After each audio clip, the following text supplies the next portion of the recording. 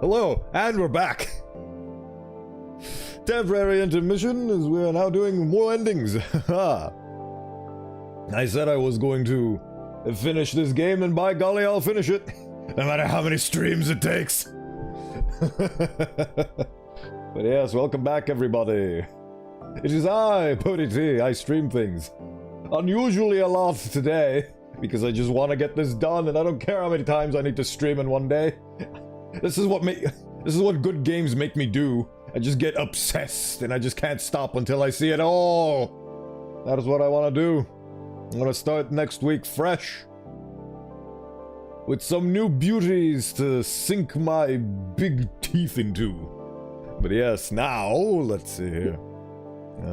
Debug scores. Right, so originally got ending 3, now we got ending 1, and, well, last stream, technically speaking, we got ending 1, which was... I had to decouple my existence for a little bit, just to fathom what I experienced. It was all forms of heartbreak altogether. There it is. Okay, so I finally learned how I can read this chart. So the way it works is there's 2 scores. There's an Olivia score and an Inko score. I need to have... I am going for ending 2 now. So I need 1 or 2 Inko points and 3 Olivia points. So we're doing that now. to get ending 2. And then ending 4, it will show me the thing with Ben, finally. The plan is we do ending 2 now until I've reached the ending. That's the stream for today. And then tomorrow, ending 4, the final ending. And then I'll get everything, and it'll be a journey, a beautiful journey. I just spent the last hour recuperating from the previous stream and putting food into my mouth. And also making, what are they called? Thumbnails, which I now realize because they're so small you can't tell which ending this is. I put a little number next to end denoting which ending it was, so I'll have to change that again, but I'll do that later. Now we Gatorize. Start the Gator game. Alright. Let's get her done. September 4th, the most powerful time. Isn't it September 4th when I started playing this game? And now it's October 4th. That's actually very fun. I'm gonna not finish on October 4th, and I think I started on September 4th. I don't know, but it's been a wild ride. Let's get into it. Skip. Hey, buddy, here. Beautiful endings. Look at that. Does this give me an inco point? No, it doesn't. It's a worthless choice. Of course it is. Ben's story false. Where I get that goo? I like how Coach Solly just went into the background. But yes, hello kid. I bet you're not expecting me here. Well, here I am. I'm gonna play this dang thing until I reach the end. Right. Again, another non-choice. Let's get her done. Deedly heavily. I think this is also a non-choice, but I'm going to chronically save anyway. Oh my goodness, so many savings. I'm gonna save over all of the things for this because this made me sad. So I'm gonna use the save files. Damien told me about it. Okay, it's a non-choice. Doesn't matter. Suddenly she became a Hydra for a minute there. It's gonna be big. Bubbity hibbity hoobity ha. Wasn't I supposed to make a choice there? I don't know. Doesn't matter. Skipperoony dippadoony. Bibbity boobity hoobity heebity. Look at all the big choices I need to make. Look at them all. Alright. So, this earns me no points with her, and I would like to draw her on a half pipe. Or would I?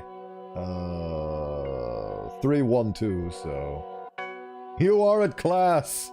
I imagine so! This is usually when you go to school. I hope you enjoy.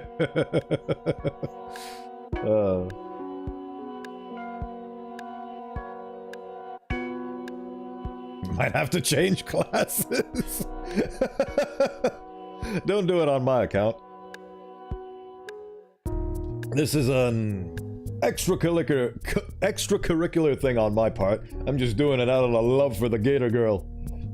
So, you know, VODs are still a thing. You don't have to always catch me live if you have prior responsibilities, which I should definitely tell you that they take priority above me. You're an A-star, ain't you? Keep being an A-star. I just realized I wanted to instinctively get some gum in me, but I'm streaming and I don't like to go jack, so. I just said this specific class has been affecting my mental health very badly. Oh. Oh, in that sense. Well, definitely have a talk with the proper authorities over it and figure out what's best for you that will help you, and or skip classes. Also, sleeping is good. I'd recommend it. Anyway. I don't want to ruin my previous drawing, but let's try something new. It's life without a bit of risk. There's an Inco score. Okay, so that's an Inco point. Okay. Oh, wait, I already drew the thing. Okay, so that I don't need to draw another thing. Okay. What was I doing? Oh, yeah, I was skipping. I was mass skipping. So I already have an Inco point. Oh yeah, the walkthrough tells me all of the things that I need to know. Many hugs. Take care of yourself, kid. I wish you the best. Right, I have 20 million tabs open right now on 2 monitors, and I need to... Okay. So, I have 1 point. I don't need... I need no more ink points, so I need to keep it at... The hard cap is 2. So I need 3 Olivias. Right. Skipperoonie. I love this scene. Remember the part where Damien wasn't punching me and calling me a evil person? I found that delightful. Right, okay, so what do we got going on here? We've got, convince Olivia why her family needs her out there. Invite Olivia to join you back. Okay, there's an Olivia point for me. I'm not going anywhere. I just wanted a hug.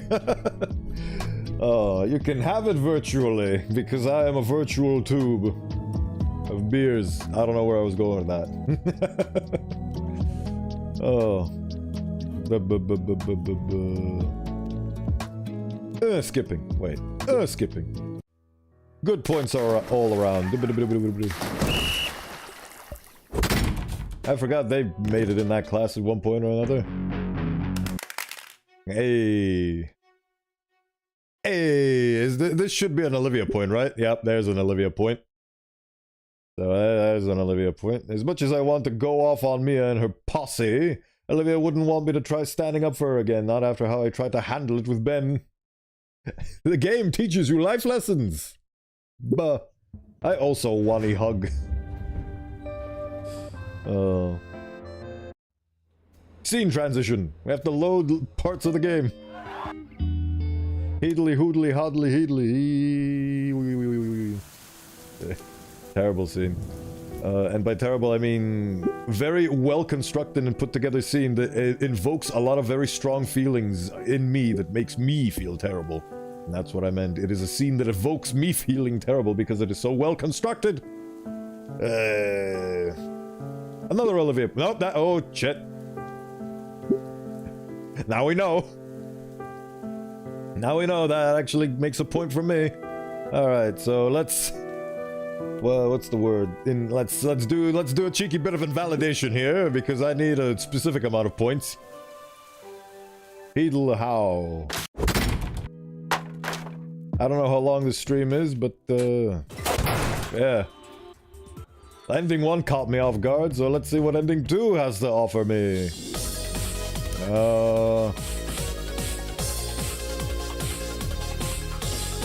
I'm assuming this is gonna give me points.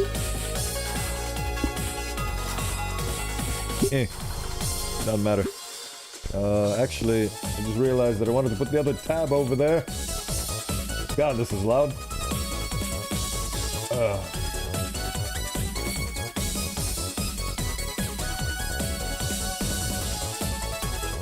Oh, I see. Okay, so that actually... Load! Cheer her on! That gives an Olivia point. There we go, I've hit the prerequisite for ending 2, now I just need to keep cruising along. I know Olivia normally doesn't like this from strangers. Why? It feels like it's playing double. No, okay. But I'm no stranger to Olivia, she knows my intentions, we're friends! On screen it looks like the characters are about to strike one another, I cup my hands in my mouth. Go, Olivia! You can do it! Go! God, this is loud. You got this! Get her done! Damien recoils from my scream. Or maybe I popped his eardrum, judging by the glare he levels at me. Then he raises 2 fingers into his mouth. Whee! I wish I could do that kind of whistle, but I can't do a finger whistle. That's the best I can do with the music overpowering me. Heck yeah, you got this! Even Liz tries to join in, shouting down at the crowd with her own cheers. Oh, you know what would be cool? You can do it, Hot Wheels! Yeah, go Hot Wheels, go! Olivia flinches and turns her head back to us a bit. Curiously, so does her opponent. She sees us cheering and gets her usual disfavoring furrowed brow. No way, I'm sticking to my guns. Eyes on the screen, Hot Wheels, he's gonna get you! Beat him without even looking. She stares right through the crowd at me. It's only an instant, but it feels longer. This is bugged, isn't it? She's not supposed to be behind me. Oops. But her subtle scowl cracks, then it completely folds into a smirk back at us. Me, the main character in front of the deuteragonist. He faces back screen with renewed vigor. Buster shakes his head, yada yada. Looks like he was only intending to lose by a little. He's picking up the pace now. Only. Time!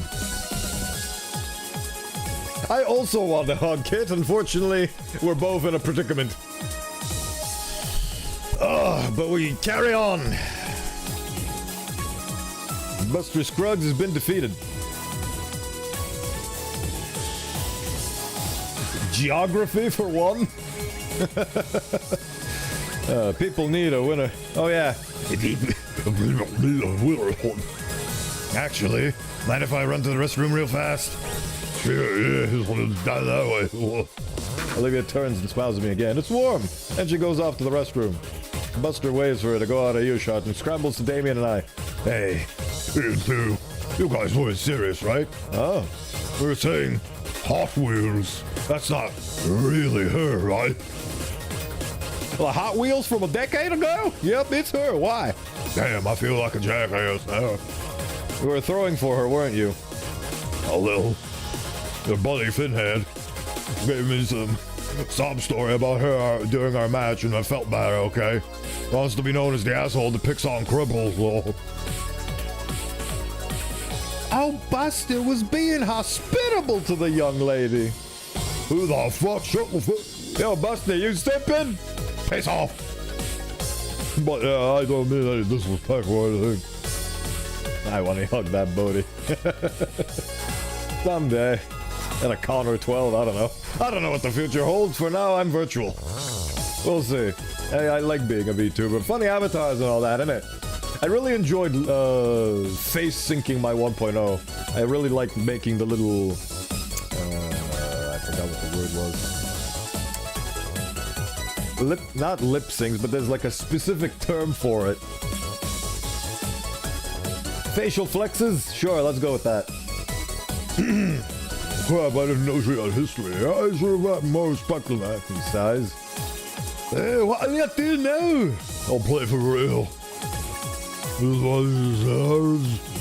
That's all we ask. God, this is so loud. It's killing me. Buster nods with a thumbs up. He cracks his knuckles and neck in preparation for his first legitimate match of the day. It's still kind of sipping, though. You shut the hell up, Dave. Olivia returns, sliding up to the machine once more. Thanks for waiting. No problem, Wani. You know it. Because you're going down this time. There we go. They give each other one last competitive leer before putting all their focus on the screen. Just as before, Buster chooses the overpowered character and Olivia picks Wani Long. As soon as the in-game announcer yells, "Fight!" Buster immediately goes in for the kill, the total opposite of how he was playing last match. It catches Olivia off guard for the moment, leading her character to eat a massive combo that takes away a good chunk of her health. True to his word, he isn't holding back this time for Olivia's sake, dealing her the same level of beatdown brutality he gave to the opponents before her. This seems to only invigorate her, putting her skills and hands into overdrive. Even though Buster is going full force, Olivia still manages to get Wani along to land a few punches and kicks, along with evading some attacks. The crowd seems to notice the reappearance of Buster's lethality, causing an uproar of cheering and whoops. Damien, of course, still follows suit. You got this, Hot Wheels, kick his ass. Especially, I'm not going to kick Inko's ass. I'll still feel bad. Can't let him be the only one, right? Show him why you're the champ. Unfortunately, not even... Ooh, feels so quiet. Unfortunately, not even Olivia could beat Buster's true fighting skills, like his previous opponents. KO! Bold wins! Oh, I get it. KO bold, kabold. The crowd is a mix of groans and cheers and excitement at all the ill-fated defeat of Olivia. Buster crosses his arms, basking in his self-pride of beating the legendary Hot Wheels. Damn, you really handed my ass to me. Well, didn't I say it was kind of a big deal right here? Yeah. Though I gotta admit, you gave me a real challenge. You see why you're known as a champ? Thanks. you're ever up for a rematch, you know where to find me. Except for the fact that we learn in Ending 3 that this place gets closed down under new management. Very unfortunate how much can change in only a year. At least you got to experience this one last time. With that, Olivia makes her way over to us, a smile beaming across her face. Alright, who's next? We exit the crowd into a more spacious part of the arcade. That was awesome, Leave! Really gave him a run for his money. I swear. I didn't change any of the settings, did I? I don't know, why is the music so loud? I know, right? I mean, I know I'm a bit rusty, but the moment I got my hands on the controls and he gave me a real fight, I was so close to beating him. Despite having been outmatched and losing the Buster, she seems to be having even more fun than ever. I'm feeling all jittery after that fight. Damn, that's Game of Rush settling in you. Hey, you know they sell food here, right? We should get some snacks to celebrate. Well, I was smelling grease. I was just assuming it was he takes his own order and starts marching off in another direction. Damien, wait for the rest of us. Food, huh? You know what? I could go for a little something. Yeah, it is pretty late. Come on, they went this way. Olivia starts plowing through the crowd once more. Oh boy, this again. I'll call it exercise. Alright. We return to Skipperoonie. That was a fun little scene. Deebity hoobity hee. Hoobity. Oh yeah, I get to be sick. So big, Wani hug. Wani hug. Imagine all these beautiful things that happened and then ending... I just still can't get over ending 1. It was horrible. And in the sense that it was really, really unpleasant. Emotionally, it did its job very well. I love how I have to keep coming with the disclaimer. The game is not by any means bad or ill-made. It is perfectly made. And it invokes really bad feelings in me. Because that's what it wants to do and that's what it's supposed to do. Right.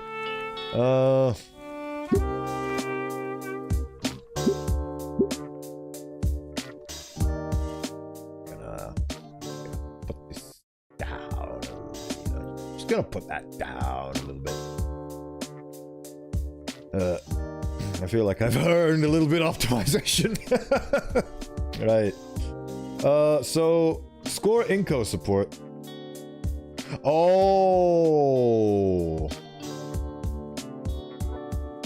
I didn't know that was a specific thing. I wonder what the Inco support thing does.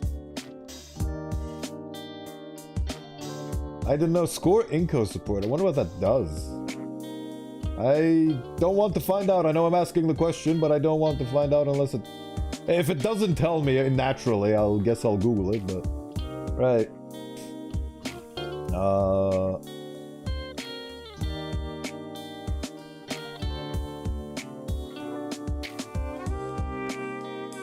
Oh, shit. Just gonna reload real quick. Just gonna do that. Gonna do the bad thing. Where was I? Oh, yes. There we go. Do believe it. It means you're a simp. Oh. Oh well. I will live with this. Can't go without this prepared. Yes, I can. Skip forever. The skipping doesn't... Oh boy. Right. Okay. Ah, I know that this changes based on things. The school has helped me learn a lot, sir. I respect the efforts of the students and faculty alike for their efforts in making me feel welcome. It's much more refined than my old school, at least. Wow. You might as well ask him for a letter of recommendation already. Huh? That's not what I was doing, Olivia. Olivia doesn't even respond to me, instead laughing quietly to herself. I'll keep that in mind.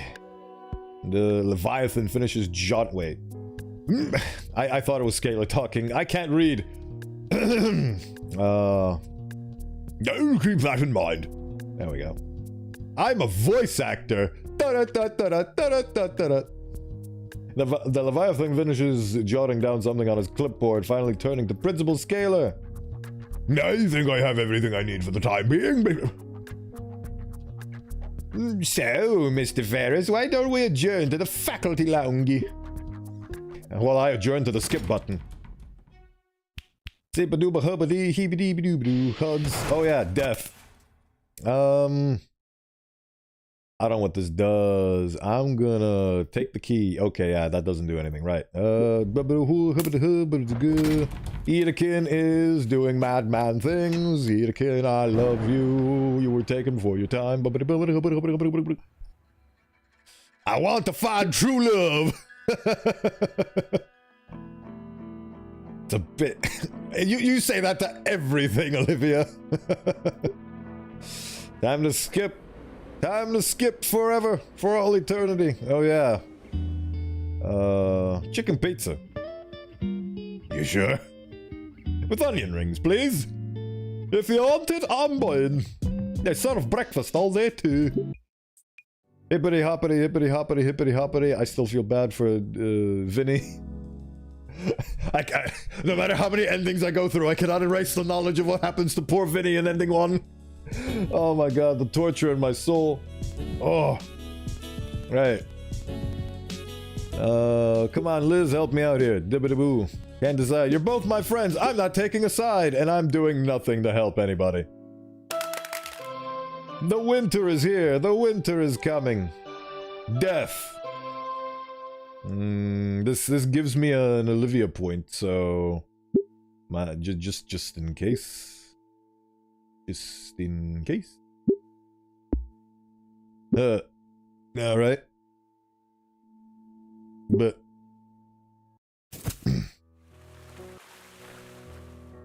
all the choices and decisions I made. Nip it in the butt.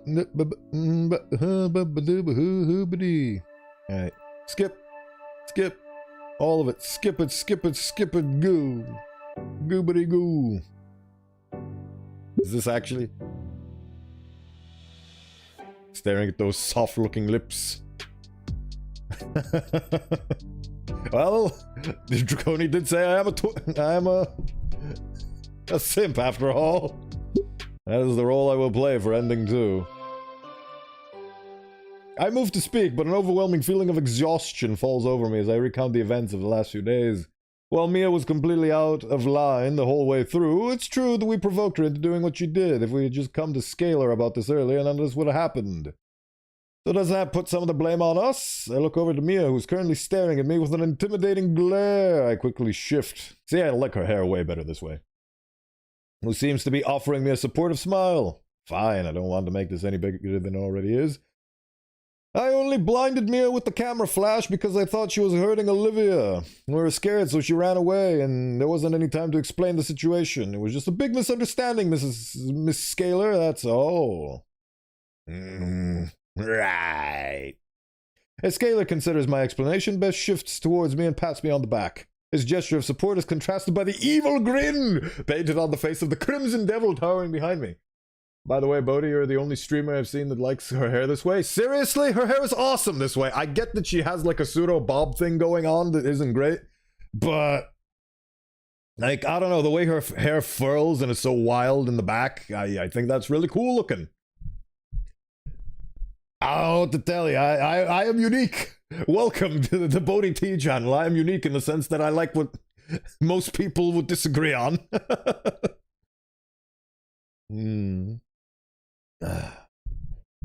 I don't know. It's just I guess maybe it's helping that I like her attire even more in this outfit. The dress was fun for eye candy, but honestly, the biggest thing about the dress that I liked was the leggings or whatever they're called, the fishnets. There we go. Everything else I like in this outfit more, so including the hair, the beautiful hair.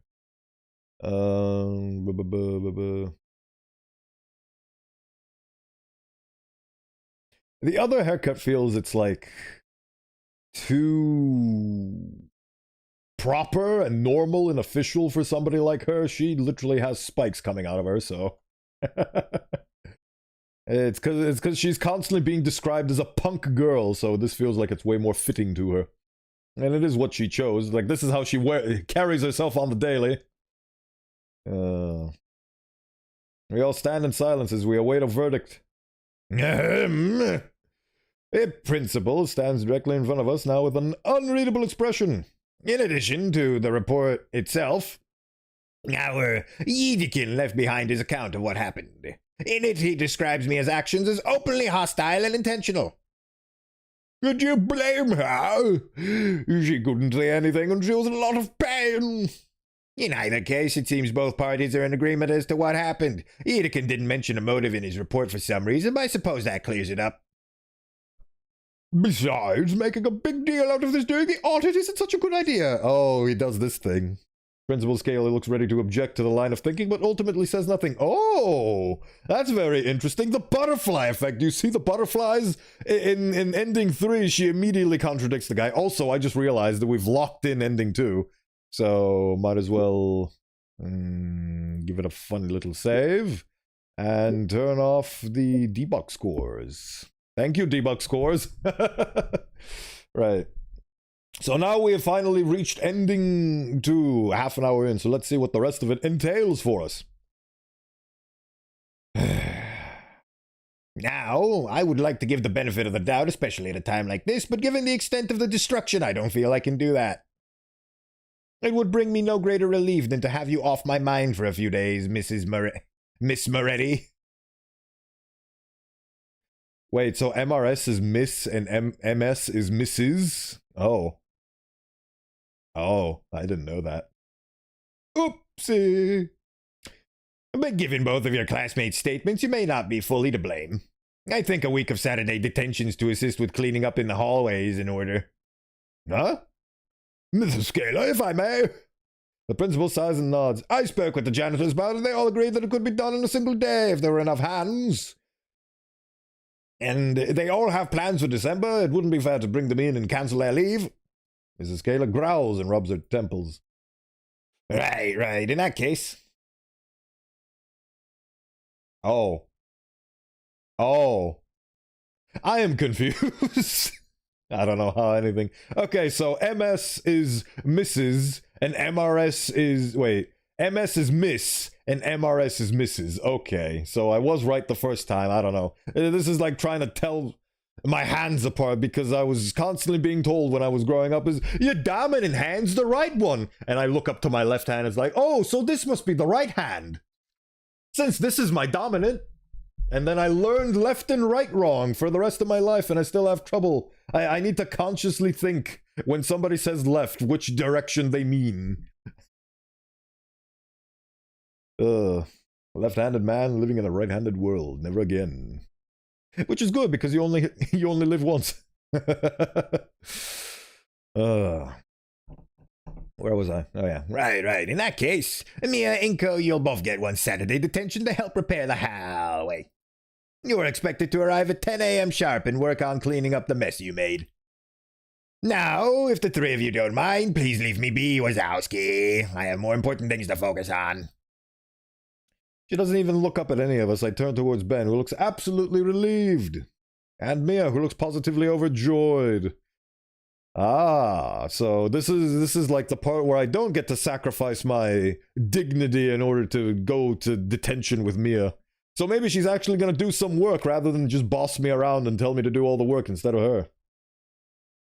She skips out of the office without another word, leaving both Ben and I to stare blankly at each other for a few seconds. Eventually, we shuffle out of the room together. Well, I guess that's it. Damn it. I've never gotten detention before, but I find it hard to care much anyway. I want to just go home and go see Olivia again. Come on, just let me go home. Ingo, dear boy, are you okay? My head turns half-heartedly towards Ben. No, not really. Look, man. I'm really sorry for what happened back there. But thanks for helping me out. I didn't want to make a big deal out of this since me and Olivia are both struggling. Mia's struggling? Speaking of Olivia, is she doing all right? She's at home right now. Well, you ought to comfort her. She's going through a lot right now. You think I don't know that? I know you are. I know you are. I know you are, too. You could use each other, especially after what happened. I'm already going to see her after school. That's good, I have to go, but thanks again, Inko. You really did me a solid here. Honestly, I prefer this scene playing out the way it does right now, rather than, ending 3, because in ending 3, we start screaming at Ben. Nobody deserves to be screamed at, no matter how evil or wrong they might be. Like, nobody deserves verbal abuse and lashing out, and nobody. It's never justified. Never. And besides, the tension isn't all that bad, and it's not going to appear on your record. I can make sure of it. Ah, thanks, Ben. I get... This guy, literally, the minute you're even acquainted with him and do him a solid, imagine what Mia's doing behind the scenes with this guy to get him to basically wipe her slate clean. Like, she basically gets to do whatever the hell she wants to the school, and because she's banging the Stuco, she gets off scot-free. Poor Ben. Honestly, in all of these circumstances, poor Ben. He's basically like a lesser version of Ending 1 Inko that has to deal with the consequences. See you later tonight says a lot. Yeah. Poor boy.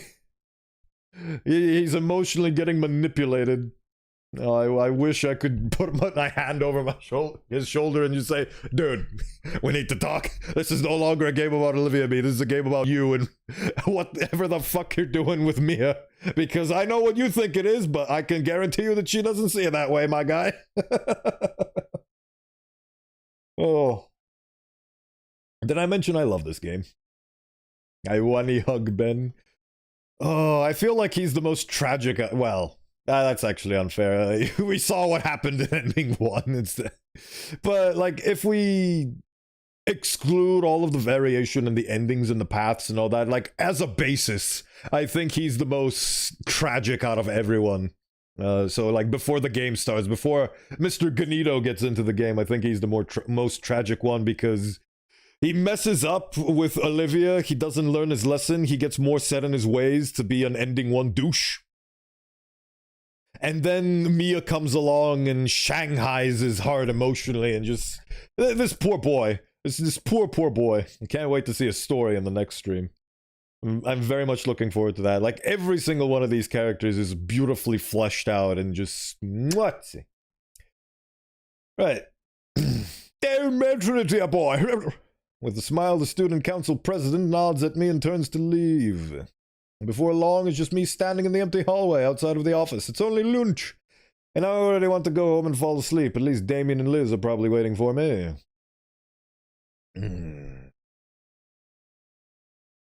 So ending 2 Inko is more willing to, like, meet you halfway rather than being completely dead set on hugging that gator. After school, I took the metro back home to shower and put on some new clothes. As it turns out, my parents were really on a business trip for the weekend, as indicated by a sticky note on the fridge. I love sticky notes. Because the sticky note that I made in the last stream is so close to view, I constantly, like, my eyes constantly dart to it, even though it's so much text I can't read it all. Be a good influence. My god, influence is spelled so badly. But, you know, we move on. Humph. Well, I'm back in the pains regardless. Yep. The darkness, Jackie. With a deep calming breath, the butterflies finally start slowing, and I'm able to push the door open and see blackness. Olivia! The room is extremely dark. The only source of light is coming from the entryway. Oh yeah, she painted her windows black. I have to take my sunglasses off in an attempt to see through the darkness better. Olivia! What the heck happened here? Why is it so dark? I make out Olivia's shape in the bed. It's a long story. Come sit on the bed. Don't you have a lamp? Can't you turn it on? I don't want to ruin it. Is darkness really that necessary for whatever this is? Yes! Alright, geez, fine. I take a few casual steps forward and stub my toe on the edge of the bed. I fall forward into and crunching into something. Shit, Inko! Are you alright? Yeah. I have a better view now. Olivia sits in the middle of her bed, wrapped in her blanket. I just realized she didn't have to paint them. She has curtains. She could have just used the curtains. Surrounding her are piles of stacks of her old drawings and sketchbooks through the years. They're arranged in rings around her. And I've fallen into the outer ring. Whoops. Ah, crap, sorry. Get up, get up! Oof. I think I bugged the scene again because I think it's supposed to be in the middle. Oh yeah, it's definitely bugged. Oops. Oopsie daisies. Can I fix this? Damn you, brain. Can I come in? Yeah, just watch your step. There we go. Fixed it. Hibbity hoobity hibbity hee hubbity hoo ha.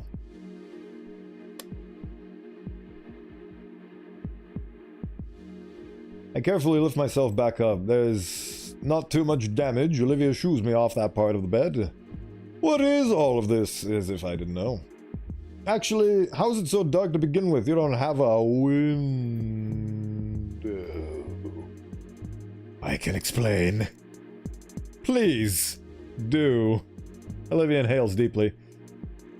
After you left, I had some time to really think. It was just me and my thoughts. Alone. Maybe a little too alone. Something within me just needed to come out. I just felt this need to, well, I was inspired to do this.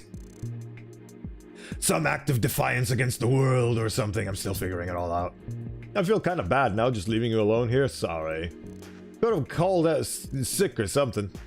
There's no need to feel bad though. I really needed this. Because after I got everything set up, I got to thinking, wouldn't it be great to not fall down the stairs and break another chair? Wouldn't it be great to not be hospitalized? And I had all day to do it. Ida can put a lot of effort into me. He wouldn't be proud of me throwing a pity party for myself. Yes. Yes. Yes. So all this, I'm getting it out of my system. They're called performance pieces when someone does this sort of thing. That's all I can do, but I think it's enough. A performance piece? Olivia, this is amazing. You're able to keep striving onward with your work. Thanks? I think. I mean it. You're not missing a beat, not letting what happened get you down. And here I've been all day, all gloomy. I admire it. I guess you're right. One way of looking at it. We're starting to get the feeling that ending 2 is the ending one Inko wanted, rather than the one he got. You want to come out of into the ring room? No. I think I want to stay here a little while longer. It still hurts. Alright. I squeeze her hand and head back into her door. I'll be out here for a while then. She nods and shuts the lamp off again. I shut the door and sit back on the couch. In her darkness she regales. A performance piece. I never would have thought of that. Man, there's really something else. She is the night. Inky! Oh, you poor thing. Hey, Vinny! I wave at Vinny and Damien, the two brothers, entering the living room from behind me. I guess the room is back there. Man, do I have a great time in Orwood! You take a moment to consider what he means when Vinny plants himself right in front of the television and begins pulling something from the cabinet underneath. Oh! You mean it's game time then? Yeah, man, it's game time. I just feel so bad for everybody. Like, I feel so much guilt whenever I see him. Oh, this poor Pagoners, man. Oh, that's not canon. That's not valid. It's just, oh. Can I apologize on behalf of an alternate version of myself? Holy shit. Guilt is a very strong thing. A very, very strong thing indeed.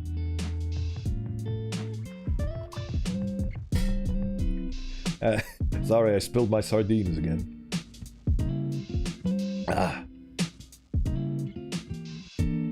Damien takes the spot right next to his brother and helps him in setting up the large squat block of a console.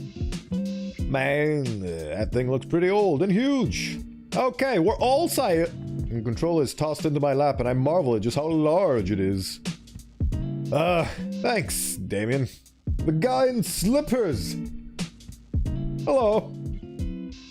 Welcome in. Thank you for stopping by.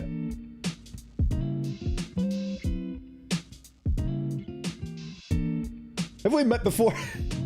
I don't know why, but for some reason you seem familiar to me. I don't know. I used to know a guy called Guy in Tie. Sorry, why am I blanking right now? What's the catch here?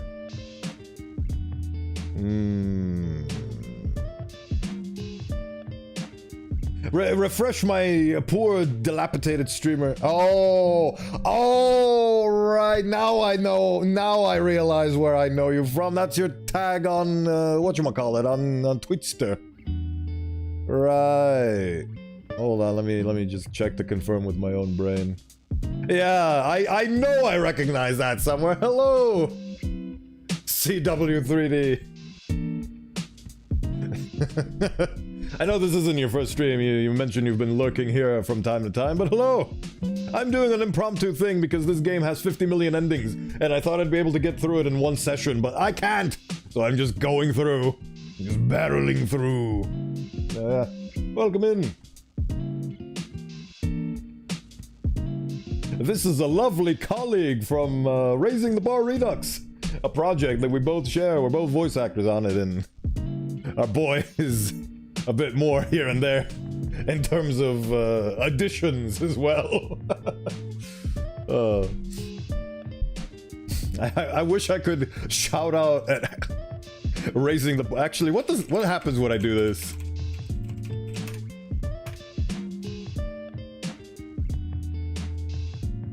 They don't exist. So I just shouted out myself. Well, it is what it is. But yeah, Raising the Bar Redux, great Half-Life 2 mod if you're into that sort of thing. I know I am. Right. But I'm not much of a gamer. Very fun sentence to read after everything I just said. In fact, I've never actually played anything more than some Flash games online. For me, it started with Flash games, and now I'm here. Streaming games as a form of leisure. Nah, it's cool. We can play something simple till I get used to it, or, I don't want to be a bother, Damien. Especially after all the horrible things I did to you in another life.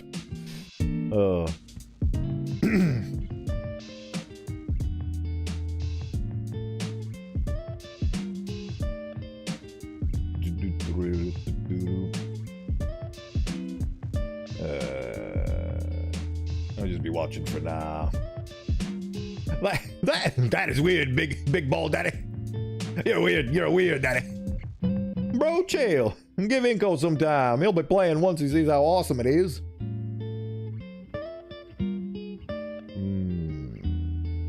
I don't normally catch your Wani streams. I only have enough time to watch for a short bit.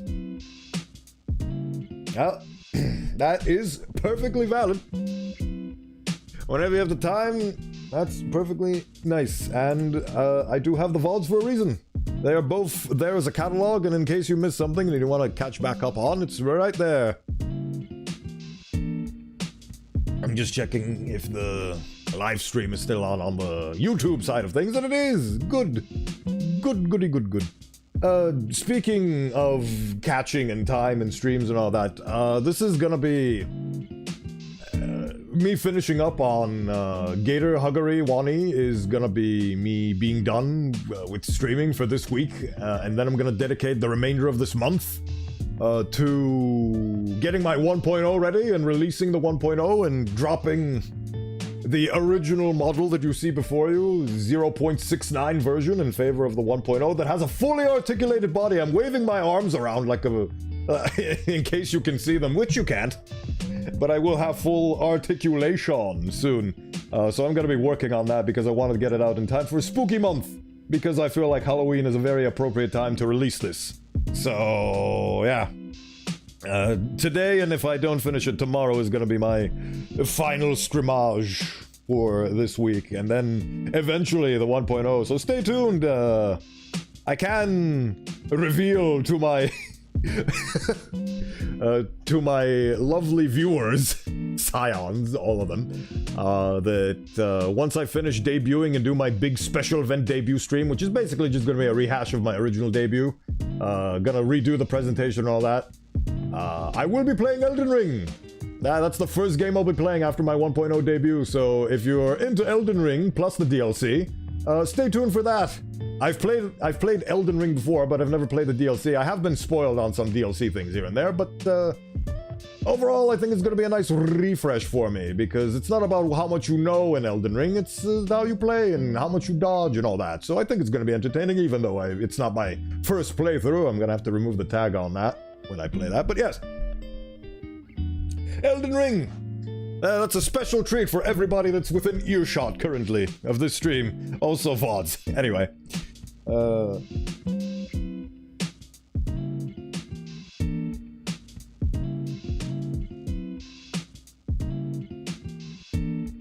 Where were we? I'll be playing once he sees how awesome he is. The young boy nods and focuses back on the screen. The screen flashes to a menu screen of some kind. Reclining deeper into the couch, I allow my mind to drift.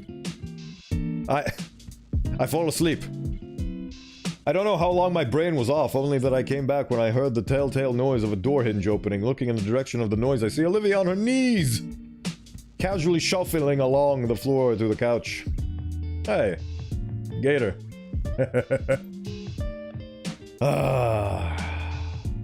Hey, Olivia! The game pauses when I say that, and the two brothers will also wave at her.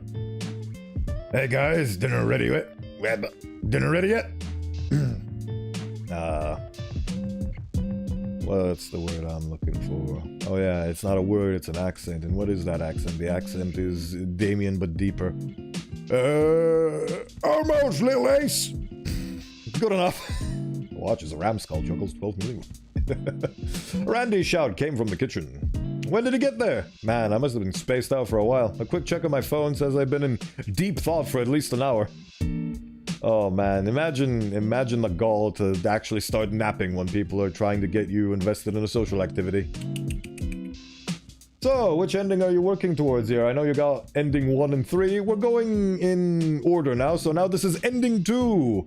It said that I was locked in, so we got ending 1, where I felt nauseous for the first time through a video game by means of not motion sickness. And ending 3, which so far is the best ending because it's not ending 1. So now we're doing ending 2. This is ending 2. This is me dozing off on the couch in the epic ending 2. That's what we're doing today, and then tomorrow we're finishing off this game with ending 4. And that's... Ending 1 was horrible to watch, such a yucky feeling. Absolutely, it was... I never thought a game could make me feel this many things all at the same time. It was, like I said in the last stream, masterclass. I did not shed a tear, but I wish I did, because honestly, I'd rather bawl my eyes out and cry on stream than experience what I experienced in ending 1. Just yucky. There's no better word for it, just yucky. Alright, where were we? Okay, the fish is ready, you guys. God damn it.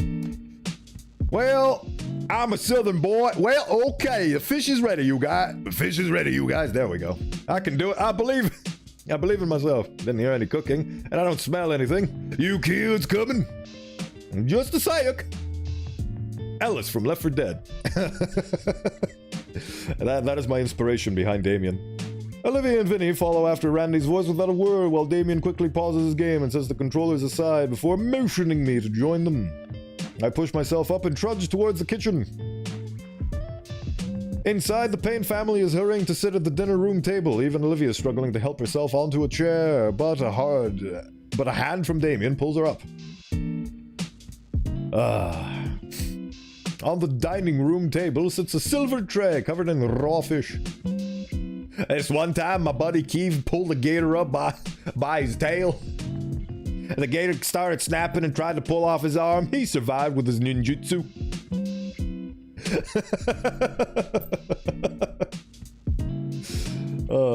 My buddy Keith managed to pull off the Rasengan and actually sent that gator to the moon. And if I'm out telling you a lie, you find the proof and I will eat a bug. Oh, I miss Left 4 Dead. On the dining room table sits a silver tray covered in raw fish, wasabi, bottles of soy sauce, and slices of ginger. Ever have a sashimi inku? I'm actually very familiar with it. I'm surprised at my sudden turn of luck. Many times, actually. My family orders stuff like this on the weekends a lot. Oh, I missed the pizza party already. Hey, that's great to hear. Well, don't just stand there. Feel free to join us. I eagerly take a seat, starting to feel slightly rejuvenated. Everybody begins to pass out the plates to one another, and we all pluck pieces of salmon from the tray and place them into our plates. I'm very curious what happens here. 5 minutes in, and everybody is enjoying the fish. I can't help but notice nobody is eating properly, though. They soak their fish in soy sauce, and the ginger seems to be eaten at random rather than used as a palate cleanser. To just wantonly eat this delicious meal like that. I wonder if somebody on the writing staff was a weeb. I raise my voice to get the attention of everybody at the table. I know you're supposed to be using the wasabi and soy sauce on the same piece of fish, right? On opposite sides, like this. I offer a demonstration. No kidding. Good to know. And the ginger slices are supposed to be eaten between pieces as a way of cleansing your palate and aiding digestion. Oh, come on now. Who has the time? Plus, I like the taste. If you're going to eat traditional food, you should eat it the right way. Oh, come on, dude. We're transitioning from simp to weeb now.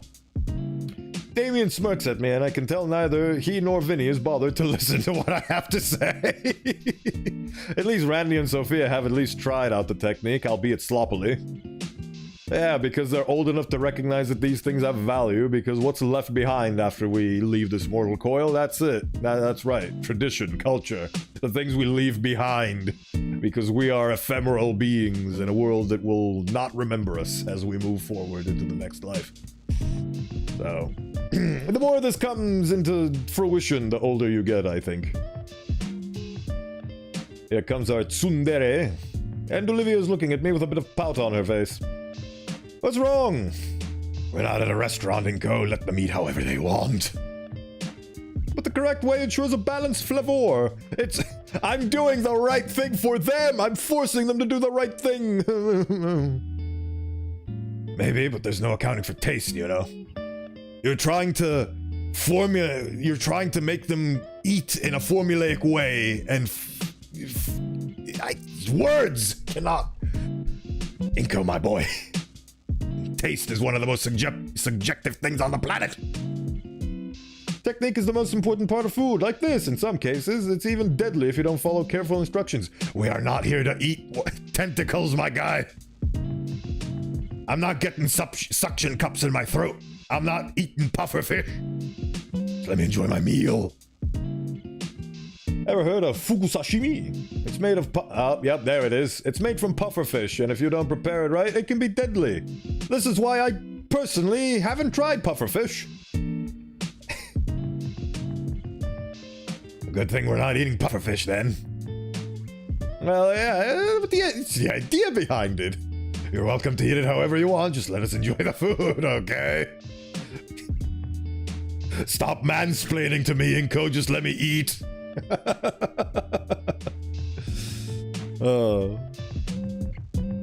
Fine. Olivia gives me an earnest smile before returning to her fish. Oh god, I just realized he turned into an actually guy. This one time my buddy Keith said, actually, you're actually supposed to eat it this way. We threw him into the sun. That's the last time I ever saw him. Oh yeah, he did, didn't he? Yeah. Actually. Yeah, listen to your GF, Inko. He had the pose, yeah. Actually. Alright, where were we? It's a little disappointing to hear, especially since they don't get to eat this kind of food very often. But it's kind of a waste if they don't eat it, right? Oh, dude. You don't know what's right until you learn what's wrong.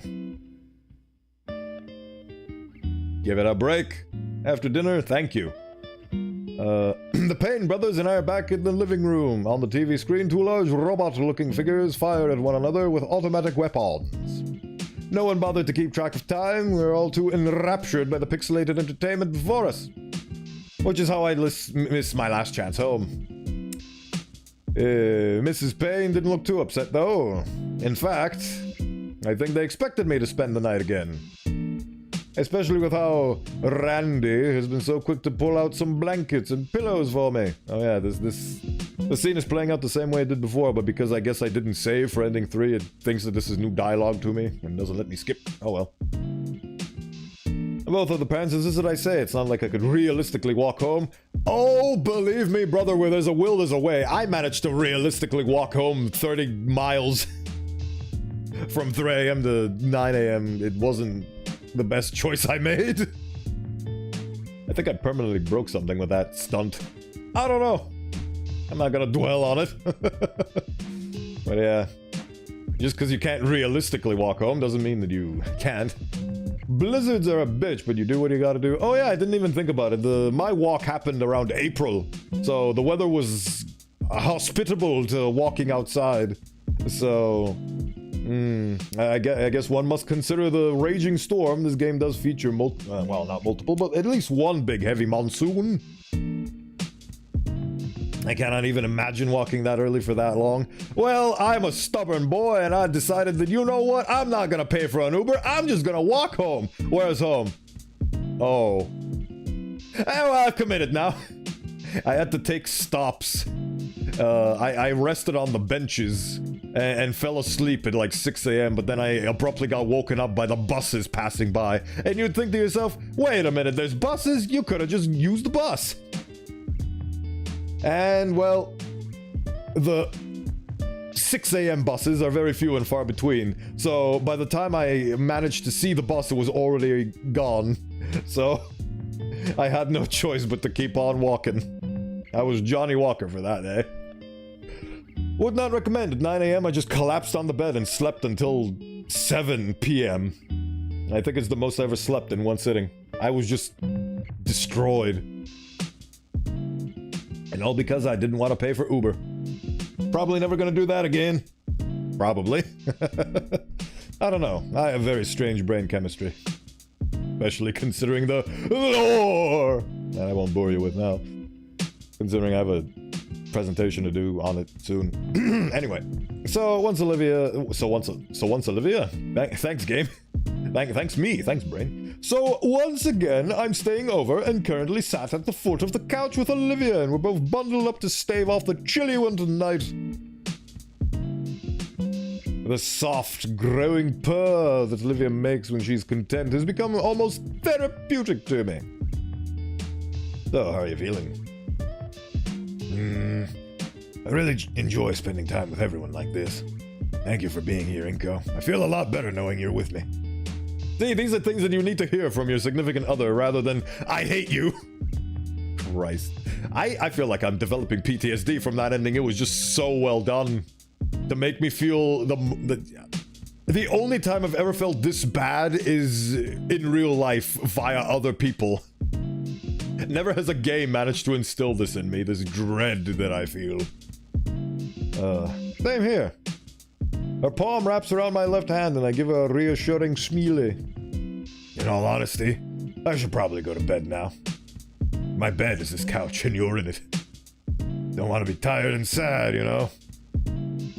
Yeah, I get it. Well, you can always join me in my room. ... You know what those dots are for, Inko?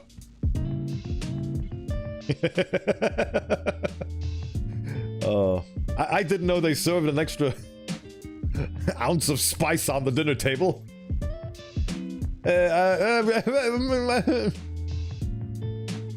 Love of my life inviting me into her room to spend the night? I couldn't. Randy would kill me. Yeah, you're right. I am his surrogate daughter, basically. And if you managed to lay your hand on me, he would probably chop both of them off and eat them. So yeah, you have a good point. You want to help me up? Yeah, sure. God. I don't want... My brain is going very deep into the gutter, and I'm gonna pull it back out and try to continue. Some careful movements in support of her tail, I help Olivia shuffle herself towards a room. I narrowly avoid stubbing my toe again as I set her down on the bed, and she quickly wraps herself in blankets. See you in the morning, Inko. You too. I'm going back to what she said about her really persnickety dress that I bought for her, showing her tits out. Pulls out the Stress Protocol.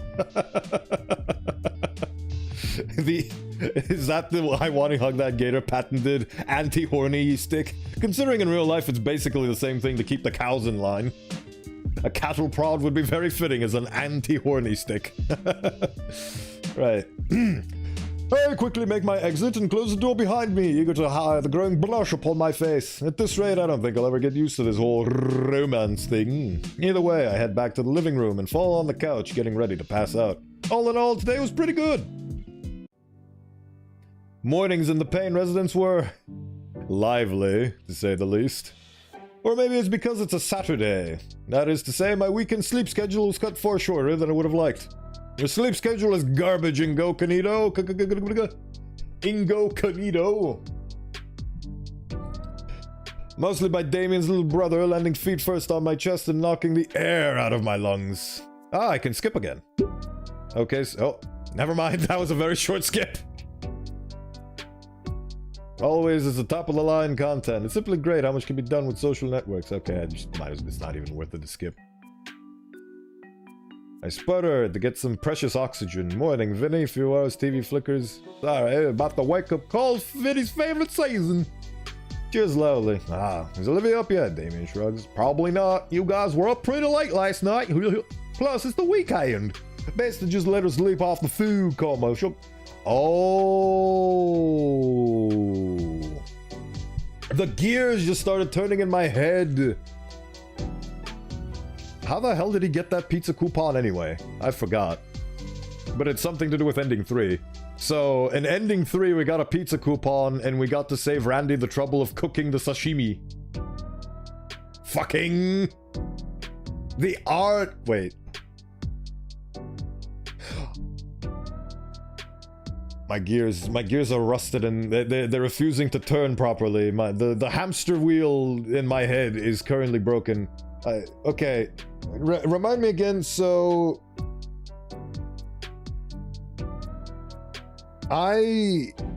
Did I not...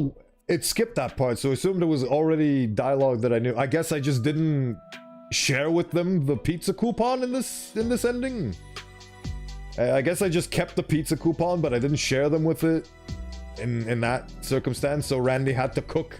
Oh, I see. Oh, okay, now my gears are turning. My gears are turning again. I've wiped off the rust. Okay, so in ending 3, I'm engaged with the guys playing the game, and Olivia comes out and we play games together, and because I'm still awake, it's early enough for Randy to be in the scene, and I talk about the pizza, and he orders the pizza, and that's why he gets the pizza. But in here, I fall asleep, and Olivia never comes out, and we never share that precious moment of us playing games together. Oh, so I fall asleep, and without anything else to do for alternatives, he goes to his original plan to cook food. It's so incredible how much these stories are already built, and based on the variations of what you do, it changes into the butterfly effect and all that stuff. It's incredible. Like, this is such a beautiful testament to writing. It is completely watertight. It's beautiful. Ah, I'm glad my brain managed to turn on enough to be able to appreciate that, because I didn't even fathom what was going on, because I remembered that he talked about, oh, I was going to cook sashimi. But then the pizza thing came up, and I was like, why did the pizza thing happen? Because I was awake enough to give him the coupon from the art contest. That's what happened. Oh, I love this game. Did I mention that yet? Plus, it's the weekend. Best to just let her sleep off the food coma. Fair enough. As much as I would enjoy sleeping as well. Damien and Vinny have taken occupancy over my pseudo bed. This is the recliner next. There is the recliner just next to us, but I'm not going to defile what must be Randy's throne. May as well stay up then, I guess. Mind if I get a bowl of cereal? Help yourself, amigo. My buddy Keith used to eat cereals all the time. He turned into solid cereal one day. We had to reconstitute his DNA. It wasn't fun. We didn't have the proper technology and he kind of came out wrong. Kind of a bit of a lizard man now. At least I can check on any updates with my blogs. I head into the kitchen and make myself a bowl. Skip. So, it's simply great how much can be done with social networks, really giving the voice of the people. Consider sharing it with others. What? Alright. But I don't want to ruin their fun. Afterwards, I rejoin Damien and Vinny in the living room. I really should stop abusing the skip button. I miss critical context. Both of whom are absolutely enthralled by the hockey game playing on the TV. And every hit of the puck or rogue shoulder check, the brothers explode with their excitement or devastation. With either excitement or devastation. I find him. Oh, I hear a crack. There she is. She is sleepwalking. If she could. Out crawls a tired gator, rubbing the sleep from her eyes. She helps herself up on the couch. Morning, sleepyhead. Welcome back to the land of the living. Morning, Olivia, big green mama, please don't hurt me. Olivia, eyes still closed, mumbles out what sounds like a good morning. Sleep well. Did you? Kinda. Couldn't fall asleep until 2 in the morning. Ooh. Damien and Vinny start shouting in victory as the home team gets the final score. Oh yeah, the hockey thing. I forgot. What? What a slap shot. Oh, brother. Ah, so oh, wait. Aren't I supposed to be doing the detention thing with Mia right now? That's why that scene plays and this doesn't? So amazing to see how many things ending 1 got wrong. Heard the excitement in the room watching hockey again. Sophia settles herself into the recliner, opening up her laptop. Oh, the school's weekly newsletter just came in. Screw Mia, make her do it herself. It seems like what's happened. I think the guy's completely forgotten about the fact that he had to go do that. Oh well, fuck her. But not literally, figuratively. What's the word? Not ignore. Forsake her! Forsake her! There we go. They made words for these things. Dismiss her, that's it. Dismiss her.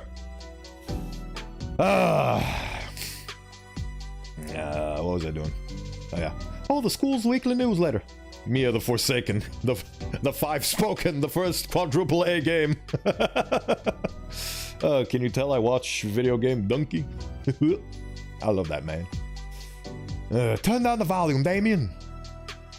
Sure thing. Alright, first it says a basketball game this Friday against the Tailspikes. In preparation for finals, tutoring will be open after school for everyone that needs it. Damien. I got it covered, Mom. Liz is helping me out. My buddy Liz once told me that she is in love with me. I hope so. Seniorities won't be tolerated here. Yes. Oh, this is interesting. To all our students, you're invited to St. Hammond High School's 2023 BC Winter Formal. There has to be some sort of logic behind this. Senioritis. So I did read it right in ending 3. So it is senioritis. Senioritis. Yes. I remember I read that right the first time. I guess I decided to just read it wrong. It's just the date for their world. Yeah, I understand that, but has to be something special to it, because I remember the plaque on Yidikin said 1970 something to 2023. It had the 201M on both sides. I don't know. Doesn't matter. Winter formal. Oh, our day. Oh, it's before Christ. I see. Okay. Neat. So they're keeping it vague. Neat. Winter formal. Damien yawns and stretches his arms behind his back. Yeah, some event for seniors they get every year. Basically a dance, but more fancy. It's like the biggest event of the year. You know, next to graduation and prom or whatever. I don't think any of my previous schools ever did something like this. Just regular dances. Immerse yourself in the sense of beauty of the wintry night sky with music, food, entertainment, and much more. We also will be hosting a special memorial on one of St. Hammond's finest teachers who recently passed, Mr. Trent Edekin. Shoot, that's going to be tough to see. The event will take place at the Vol Caldera Convention Center on Friday, December 15th from 7 p.m. to 10 p.m. Tickets for the winter formal are now on sale or on Mrs. Proctor's class in room 211, $15 for 130 and 130 for couples. Please read our event dress code to know what will and will not be allowed in the formal. Have a great weekend. Go tail feathers. Go feather tails. Go feather tail feathers. Feather feather tails. You know, you didn't have to read that last part out loud, idiot. Her words still echo through my mind in earlier today. I'm sorry, I know she's bad, but I can fix her. I'm sorry, I just have a thing for her. She's so aggressive and manipulative and just straight up selfish. But I don't know. I need the cattle prod. Oh. God. I wonder if somebody like that is actually somebody who can be redeemed. Because she does everything she does with no, well, not malice particularly, but she does it out of a need for self-aggrandizement and self-gratification, and she's just doing everything because it puts her in the #1 spot. Like, she is completely selfish. But I wonder if you know that she's completely selfish and you know all of her tricks, is she capable of redemption? Does an Inko exist that can truly fix Mia? Is it his job to fix her? I don't know, but I'm just horny enough to try. Oh, God. Anyway. It would take a lot of work, but it would be Ben who could try if he had more of a spine. Yeah. I think so. I think he has the chops to pull it off, like you said, if he had more of a spine. Well, seems like you three have something to look forward to next month. Mrs. Payne closes her laptop with a smile and sets it aside. Mom, it's about that time. She gasps and checks the clock on the wall. I nearly forgot. Vinny, get your kimono on. I'll start the car. Oh, there we go. There's the iconic karate practice. It's called a gi, Big Mama. I'll probably be running some errands while he's at karate practice, so I'll be out until dinner. There goes the mother. I'm sure Vinny didn't mean to karate chop my throat as he got up. He's just eager to get to class. Good. There we go.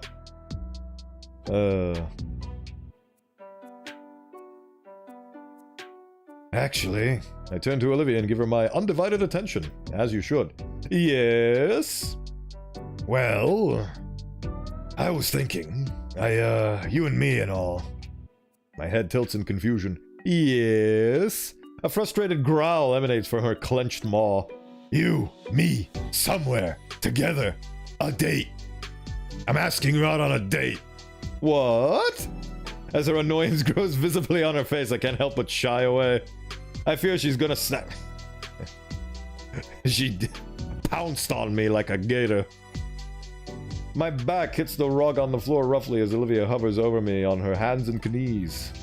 Olivia, please don't eat me. You, me, together, go somewhere, save Gotham. We need to stop the Junkler. He's grooming teenagers, Gigko. He's doing horrible things. We need to stop the Junkler. Wait, does she mean like a date? Yes! This time Inko never gets to top. And ending 3 definitely felt like he was on top of the relationship, but now he needs to be... He's a bit more himbo, and he's a bit more aloof in this ending, and he needs to be led by the hand a little bit here and there, but I'm really glad that I don't get to experience the hells I experienced again in ending 1. Band-Aid, still sore, I'm sorry, I'll stop mentioning it, it's just, I'm just traumatized is all. I've never been on a date, and I only know what I've seen in movies and shows and stuff. So in this ending, she initiates. In ending 3, he's the one that initiated. I think. I don't know, my brain is breaking. Definitely, yes. We're a couple now, so this will be a regular thing, right? Sure. The date sounds, good. Good. Her tail waves happily behind her, and her annoyed face finally melts away into smug satisfaction. So, where do you want to go then? Oh, I've got some ideas. Okay. The rooftops of Gotham. Gotham Central Bank. There's probably going to be a robbery there, you know. Crime Alley. And you'll definitely love them. Of course. And I promise it won't be anything crazy expensive. I don't mind, Olivia. Great, good, because you're paying everything. As the man of the house. Perfect. She lowers herself onto me, wrapping her arms around me in a powerful hug that threatens my lungs and spine. Listen, as long like it's okay that your spine's broken. It's worth it. It's worth it for the Gator hug. I do my best to return the hug, but at best it comes to a kind of petting her back with both hands. It seems to be enough, though, as I feel her rumbling purr. The rumbling purr she emits. Hey, shut up. We're having a moment, Damien. Yeah, a moment in the living room. Remember last time? It's like, get a room, you two. Shouldn't you have it in your on your actual date? No, I'm making up for lost time. What? Nothing. You shut up too.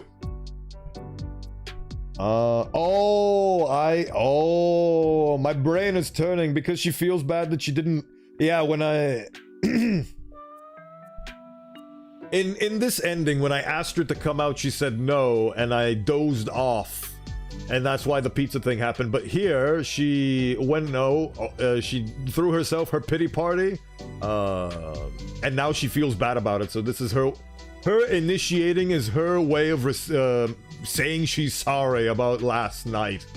I get it. I get all the little differences and all the variations of this timeline. I get it. Nothing. You shut up too. Yes, mistress. I'm too busy enjoying the feeling of her purring atop of me anyway. Savor it. Cherish it. It's a feeling that other people never got in other endings. Did I mention I was gonna stop mentioning that? I lied. I'm sorry. I led you astray. The rest of our day was spent in that living room, crowded around the old TV. At first, Olivia kept playing a few games, but after a while, she swapped it over to a comedy channel on cable. It was pretty fun to relax a while, take our mind off of things, and chuckle every now and again at some bozo getting pranked in public. When the sun began to set, though, I decided I should head home. I needed a shower and a change of clothes, and both Damien's parents were still out. I felt bad when I left Damien's place that night. Or rather, I felt bad looking at Olivia as I walked away from his house. It only grew worse as I went from the metro to my quiet neighborhood and ultimately our empty home. Seeing the small pile of letters in the front door made me realize what that feeling was. Loneliness. This is the soundtrack to loneliness.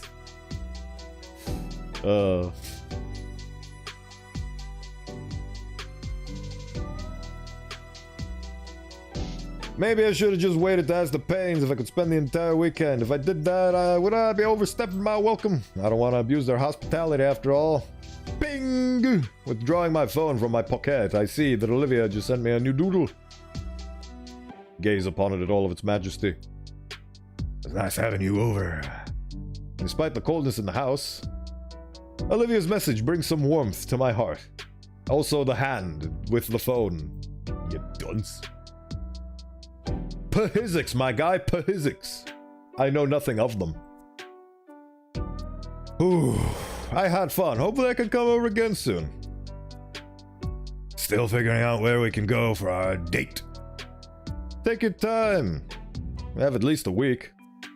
Kicking my door closed, I head to my computer so I can continue talking to her online. Occasionally, I search online for any forum or blog updates while she's gushing over her favorite anime.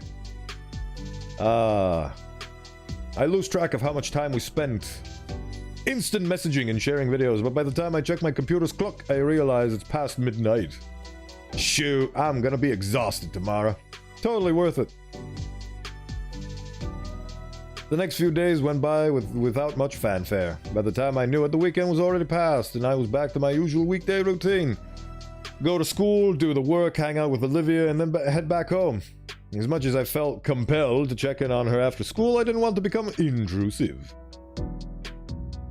Besides, Olivia and I still talked over text and online anyway, and she said she was getting by just fine. Once Friday finally comes around again, I find myself lounging on the Payne's couch with Olivia. Initially, she had called me over to show off her new wheelchair. Oh,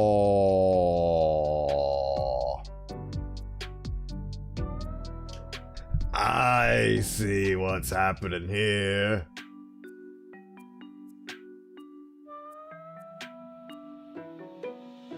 So, in 3, she uses the wheelchair as a surprise. But because I didn't because she was figuring out the date and I didn't do it, she didn't have the opportunity to use it as a surprise. So she just calls you over one day to show off the new wheelchair. But at least, unlike an ending 1, she actually had the motivation to assemble the new wheelchair herself. Or at least not have me come in the room and realize that I needed to assemble the wheelchair on her behalf. And who was I to say no? God. Oh, look at her. Her two-dimensional form is finally revealed. Watching her do donuts in the living room until she was exhausted was certainly entertaining and a good demonstration of how nice the new chair was. Oh my. But now it sat abandoned in the middle of the room while Olivia sprawled across the rest of the couch with her head laid out across my lap. Huh. That's a fun image. My hand runs across her back, eliciting more of those sweet gator purrs of hers. Though the relaxing mood ends when the purrs stop and she speaks up. I've been thinking about our dating, Co. Oh? Do tell. The annual Volcaldera Modernist Expressionist Art Showcase. Well, this is fun. I've only been there a few times with Edekin on school trips. I figured we could, check it out. Maybe fight some crime. Modernist Expressionist? Can't even envision what that style would be like. Oh, that certainly does sound experimental. Oh, so now we're doing a thing that she likes. Fascinating. Oh, so I just realized ending 2 is to put all your bags in the Olivia basket. Sorry, my brain is fried. I'm streaming past my natural hours. This is the Bodhi T Wild hour. This is where things get crazy, and I start doing funky things. Yeah, gas her up to all heck and back. Oh yeah, this is the simp ending, essentially.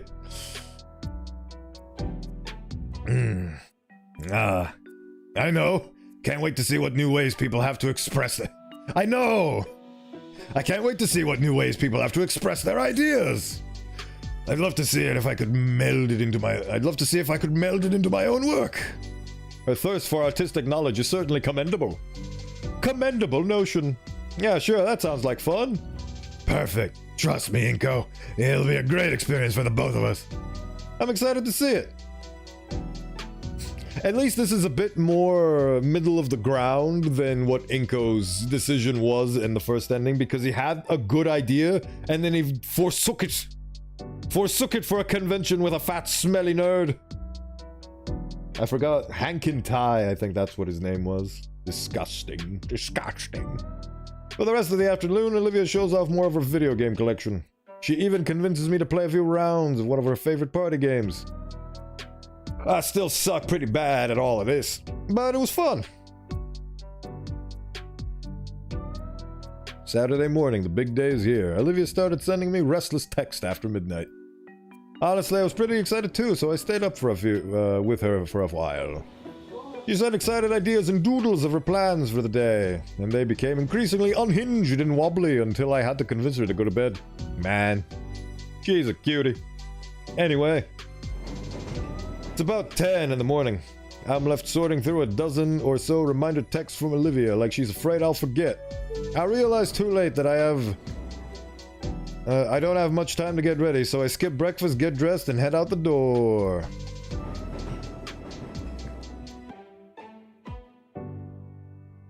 I never noticed how his point of view was lower because he's looking at his phone. Yeah.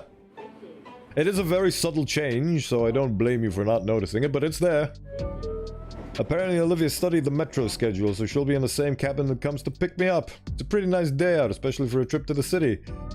Despite the sun shining, this is like a compensation between her being there with you and you looking up. So she's not there, but you're looking down as if she was, so you're basically looking down at your phone. It perfectly displays how ending 2 is a middle ground between ending 1 and 3, or at least that's the way I'm picking it up. I don't know if it's actually true. Don't tell me if it is. Despite the sun shining and blue skies, the air is brisk enough for a light jacket. And I'm not telling you that because I don't trust you. I'm telling that more for my own sake, because I fall into this trap where I constantly ask rhetorical questions that I know as a viewer that is infuriating, because like you immediately want to answer because you have knowledge of the game. Anyway. Before long, the metro comes sliding into the station and reaches to a halt. There she is. There we go. Inko, over here. Justice calls. Olivia waves me over after we spot each other. Hey, Olivia.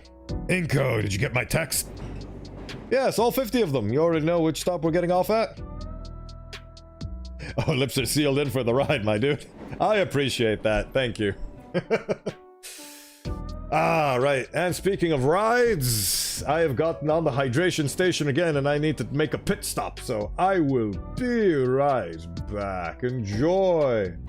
Oh yeah, another thing that I really wanted to do is because we actually finished off at level 2 last time, we need to continue playing. Let's see here.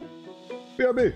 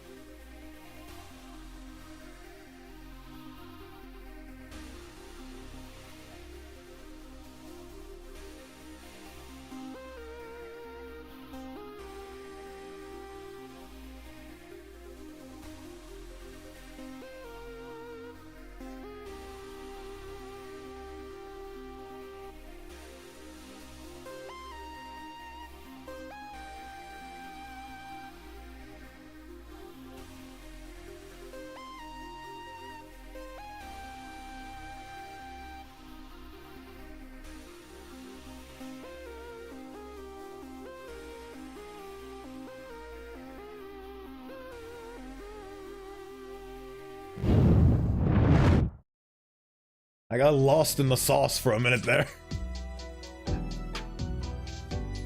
And,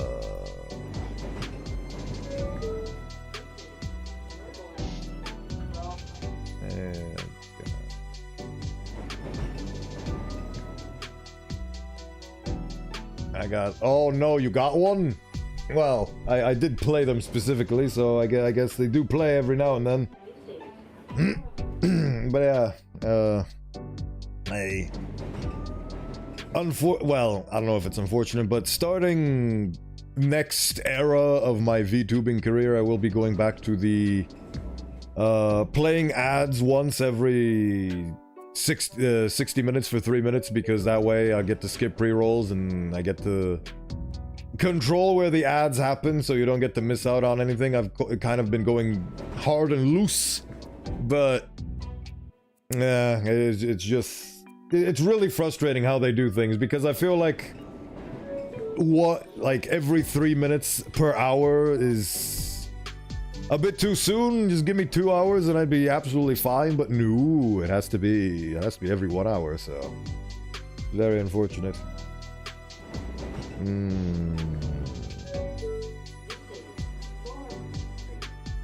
Maybe I should just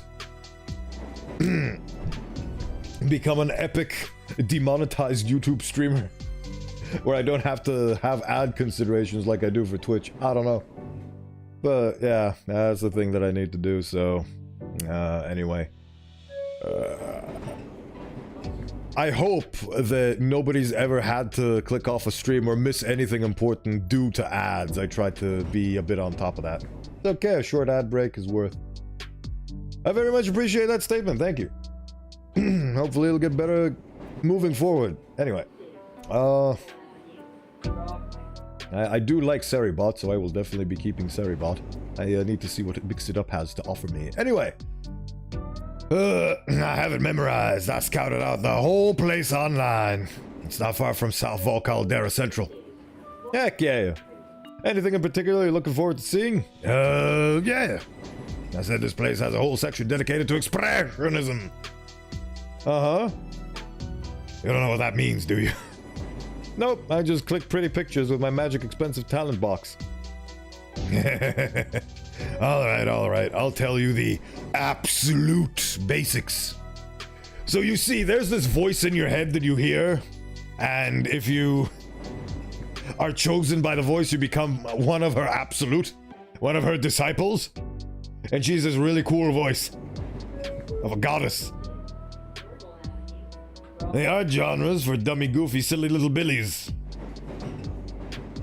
Little silly billies. That's your worst one yet. Hush now. Olivia smiles to herself, gathering her thoughts. Modernism tends to be more abstract, so while you're going to see a lot of attempts at high concept stuff, some of it is going to completely miss the mark. So don't think too hard about the meaning. If you don't get the gist of what it is in less than a minute, chances are it's just pretentious. Oh. Yeah, I wasn't pretentious. I did modernism once. Right, I'll keep it in mind. Okay, so expressionism, as an art form, is focused on evoking specific emotions or feelings in the viewer. And as a predominantly post-war style, it really strives to capture the visual elements of disassociation, fear, and even death. The next thing I remember is being pulled by a hand off the train. Alright, we're close. Oh, I'm so excited. Thank you for going out with me. See, this is how somebody gets you on a date about something that they're interested in, not that epic streamer thing that we did. Jesus. Oh, hell yeah, no problem. Come on. Yeah, we got all day and I'm not wasting a second of it. God, I just look at her and all I see is guilt now. God damn it. That ending really got to me. Well. And Olivia drags me out of the metro down to a custom paved walkway. This part of our town is sure is differential. It's not just the outskirt of the downtown area, with skyscrapers looming overhead mere blocks away. Very city-like, but also very lush with plants and landscaping. I'm just close enough to the business. That the wealth is shared, but not enough that it's invaded by regulated concrete offices. Somebody's been reusing some assets. There's more suburbs nearby, as well as the place we're going to. May as well be a city center with how close it is to normal life. I just realized that ending 3's date is essentially the thing that we got to do that, Ferris gave us advice on doing, but in ending 1, he gave us the advice, but we didn't act on it because we're dumb. Dumb's the wrong word. Intelligence is a very varied thing. Selfish. Selfish is the correct term. Because you can argue that he's not dumb, but you can 100% not argue that he wasn't being selfish. He was doing selfless things for selfish reasons. That's the problem with being a good influence versus being a bad influence.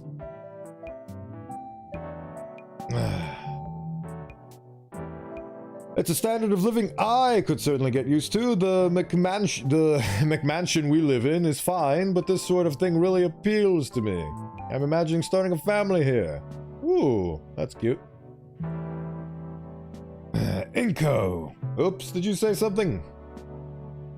We're almost here, look! Gaze upon this! Olivia jabs her finger at a building ahead of us on the walkway, surrounded by a wide open field. Surrounded by a wide open field stands a vaguely modernist-looking building. The structure and overall design makes it seem like this building itself is a part of the exhibit, while also not being too intrusive with the surrounding architecture. Ugh, as long as this building isn't brutalist architecture, then we'll be fine. And the door doesn't budge. Huh? Olivia impatiently tries pulling the door open again, trying to jerk it open. It clunks uselessly. What the fuck? Olivia, the sign. It opens at 10. And my phone says it's only 9:30. Olivia starts vibrating like a phone. But she's interrupted by a low rumbling noise and a dusting of red blooms on her cheeks. Olivia, did you just wake up and rush to the metro without breakfast? Yeah. the look on her face. Well, I can't blame you. I was excited and forgot to eat as well. Sorry. Don't be sorry. There's a local cafe just across the street. I gestured at it. Come on, let's get out of the cold. Okay. I love her.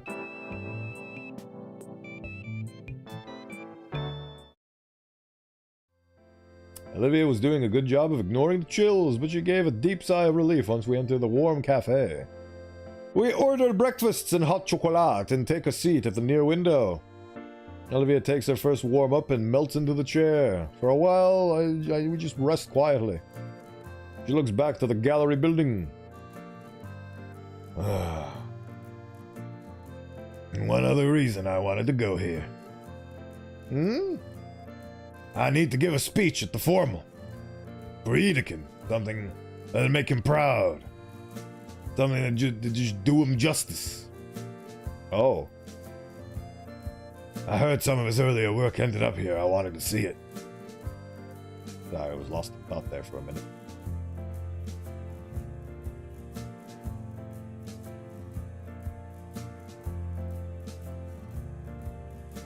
Do you really think it's here?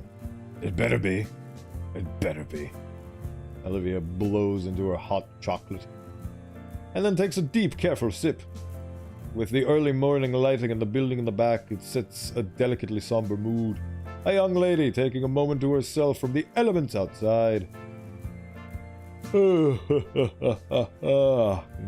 not letting this chance escape me. Honestly, this feels like it would be a profile picture for this guy. Camera out, $1 million smile, glinting. Hey, stay still a second. Do that again. Want to save this. The red creeps back across her cheeks. The coloring only enhances the potential shot before me.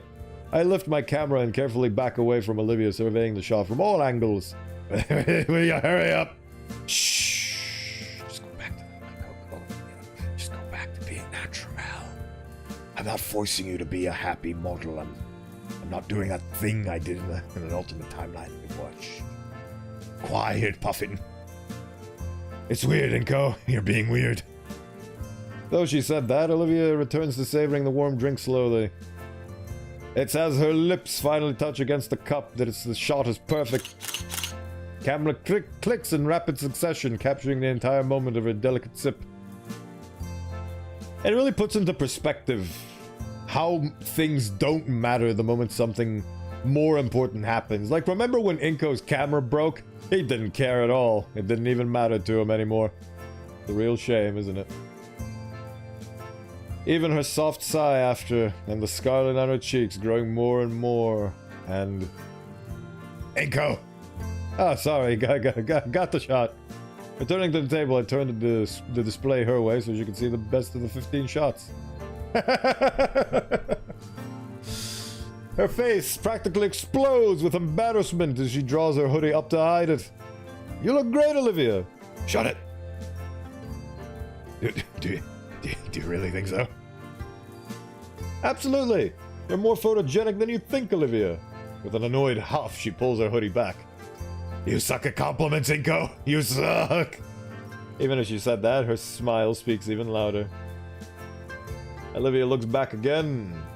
Is that... Oh, yes. Oh, it is, yes. People are going in. Come on, let's go. I nod and put my things away. Olivia's already out the door while I throw our trash out. Alright, for real this time. Art gallery, here we come. Let's get her doing. Oh, it's green like her. Excellent. The door swings wide open this time, granting us access to the treasures within. Upon entering the hall, it feels as though we're transported into a new world. One I've experienced before, the Nouveau Riche world. My footsteps and the quiet creaking of Olivia's wheelchair echo through the walls. Her wheelchair, did she really break it in already that quickly? Is it already creaking? There's already a few others, some older folks and college students. We're definitely the youngest people here. Olivia waves me to come close and speaks in a quiet voice. Alright, they got sculptures over that way, and those are cool, but what I'm looking for is the regular painting halls. Which should be...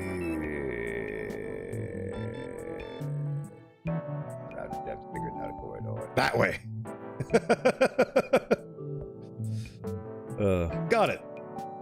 Let's get her done. I wheel her down the direction she picked, then into a large room. It's definitely what she was looking for. Paintings adorn the walls, evenly spaced apart and displayed with all the relevant information. If Yedekin's work is anywhere, it'll be here. We start searching and man, this building is beautiful. I end up taking lots of shots. Olivia was a bit nervous and made it very clear if I used flash even once, she'd nibble my arm off. I'm taking shots of Olivia looking around. The building itself, the occasional sculpture or painting I find neat.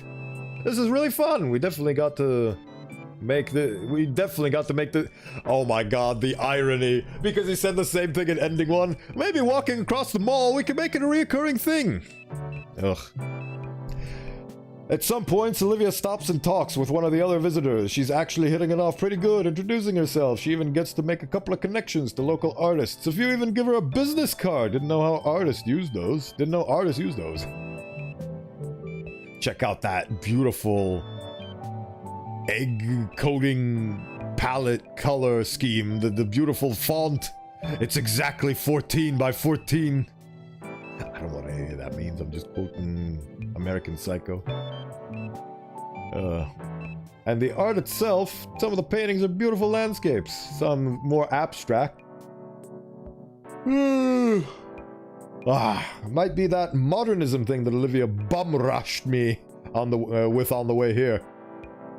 Some, though, are just trash, overly pretentious, just warped, ugly figures of meaningless arrangements of colors. Ugh, I can do better than this.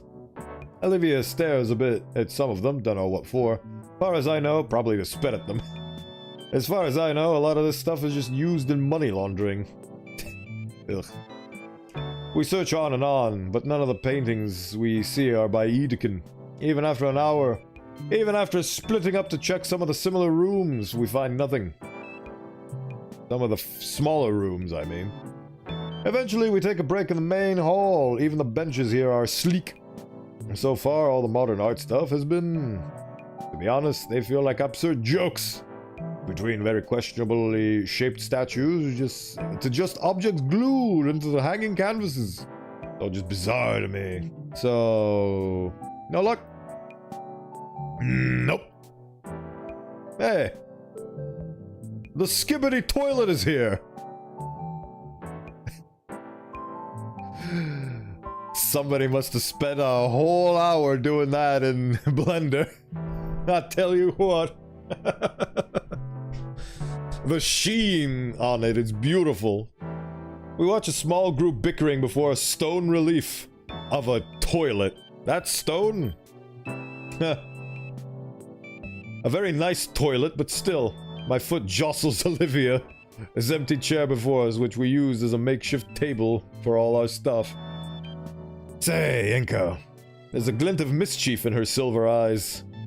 She motions me to close, She motions me close and whispers her idea into my ear. You want to dunk them in the toilet? I feel my own mischievous grin start to form. With a nod of agreement, my hands reach for the handlebars of Olivia's chair. 10 minutes later. Must be a statement against modern industrial pharmaceutical companies. No. Clearly it's a display of the isolation of the average artist today. Yes. Our makeshift hand puppets drop as we laugh, watching as the pair of suit-wearing 30-somethings debate over my camera sat on in Olivia's wheelchair on the other end of the room. We're sat together, leaning heavily on each other as we eagerly keep an eye on our own little artistic display. Oh my god. On one end of the hall, us, just normal unassuming couple taking a breather and enjoying each other's company. On the other end, in front of a blank section of a wall, a lone wheelchair sits with a camera fully placed in its seat. It was Olivia's idea. She's a genius. Every few minutes, a patron would come waltzing down the hall and take pause to stare at it like it's the most profound thing they've ever seen. When some journalist-looking guy took a knee to get a picture, it took all we had to not burst into laughter. It worked on everyone that passed by, without fail, every time. Eventually, the flow of people slows down, and I feel Olivia squeeze my hand. You okay? Yeah, I'm having a lot of fun. Sorry we haven't found what you were looking for yet. It's fine, I'm still seeing a lot of neat stuff. It does kind of suck it's probably not here, though. Yeah, I hear you. You got some new buddies, I saw. Yeah, we're not the only artists here right now. One of them is here to check her work, since it was recently displayed. Wow.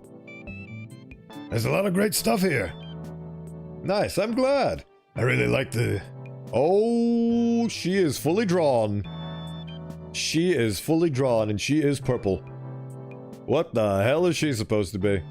Is she even a reference to anything other than my taste? What have we here? It's an older woman who called out to us, approaching with a serpentine look in her eye.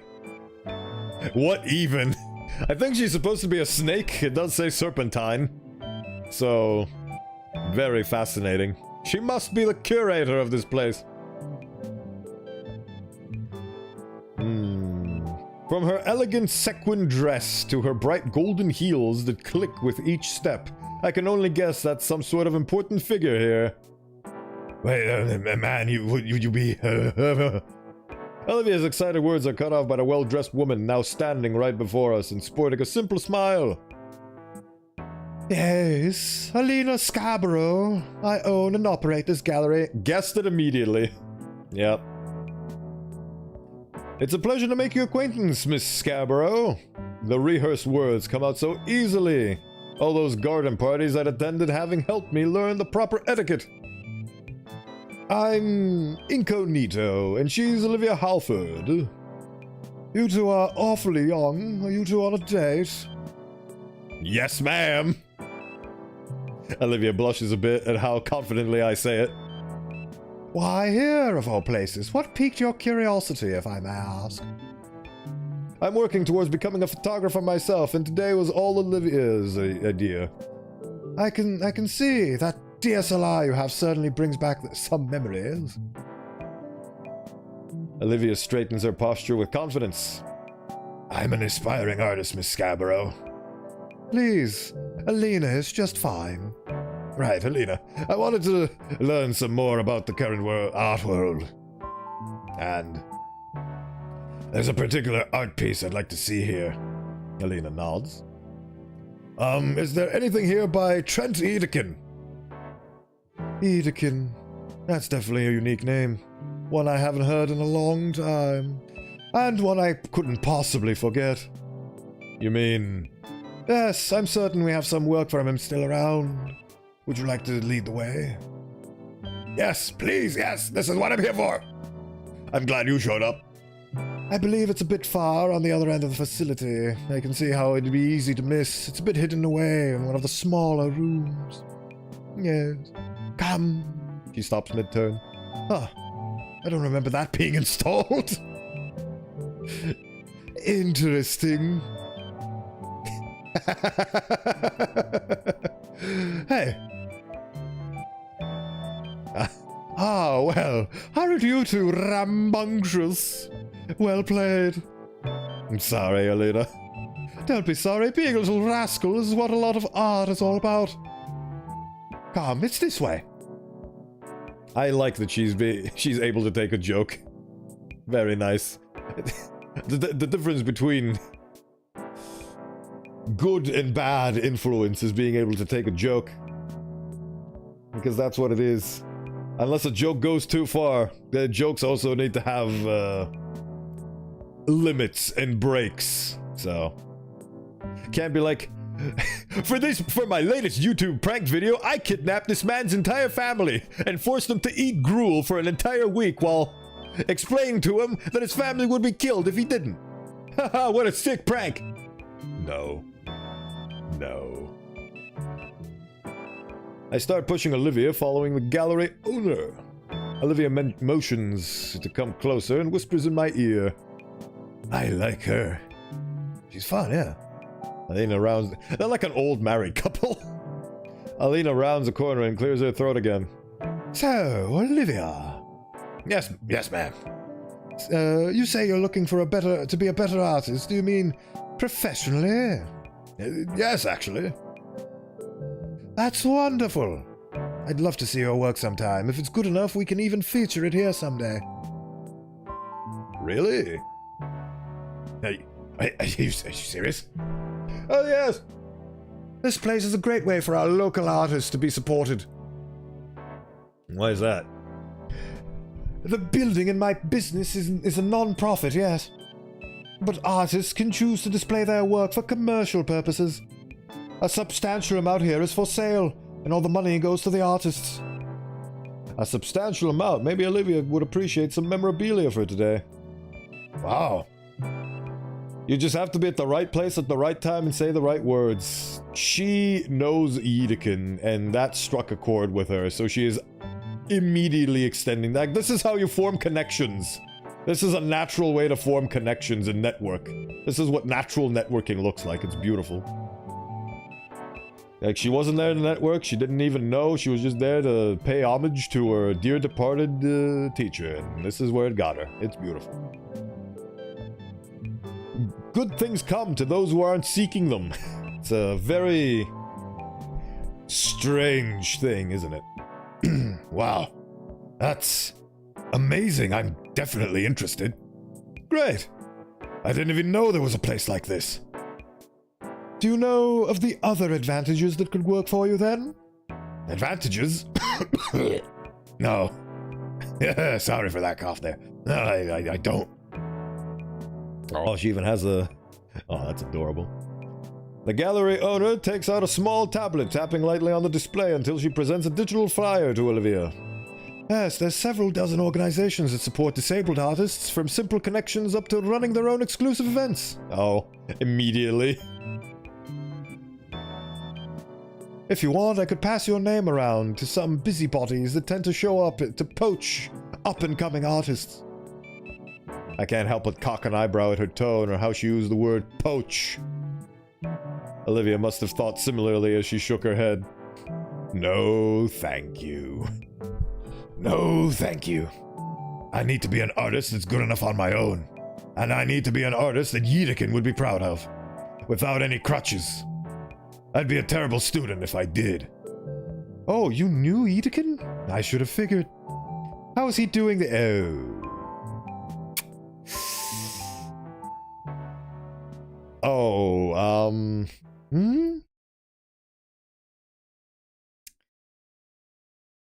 Yeetikin's, passed away. You can see the change in expression. Oh, I'm so sorry. My condolences. Was he important to you? Olivia was a student. I understand. I only knew him decades ago. His work was superb.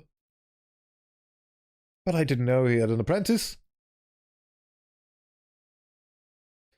Oh, are you his apprentice? Miss Elena, a moment, please. Abraham, I'm clearly in the middle of... Oh, what is it? The shipment is here. They need you to sign right away. Oh, of all the timing. I'm so sorry, you two. This will only take a moment. Yes, Elena. She points down into the room next to us. It's right in there. Thank you. Thank you. I'll be right back, I promise. You good? Yeah, let's go see it. We enter a small display room. The lights are kept intentionally dimmer in this room to create a calmer atmosphere. All along the walls are more paintings. And there's a lone bench in the center of the room. Which one is Yeetikin's? Maybe there's more than one. Oh. Again, this is the song that keeps making me think of Kevin MacLeod because it has a very similar vibe to it. But jeez Louise, what are these? What am I looking at? Fucking hell. Here it is. Here it is. I caught up to her. The name of the painting is unmistakable. Trent Yeetikin, age 19. Ooh, a bit of history. What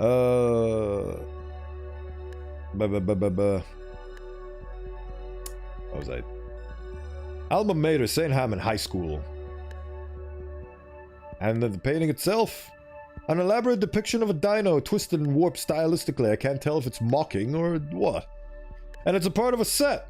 There's a half dozen of its type on the walls here. Huh. Oh wow, it really has been decades because the guy's like in his late 30s. Was. So the fact that he got into this gala or gallery at age 19. Huh. It's the real thing. Wow. They're amazing, just like I thought they'd be. But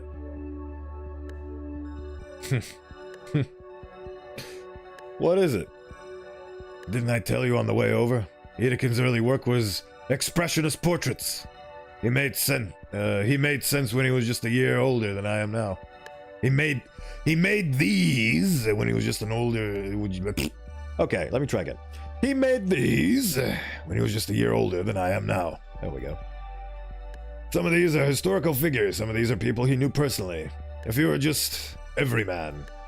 They're made in a very special way. The portraits show the person distorted in unique ways, based on that person's life and Yeetikin's opinions of them. Huh. Are they in praise of someone, of the person depicted, or critical? People will get into arguments over that. Ah, that's a very clever way of doing expressionism. Very nice. If they were satirical caricatures with little too much effort put into them, or if these were in praise, showing people's lives as truly a part of them.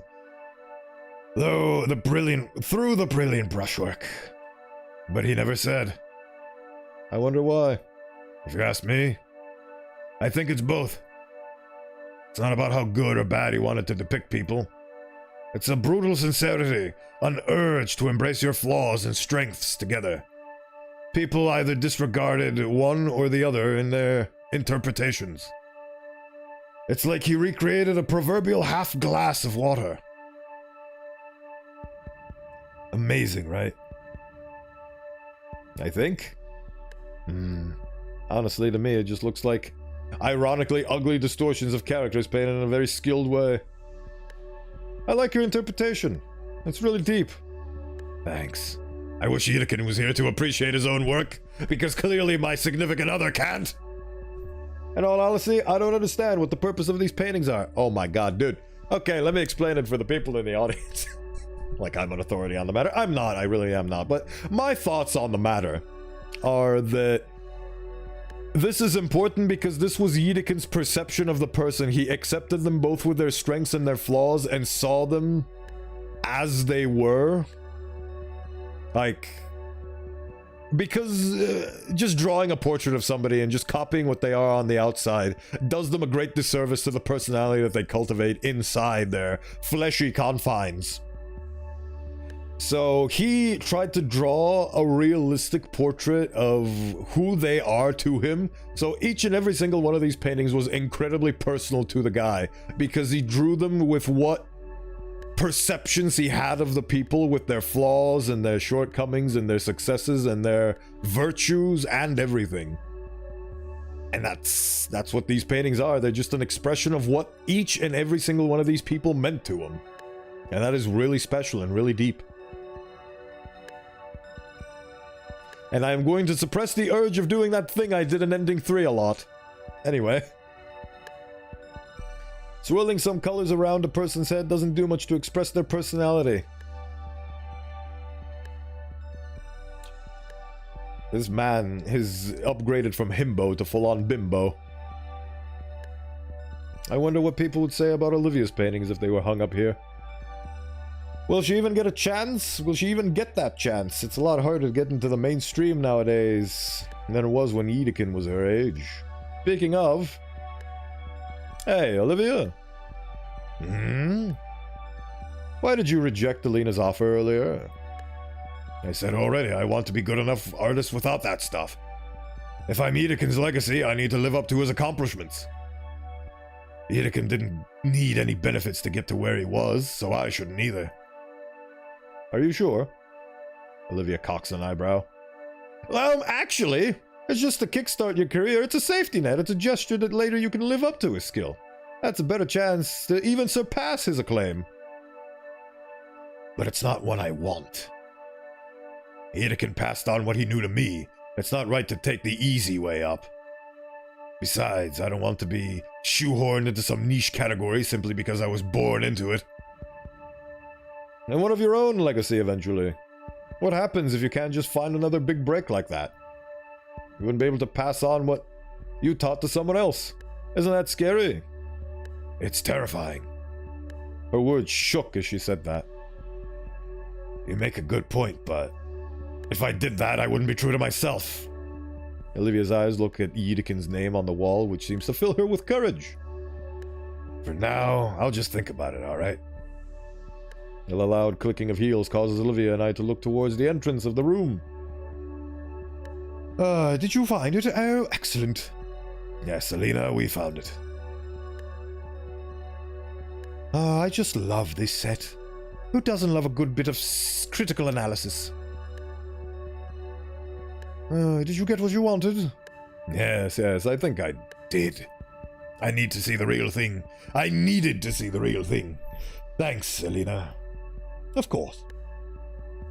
I'm glad to help. Is there anything else you needed? Actually, Alina... Is this set for sale? The set here? Now that I think about it, it was. Although the price was pretty high, I think you only wanted the money if it were really substantial.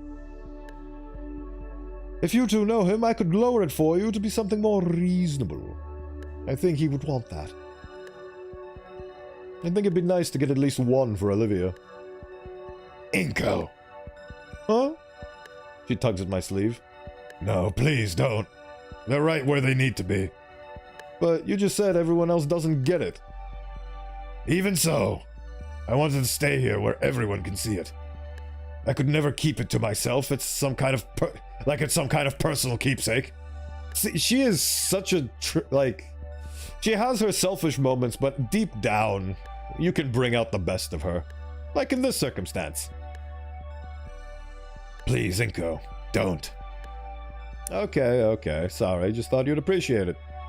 Thanks for thinking of me, but no. This is bigger than I am. This goes deeper than anything I'd meant to do and say. Snake lady. Snake lady. I don't know. Listen, inside of you there are two wolves.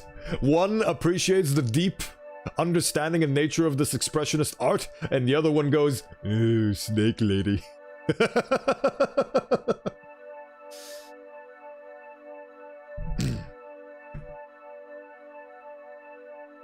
Ah. Okay. I take Olivia's hand, her tense claw slowly receding. How much longer will these stay up? Oh, indefinitely. Probably. People do really like the work, they just can't afford it. I suppose if someone does buy it now, his next of kin would get the money. I should contact them and make sure that sort of thing is arranged, just in case. Sorry for getting emotional there. No, not at all. I think that the mindset is very noble of you. Well, I have other things to attend to, if you'll excuse me. I thank you for your visit. Please let me know if there's anything else you need. As the owner starts walking away, Olivia squeezes my hand. Within her silver eyes, I can see Olivia's thoughts at war with one another. Alina? She stops and turns again. Yes? You asked before if I was Yedekin's apprentice. Oh yes, and then I got cut off by Matt. Are you? I am. She finally owns it. Alina gives a warm smile. Then I expect big things from you. While Olivia said I shouldn't buy Yedekin's pieces, I should give something to Olivia. Taking up my camera, I adjust the ISO and f-stop so I won't need to use my flash within the room. Inko? This'll just take a moment. It's a simple matter, the painting being the sole subject of the photos I take. I don't even have to manually focus on them. My camera clicks near silently as I pace the room, capturing the perfect duplicate of each of the teacher's works. It's a nice gesture for sure from Inko, but he just doesn't get it. It'd be weird personally to just take something away from the public eye just to hang it in a house as a decor as anything else. As anything else in a house, yeah. Like, when it becomes purchased and just becomes home decor, it loses all meaning. It is here out in the public as an actual piece of art. Like, there is value to it as art, and she would be taking that away if she actually took these paintings, even at the epic discounted price. Ultimately, if somebody aims to buy it, they'll buy it, but like, it's taking something away. It's ultimately a selfish act that has meaning to the person, but takes away meaning from potential passers-by. Because that's ultimately what art is meant to do. It's about to instill feelings, and taking that art away and putting it into some home that vastly diminishes the amount of eyes on it is it's just selfish. So that's why she didn't want to do it. Honestly, the idea should have been to buy it and keep it in the gallery. That would have been a good compromise between the two things. Like, you become the legal owner, but it just keeps being at the gallery. But then again, essentially what you're doing is just buying something that's already on sale. It's a... At that point, just donate money to Yedekin's family, really. Like, it's basically the same gesture. So... Decisions. Every decision equally valid, every decision with equal pros and cons. Well, with pros and cons, I don't want to use the word equal, because you can argue about it until midnight. Anyway, when we finish, I'll be sure to print them and frame them for Olivia. Yeah, I think a good compromise would be to just take pictures of them and print them so you have a copy of them, but the originals stay on the wall. I think that's a really good compromise. So you do get the gesture that Inko does because he doesn't get what the value of these paintings are. And you get to do what Olivia wants, which is to keep the paintings. So I think it's more valid this way. She can keep it as a phone background or something. But now I should focus on our date. I stroll back to Olivia and hand her my camera so that she can inspect the shots herself. She smiles as she looks over, and I take a hold of her chair. Say, I want to go snag something of, snag some of the little sandwiches they had at the... Say, want to go snag some of the little sandwiches they had at the front? I'm starting to feel like I'm dyslexic. I don't even know what dyslexia is. All I know is that people can't read too good. I'm just not focused on reading. I apologize. And this game is just so emotionally impactful. I can't help but smile.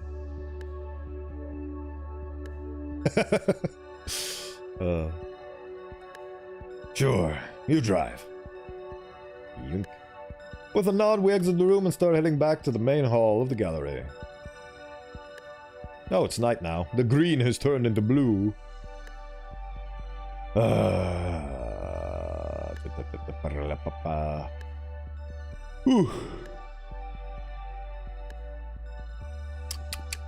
Inko. Olivia's head tilts back and she can look so she can look me in the eye. Sorry if this wasn't the ideal date. What? No, I'm enjoying it, Olivia. I swear. You certain? Absolutely. In fact, I want to see more galleries like this. Just the two of us, critiquing fascinating new pieces, giving our honest thoughts, snapping photos of the best ones. Could definitely picture us going on more dates like this. However, there's also another date I have in mind. Olivia? Yeah? About the winter formal. Yeah? Do you still want to go with me? I nearly stumble over her now wagging tail. Of course! We are going together! Yes, I know, but I mean... Yes, Inko, I want to go with you! Her eager words send a wave of easiness through my mind and body, relieving tension that I hadn't even noticed. So, it's a date? It's a date. A smile tugs at her face as he reaches out for my hand. I take hers and we continue our walk to the exit. Ah, there she is in deep contemplation. Oh, it truly is a smile emoji moment. On the metro ride back, Olivia leans against my shoulder.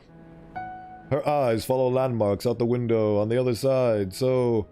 Side of the car as we pass them by. Despite the loud humming of the tracks, I feel Olivia humming to herself. So, what are you thinking?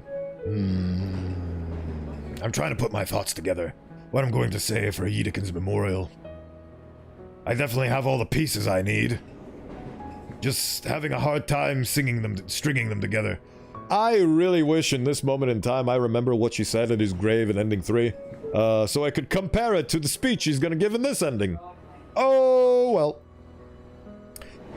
How so? I don't know. It just needs to be something that will really do him justice. I need a solid direction. We pass under a few bridges while the thought sits. What do you think? A direction? She nods.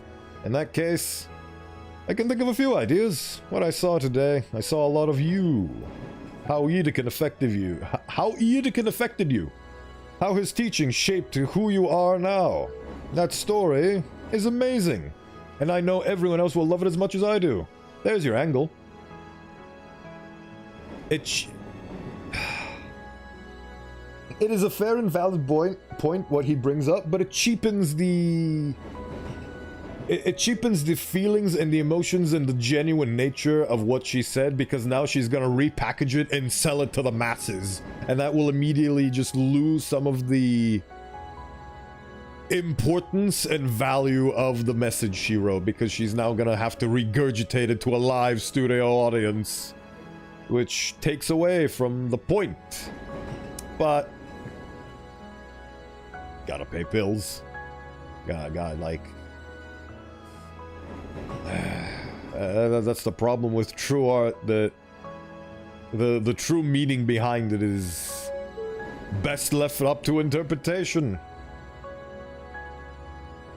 Olivia doesn't respond, but I feel her humming to herself again. Maybe. That is a good point. What if people don't get it, though? I mean, that doesn't matter. I'm unsure, still. No, the more I think about it, the more I think that it needs to be a big thing. The big thing. After all, who is closer to him than you? Even you say you're his apprentice, doesn't that mean you're the end result of his life's work? Let his work live on through you. I'm sure he'd love that. She smiles to herself. At least, his intentions are a bit more pure than other circumstances. God, I hated that ending. In a good way. I hated how many bad feelings it invoked in me, but I loved the quality behind it because it was just beautifully done, beautifully executed. I don't know. I just feel bad to say that I hate something because you could take that out of context and say, oh my god, local streamer says game sucks, more news at 11. But nobody really cares, but I care. And I want to sing this game's praises whenever I have the opportunity. I don't want to be misconstrued because I hate that. One of the things that I despise more than anything is being misunderstood. Yeah, I think you're right. Thanks. This really helped. I'm glad to be of service. The rest of the ride goes quieter, just us enjoying each other's company. I try to escort Olivia back home when the time comes, but she insists she can get there on her own. She offers me one last Wani hug that Gator before we part ways for the day. As the metro races towards my stop, I think about the VTuber. Olivia and I are going to the winter formal together. I'll need to get an outfit and a bouquet if I want to impress her. I wonder what kind of dress she'll want to wear. Might be hard since she's disabled. But maybe I can look into it and give her some suggestions. It's going to be an emotional dress made by her surrogate mother.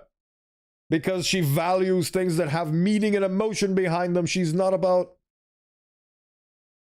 the surface level life. I don't know what... She's not artificial. She's real. She's not a fake gamer. She's all about the meaning and the value behind things. She's not plastic. She's not artificial. All of her values are the exact opposites of Ben's. And because he didn't understand that, he went deeper and deeper into the rabbit hole until now he's being manipulated by a... I was gonna say tangerine, but she's magenta. By a magenta hottie! It's December. Winter in Vol Caldera Bluffs is officially here. And so is the skip button!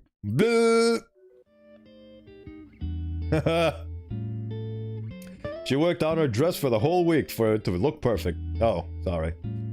She worked on our dress for the whole week for it to look perfect.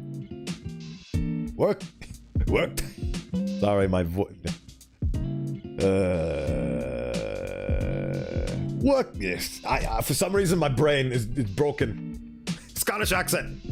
You mean she made it herself? Worked on it? You mean she made it herself?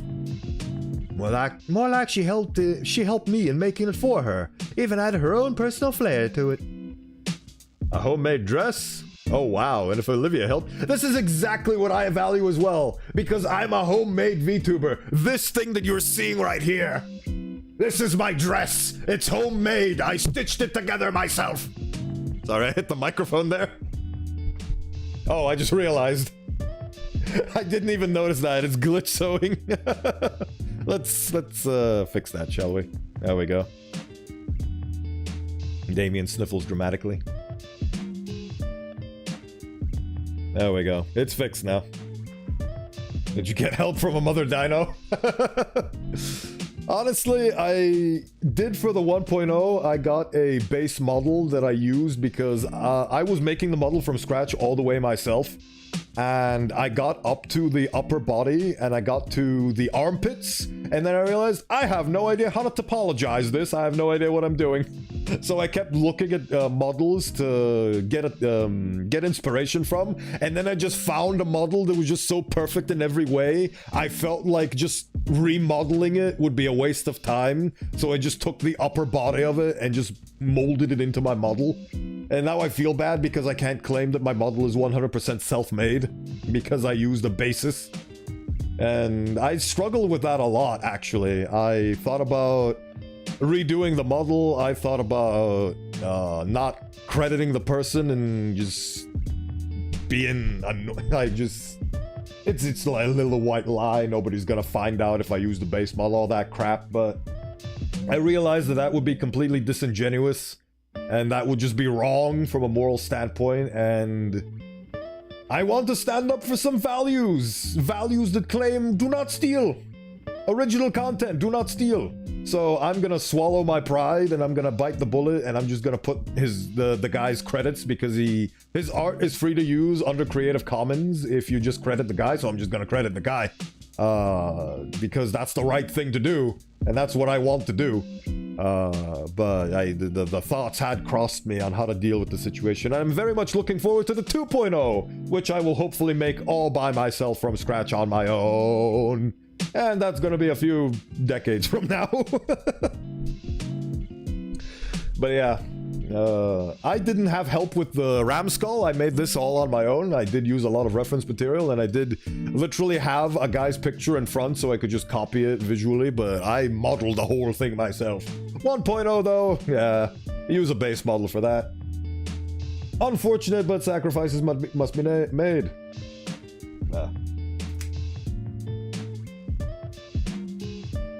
Water. Hydration. I wish I had a mother dino to help me with my dress. I would have been the prettiest girl at the ball. Unfortunately, that is not the reality we live in. A homemade dress? Oh wow. If Olivia had helped, it's gonna look amazing. Oh, Inko, I can see that look. My face ignites in embarrassment as the rest of the room laughs at me. They laugh at me for being attracted to my girlfriend. It's just some ribbon, Inko. It's just some ribbon, Inko. Don't want you feeling left out and all. Gee, thanks, Randy. There's more laughter, but I can't stay angry at the pains. Instead, I take the last spot on the couch and lean back, mindful to not crease my suit too much. For the next couple of minutes, we simply wait and relax. Well, Damien and I relax. A blush is slowly spreading from Liz's cheeks and down her neck. I am so glad that this scene is not gonna be an absolute dumpster fire like the scene that I witnessed earlier today. My god, the trauma. I don't think I'll ever forget that ending, the absolute trauma. I will never stop recommending this game to anybody who's interested in these kinds of stories, but damn. God damn. Kinda reminds me of a thermometer. Oh, I get it. She's slowly getting red as she goes along. Oh, I need to check back on that VOD. Wasn't there for a lot of that. That's okay, but yeah. That ending was just absolute, like, everything that could go wrong just goes wrong. You just wouldn't believe it. Which is why I have VODs. Good for them to exist. But yeah. Oof. Where was I? Damien shuffles closer to her, her red face coming down closer to him. I guess that depends on whether I want to feel a bit yucky or not. That is absolutely within your prerogative or purview or whatever other fancy words I can pull out my butt. But yeah, I guess to give you the TLDR, and then you can decide for yourself if you're curious enough to see the end of it. To see the full thing unfold. Basically what happened is they got into a big argument, and her dress got ruined due to a sick child, and she did a bunch of very nasty things. I want to be a bit vague, but yeah, things were not this happy, cheery. Like, there was no music. It was very serious and was very sad.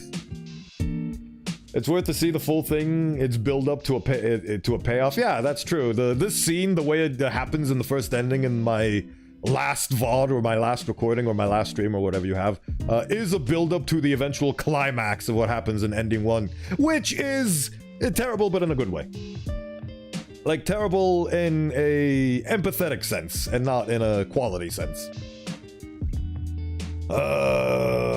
Damien shuffles closer to her, her red face coming down. He whispers something into her ear. She glows red like a beacon. Gondor calls for aid! And whenever he said makes the lismometer hit 1,000 degrees with an alerted yelp. His parents are just grinning as she squirms under their gaze. I don't feel too bad for her though. This is what she wants, I think. She's into it.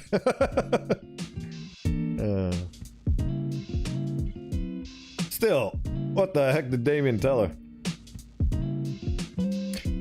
I will be honest, I was just gonna say I will be honest, I was gonna rate them, like, from a scale of hotness, personally, subjectively. In my epic tier list, but I honestly can't decide which one is hotter, Elizabeth or Mia, in my eyes. I don't know. Honestly, don't know. Ooh.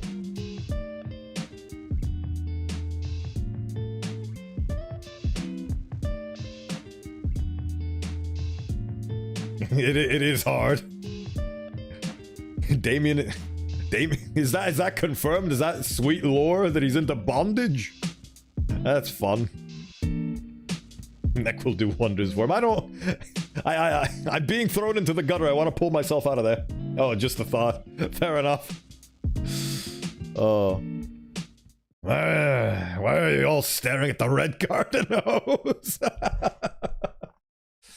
Oh. I turned to Olivia's voice and... Oh, look at the difference! Oh, do you remember what her face looked from this picture in the first ending? It was not good. This is good though. Oh. I think I just felt something. Yeah, the smile this time. Yep. You see an actual smile. Wow. I did like this dress way better than the other one they got her, so very, very smiley face moment. Absolutely. Oh.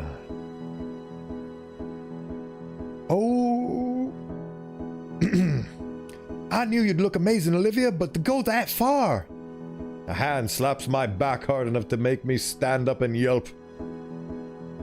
Randy grins unapologetically and then motions me towards Olivia. Olivia, you look... So many words fill my mind to describe her. Just say stunning. I can feel my mouth flapping uselessly as I try to pick one. I look... She raises an eyebrow. Gulping in a breath of air, I finally pick. Beautiful. A single word is enough to make Olivia's blush reach as far as her shoulders. And yet she smiles, even twirling her chair side to side so I can make all the angles of her dress. Sophia said, you helped make it? More like she helped me.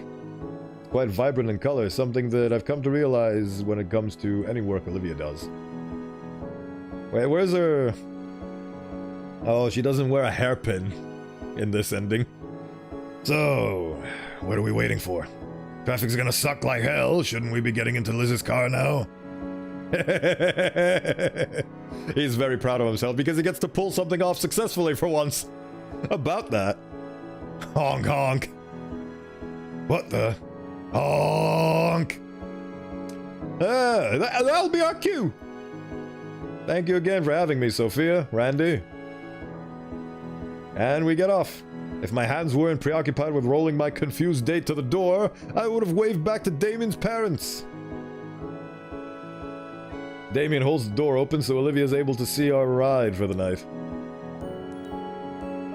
Of course, right on time for it to arrive, he says that.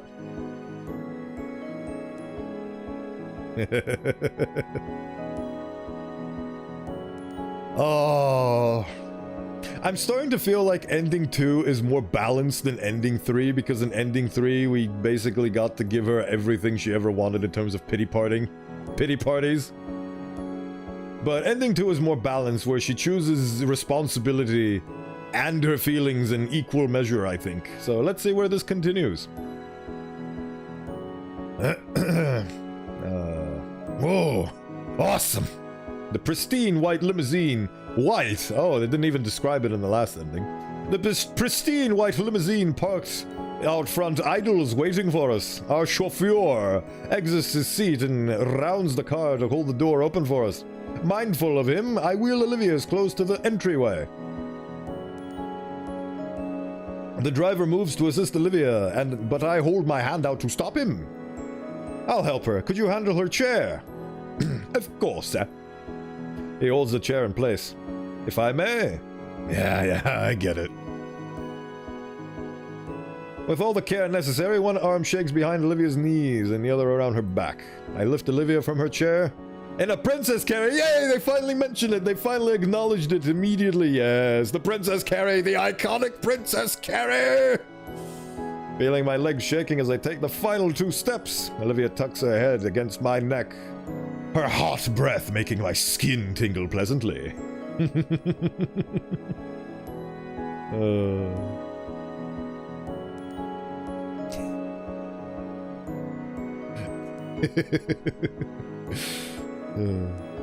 Finally, I set her down onto the soft leather seat within.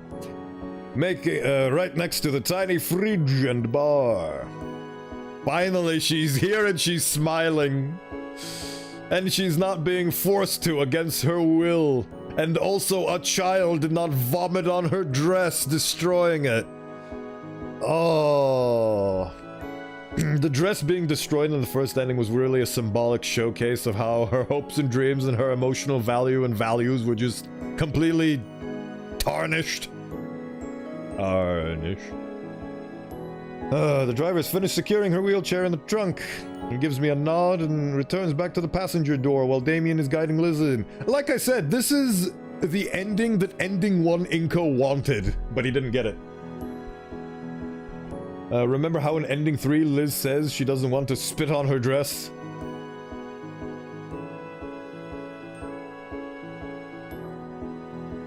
That... Is Liz also acidic?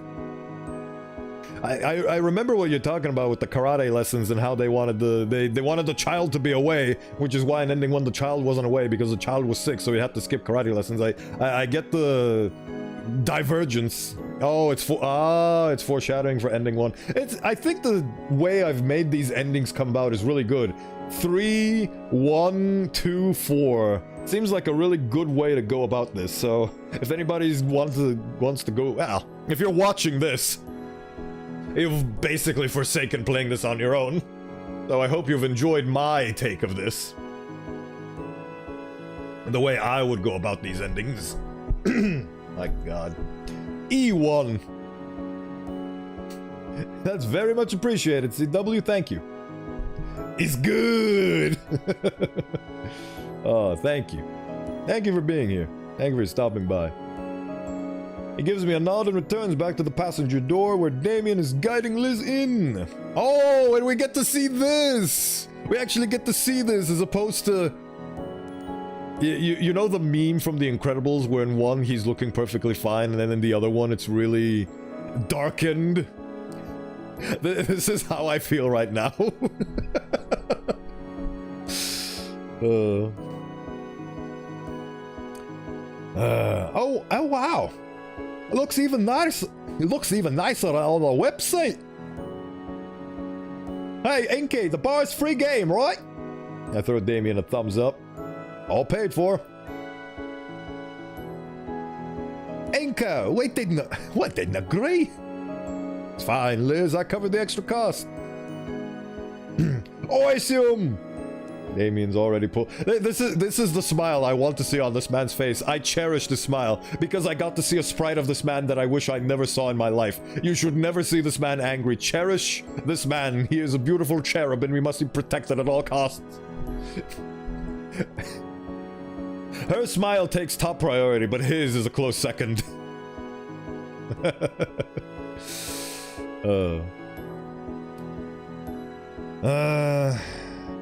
Where was I? Damon's already pulled 2 glass bottles from Gator from the tiny fridge. Psst. That was with his tooth. He cracks open a second one with as minimal effort. For you, my darling. He waves his bottle over to me, an offering I decline. Leaning over, I manage to snag 2 bottles at the fancy bottle and the fancy bottle opener. All the bottles open, I hold up mine for all to see. A toast before we get there. To what, though? To not getting the first ending. A toast to not fucking up. A toast to things going right. Not as right as they could, but right enough. Ah, crap. Didn't think ahead of this. To a good night. And to Edekin's memory. Yeah. Our bottles clink loudly against each other, and we proceed to drink our frothy, caffeinated beverage. By the time we reach the convention center, the fridge has been thoroughly emptied of its contents. I'm honestly impressed that Damien could drink so much. You haven't seen the half of it. Somehow he hasn't burped a single time. I don't even want to try wrapping my head around how anymore. Olivia's hand wraps around mine while we wait for the limousine to come to a stop. Peering out of the tinted window, I see plenty of activity just outside the venue's doors. Oh yeah, and we got to do the thing that Inko wanted, because in the first ending it was like, oh, I got to arrive late, so everybody's already got inside. Again, I didn't get to show off. It looks like a line is already formed. All the dinosaurs are dressed in colorful formal wear, as they socialize with each other and drink from suspiciously opaque bottles. And they're not even at the door at the party, and the party's already started. Olivia suddenly wraps her hand around mine, drawing my attention away from the sight. Everybody else is going to be so jealous of us. Wow, I didn't expect to hear Olivia say that. I guess she also has a tinge of showing off.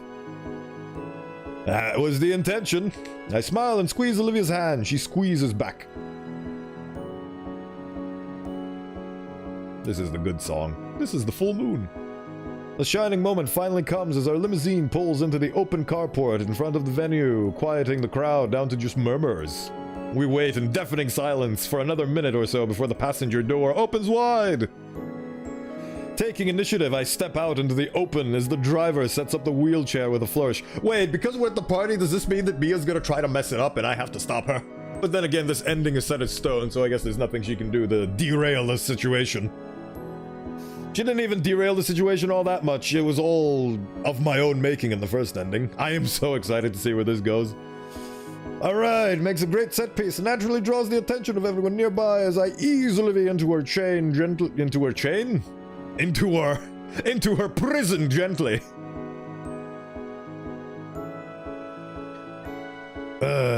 Whoa, is he going, Olivia? A human dino? A human... God damn it. Human dino couple? Cringe. Holy shit, it's Sisyphus.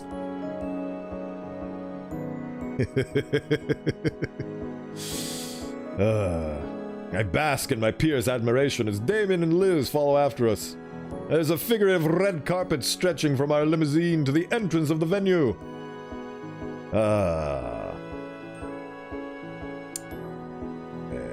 Have a good evening, sirs and ladies. Yes. There's a way to do pretentious posh, and there's a way to do non-pretentious posh. I think Alfred Pennyworth is an absolute example of how to do non-pretentious posh. Because he is, and he doesn't hide it, but he is very elegant and very charming about it. Also, I think he shot Superman with a shotgun that one time. I'm talking about Batman's butler, which is very fitting because this is Batman. Before the driver turns away, I shake his hand, palming him the necessary tip. The sound of the car door shuts behind me, and I take this as our cue to push Olivia forward and get a spot in line. As we make our way inside, our fellow classmates continue to vocalize their astonishment. Damn, where'd you get that? Coming to the party in style, Nito! Olivia looking good, girl. You're gonna make that dress yourself? It's just me, or do Inko and Olivia kinda look cute together? As much as I hate to admit it. Wait, what the hell am I saying? I'm loving this. You literally set this whole thing up just to get this response, dude. You are the agent of your own making. The master of your own fate.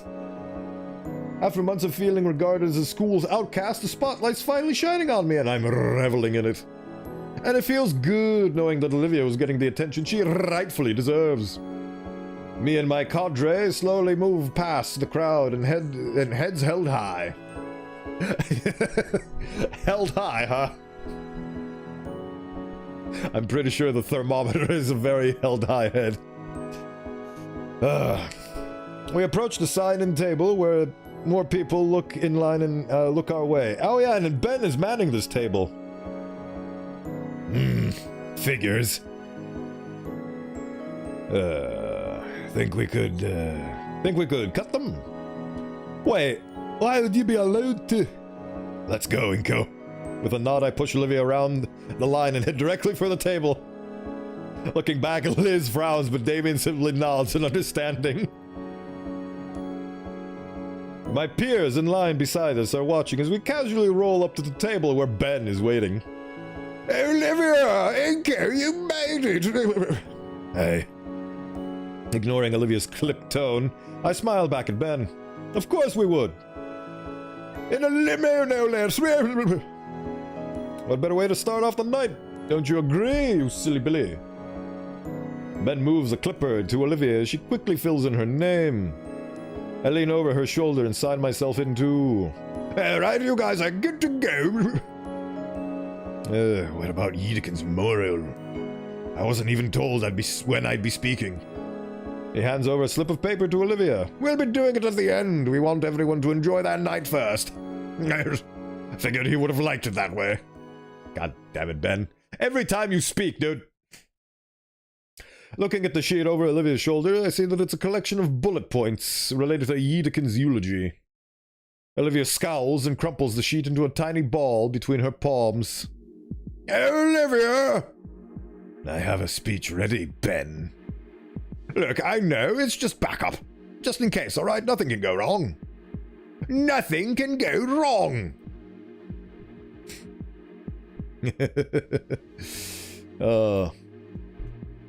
I must be right back for a minute. Enjoy the lovely baritones of the BRB screen. 1 second.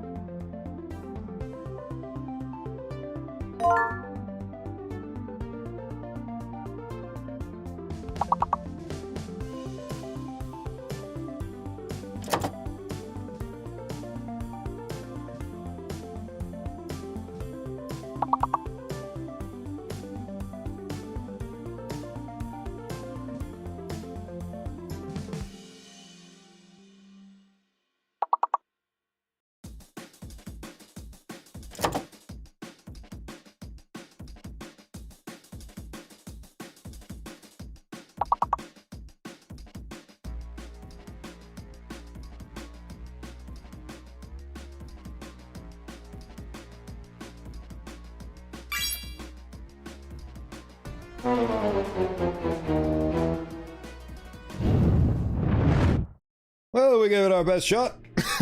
Well, yeah, sorry about that. If you heard a dog barking in the background, that's the reason I had to open the door and let out the dinosaur. But we are back, and we are finishing things. Alright.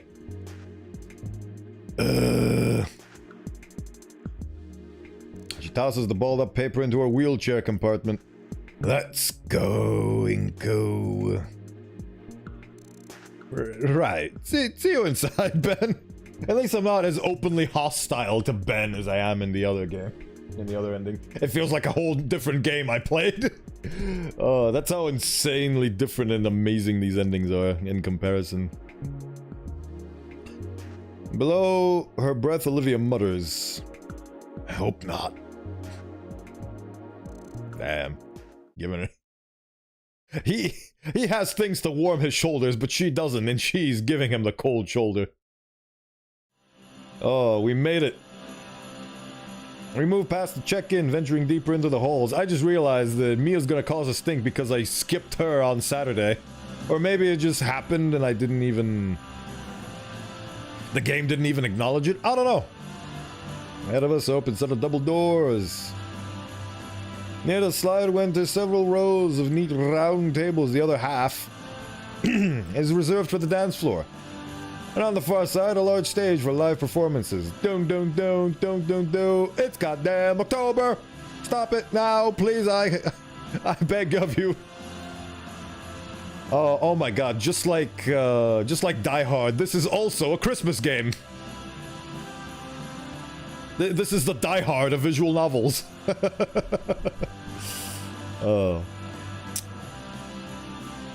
Nobody seems particularly interested in the Christmas music that echoes from wall-mounted speakers. Now that we're here, I didn't think they'd take the winter part so literally. I know, dude. Olivia's looking around the other what? Olivia's looking around the other exits too. Well, we made it. And she doesn't have to swap her dress with something skimpy and more expensive. Huh. What do you want to do? I gesture towards the dance floor. You're like getting jiggy with it. Olivia gives me a wincing smile. I thought you were supposed to be cool. But dancing? I don't want to love for Christmas. Oh, I think I'd rather die. Several staircases in this venue are quite dangerous, actually, Olivia. Did you know?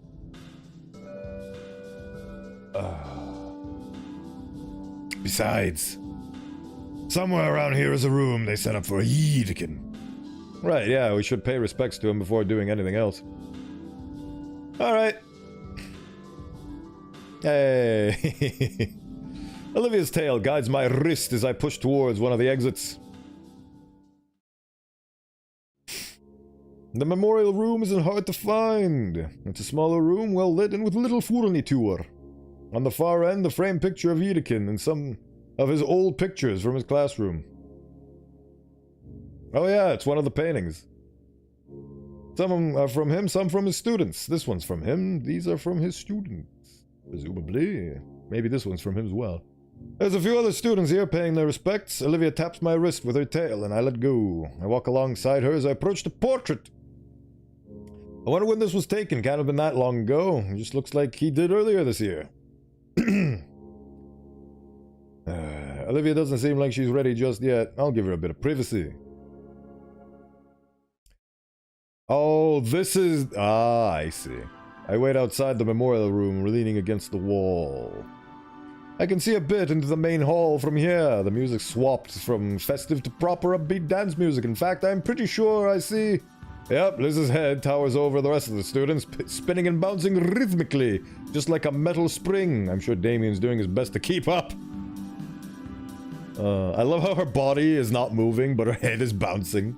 They must be having a blast. I'm glad. Man, it's still so surreal to even be here. Yes, I know. It's even more surreal to be here without anything going wrong. God. Don't even. I never thought I would have ended up on a date with someone at an event like this. I've seen all sorts of stuff like it in the movies, but to actually experience it gives me the jitters. One big night to make the sparks fly. Olivia touches my hand, using the other to wipe at her eyes. Hey, are you ready to go? She nods. Yeah, thanks for waiting. The music's changed in the ballroom. Olivia looks over and smiles. Tempting, very tempting, but, we have to gawk at Mia in a dress for a minute. I didn't actually eat lunch today. That's turning into a bad habit. I know, I spent all day writing, reading, rewriting, rereading, and so on.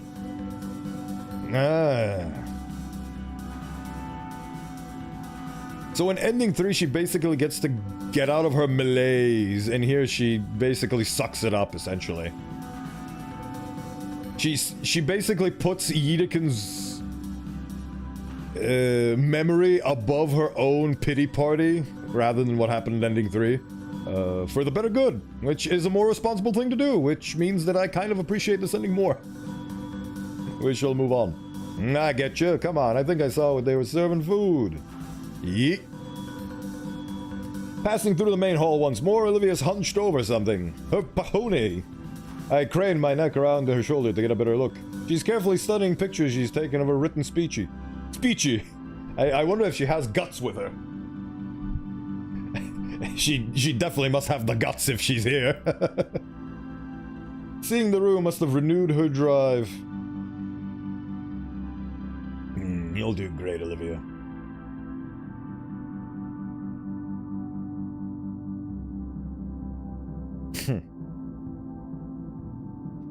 I just thought about the ending of 1 again. Spoiler, like, surprise! But we leave Guts behind, essentially. I guess, I mean, he is a rat. He's literally a born scavenger. So he's probably gonna fend for himself, but I just thought about the fact that if he went with Inko, he would just get put in a cage and just die of starvation. Or something similar. So it's honestly a good thing that he didn't go with Inko.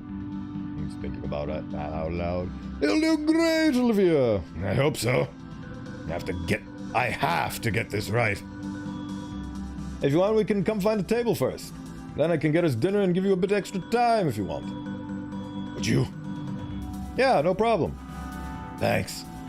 Olivia points me to the table in the corner, furthest away from the commotion. Just like our spot in the lunchroom at school. How about that? You want meat? You want meat, right? Cue berserk Guts and Rain, me. Indeed. It's a terrible day for Rain. You know it.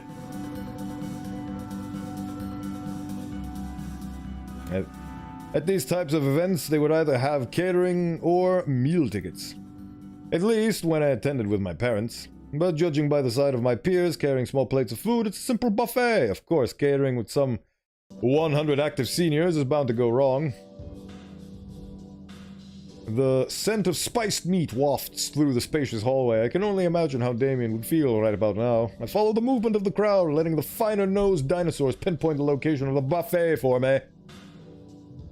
As the ambient music dies down, the chatter starts to grow louder. Hey, look, it's the same sprite, but in a different color. Hey, look, it's the same sprite, but in a different... Hey, look, it's the same sprite, but and then it's somebody... Susie? From Deltarune? I really should remember her name. For some reason, I keep thinking of her as Sarah. Where was I? Yeah. Buffet stations run parallel across each wall in a cafeteria-esque room. There's even a chef and a grill in the corner prepping personal selected cuts of meat to specification. Most of the dinosaurs struggle to remain civilized in the presence of this kind of food. Having skipped a meal, I don't know if Olivia would fare much better. Nearly every station is swarmed with high school seniors. I walk over to one of the tables in the room that's still open. Salad bar. I'm getting some pretty good ideas. I'll impress Olivia with the nicest darn looking meal she's ever seen. That'd be great for soothing her anxious nerves and setting a romantic tone. Taking and balancing a tray on one arm, I consider how best to fully arrange a dinner. Wait. A video I had recently watched starts replaying in my head. Remember, the most important part of a high-quality meal is the garnishing. Okay, I'll start here and get some veggies around the edges of the plate. It's framing like a painting. And I'll go find the best meats to feel the rest. I start waiting in line, eyeing the main courses. I love this guy's filler because... Well, I mean, no, Olivia's with him, so... we get to watch the confines of Ganito's mind as he describes the dishes he's getting from the buffet. Oh. I mean, I guess they don't have much else to do because they've already set in stone everything happening well, so they don't have any drama to fill up the space with. There's some decent variety, I can work with this. Hey, mind if I cut in? Bye, Damien! Hey, thanks, don't mind if I do. Can't you wait in line like everyone else? I did, the first time. This is round 3. My god.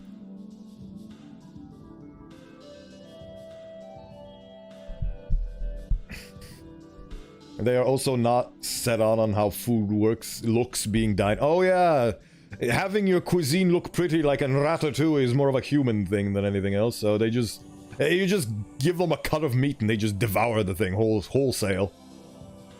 Not you, no use getting annoyed. If he gets beat up in a parking lot later, it's his own problem. My god, that is dark. So, how's your night going? It's going well. Olivia and I are having a great time so far.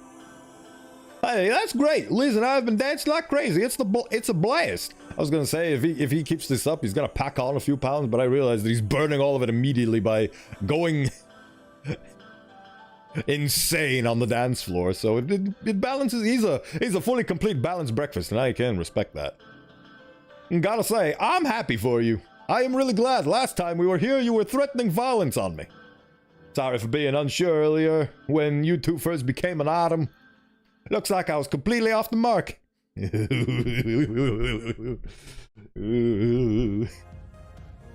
Don't sweat it, man. Don't worry about it. Oh. Yeah. Got 2 plates for yourself, I see. Smart. I should have done that.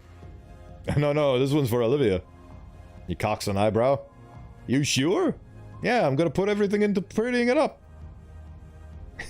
That is herbivore food, son. It is now. I know what I'm doing. We're finally at the front of the line. I start carefully picking out the best cuts and strips of the various meats on display. I saw a guide on this once. It'll end up crazy romantic. Romantic, huh? She likes turkey more than duck. I dropped the roasted mallard with the tongs and grabbed the preferred bird. Oh, I thought he was talking about Liz, honestly. I thought he was like trying to put in my words into action for his own for his own SO. But no, apparently not. You'll see, it'll be great. If you say so. I'm sure it'll be fine then. Yeah, I know she's a herbivore, but oh yeah, that would immediately, because for some reason in my mind's eye I see herbivore as an omnivore, and that's not true, so she wouldn't even eat duck, so that is just a poor assumption on my ignorance, because I assume everybody is an omnivore because I'm one, so I don't know if that's racist, but it is what it is. But yeah, that's just a wrong assumption out the get-go, isn't it? Damien just loads his plate up with stacks upon stacks of brisket and fillets, nearly forgetting to use the tongs at all.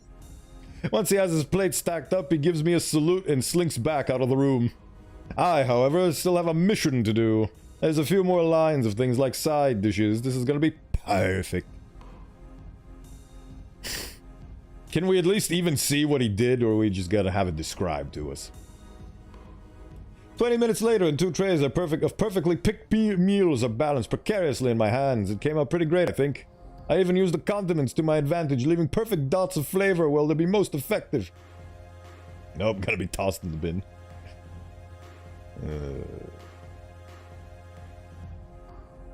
My brain trembles. Right.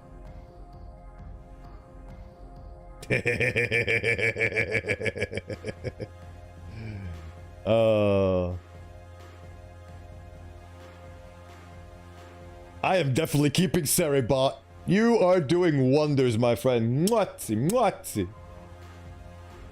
Wow. Likely ban evader. Wait, I just realized, didn't this guy get banned already? Huh. Oh, I see, it was a different name. Oh, it's the same bot that's picked me out to do this thing. Oh well. I'm just gonna keep Seribot doing its thing. Thank you, Seribot. You're a delight. I love you. I hope Olivia likes it. Here we go. Ta-da! I slide Olivia's tray before her. A part of me is irked that she'd even have her elbows on the table. My god, this guy. Actually, you shouldn't have your elbows on the table. Even resting her head on her hands. Sheesh, Shinko, you took so long I thought you were gonna bring back like an entire cow or something. She smiles and rolls her eyes when she sees the tray. Very funny. Come on, let's... Where's the real one?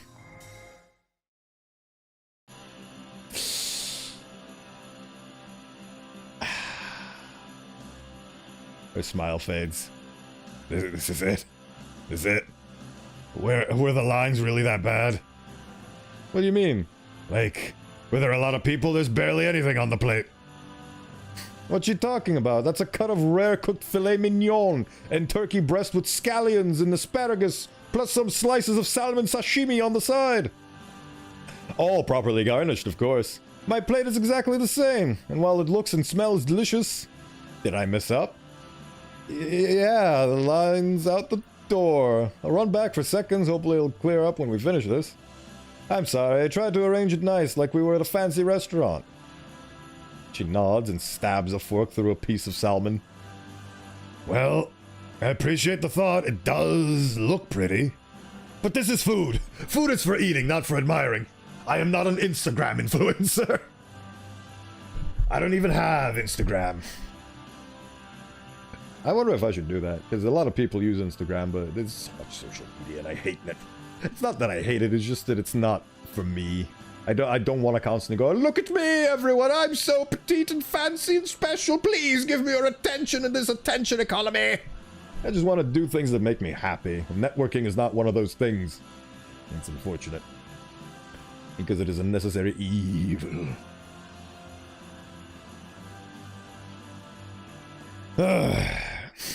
Thanks.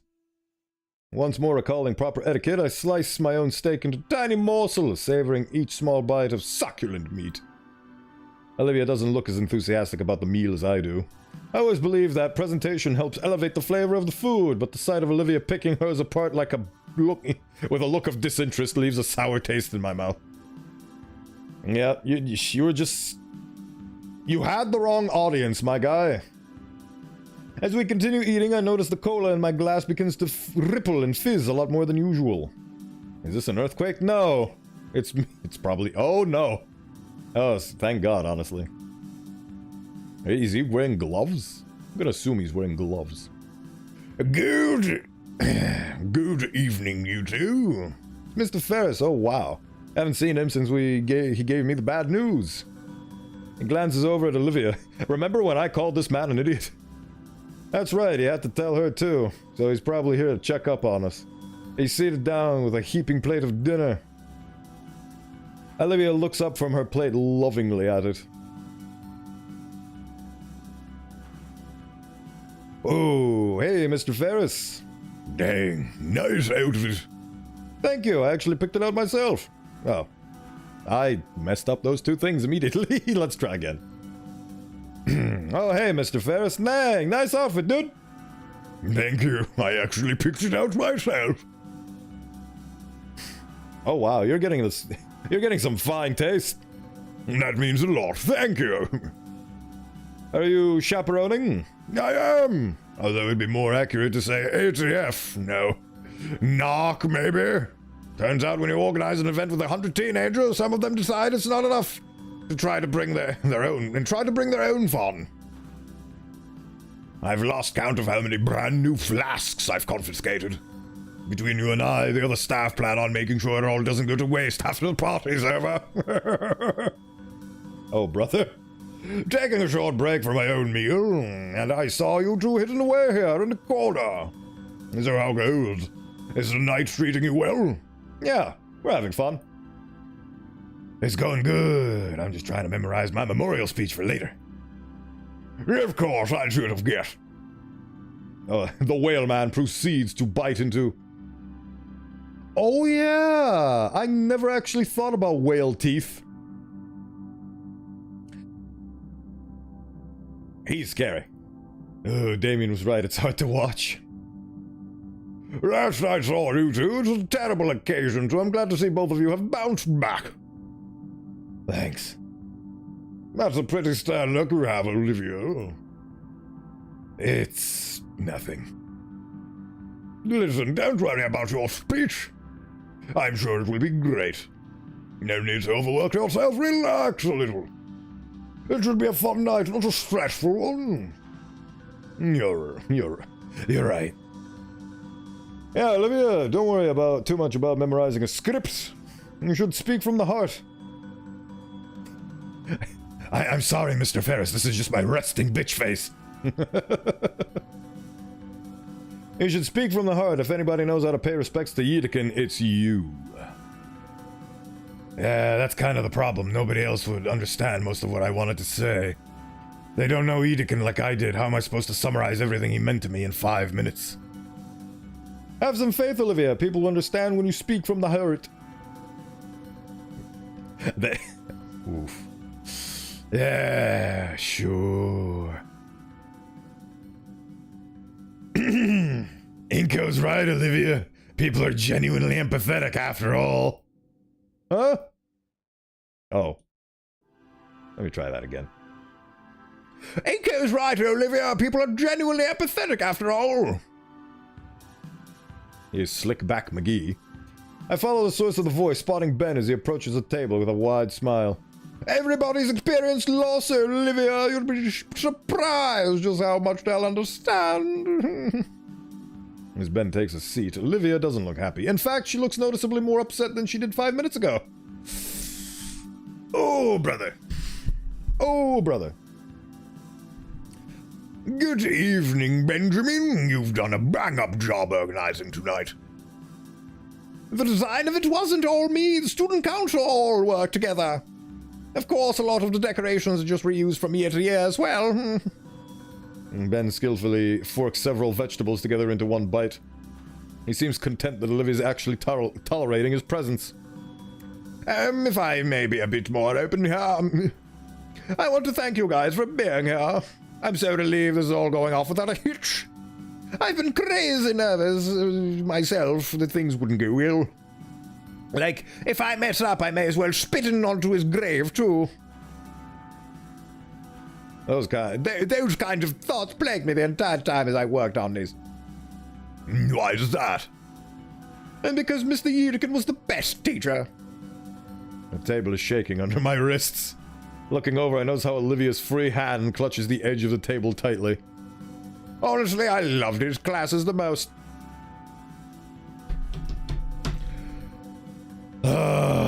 This man is being the suckiest up he could possibly be right now.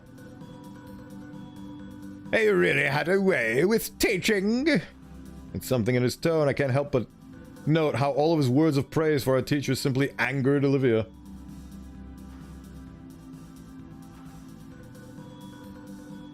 Yeah, he went above and beyond, dude. He was really inspirational. Tell me one thing you can remember from him.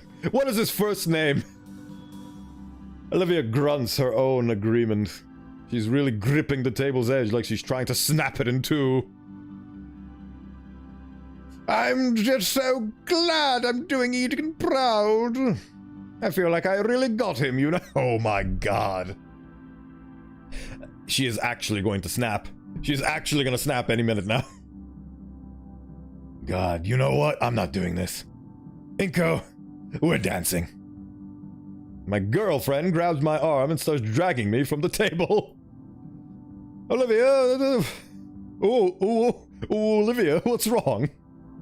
Although the grit teeth, she responds roughly. I'm just feeling the holiday spirit, Inko. Okay. Have fun. Take care. She doesn't even look back at Ben or Mr. Ferris as we shove our way through the crowd and towards the dance floor. Oh. It's just a checklist type shit. Good teacher, good classmates, etc. Yeah. It is completely soulless without any heart put into it. He's just saying these things. He wouldn't be saying any of this if he wasn't dead. He's just capitalizing on his death and being like, oh, he was such a good teacher. Anyway.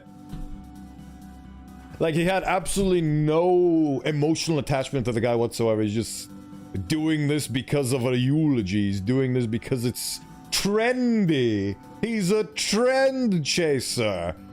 And what more dark a trend than somebody's unfortunate passing? As the upbeat music grows louder, I can barely hear Olivia grumbling to herself. The nerve! What does he know? Just trying to make himself feel better. If he wasn't dead and there wasn't another one of his teachers there to hear it.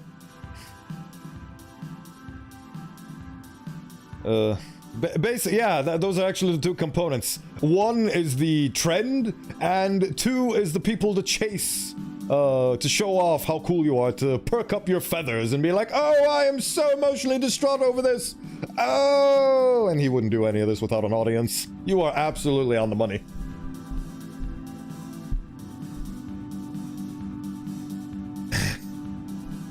Three, it also angered Olivia. It's true, it's true. What are you talking about ending 3? I don't know. Life moves on. Anyway. I can feel the tension within Olivia through her tail squeezing roughly around my wrist. A tension that melts away from her when a gentle stroke of my thumb runs over the scaly appendage. Olivia's breath leaves her slowly, the exhale seeming to take all of her frustration with it as she slows down. And once it's all gone, her body goes slack. I have to actually catch her tail before it hits the floor. I earn an appreciative smile from her before we continue towards the dance floor. Eventually, enough students are displaced, and we have a section of the floor to ourselves. I only just now realized the situation I'm in. Good news, I do in fact know how to dance. Yes. Several years of tagging along to business parties made sure of that.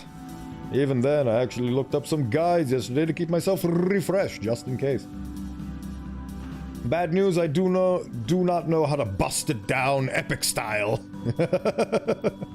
Even as a quirked up human with a little bit of swagger, I am not goated with the sauce.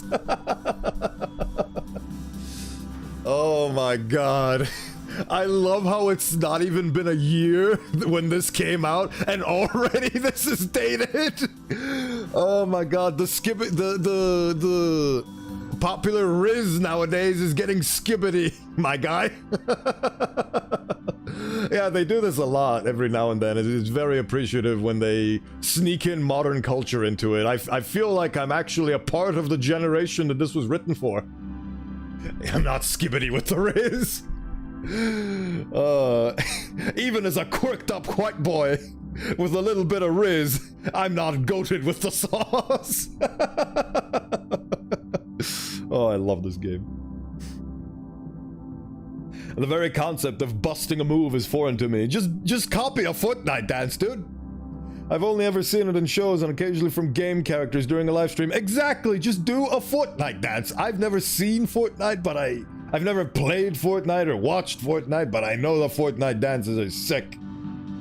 It comes from the heart. Don't be stupid, it can't be that hard.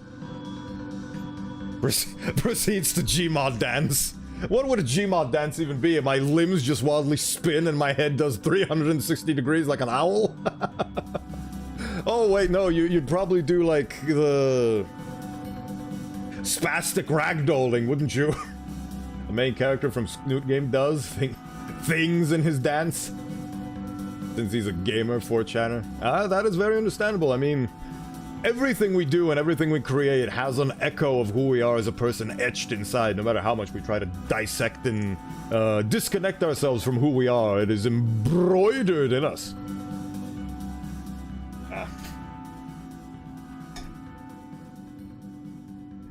I really needed to get some water, but I forgot.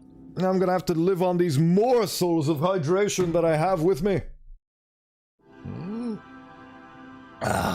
Right. Hey. Olivia's moving and grooving, bobbing in her chair and rolling her shoulders. Wow, I'm an idiot. This is just how anyone dances when they're jamming in a car. She pauses a second when she notices me staring. Come on, what are you waiting for? We need to put... I forgot. Oh well. Don't tell me you're too refined to even do this, rich boy. Wow. I'm messing with you, I know you're not. You're poor as shit. You're just a dork. It doesn't take long to match her rhythm. As we dance, her small smile slowly evolves to a radiant grin. Her annoyance after that dinner is completely gone, a thing of the past. Even when the song ends and the new one starts, we seamlessly bridge into the new rhythm. Everything else fades away until it's simply us, lost to time in the world and caught up in the music now. Eventually, the tracks swap over to a slower tempo. Olivia takes the cue to check the time on her phone. Oh man, it's about time. She shows me 9:20. We still have time. Olivia shakes her head. Not much. We need to prepare. Oh, but the music you just got was good. You just got the good. I was about to show. I was wanting to show. Sorry, I can't, Inko.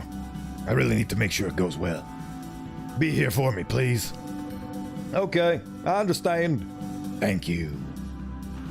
Olivia takes both my hands in hers, weaving our fingers together tightly. I can feel her pulse beat through our linked hands, and she must be feeling mine too.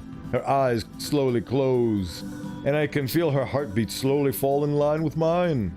Finally, she gently lets go. I thought you were coming in for a kiss.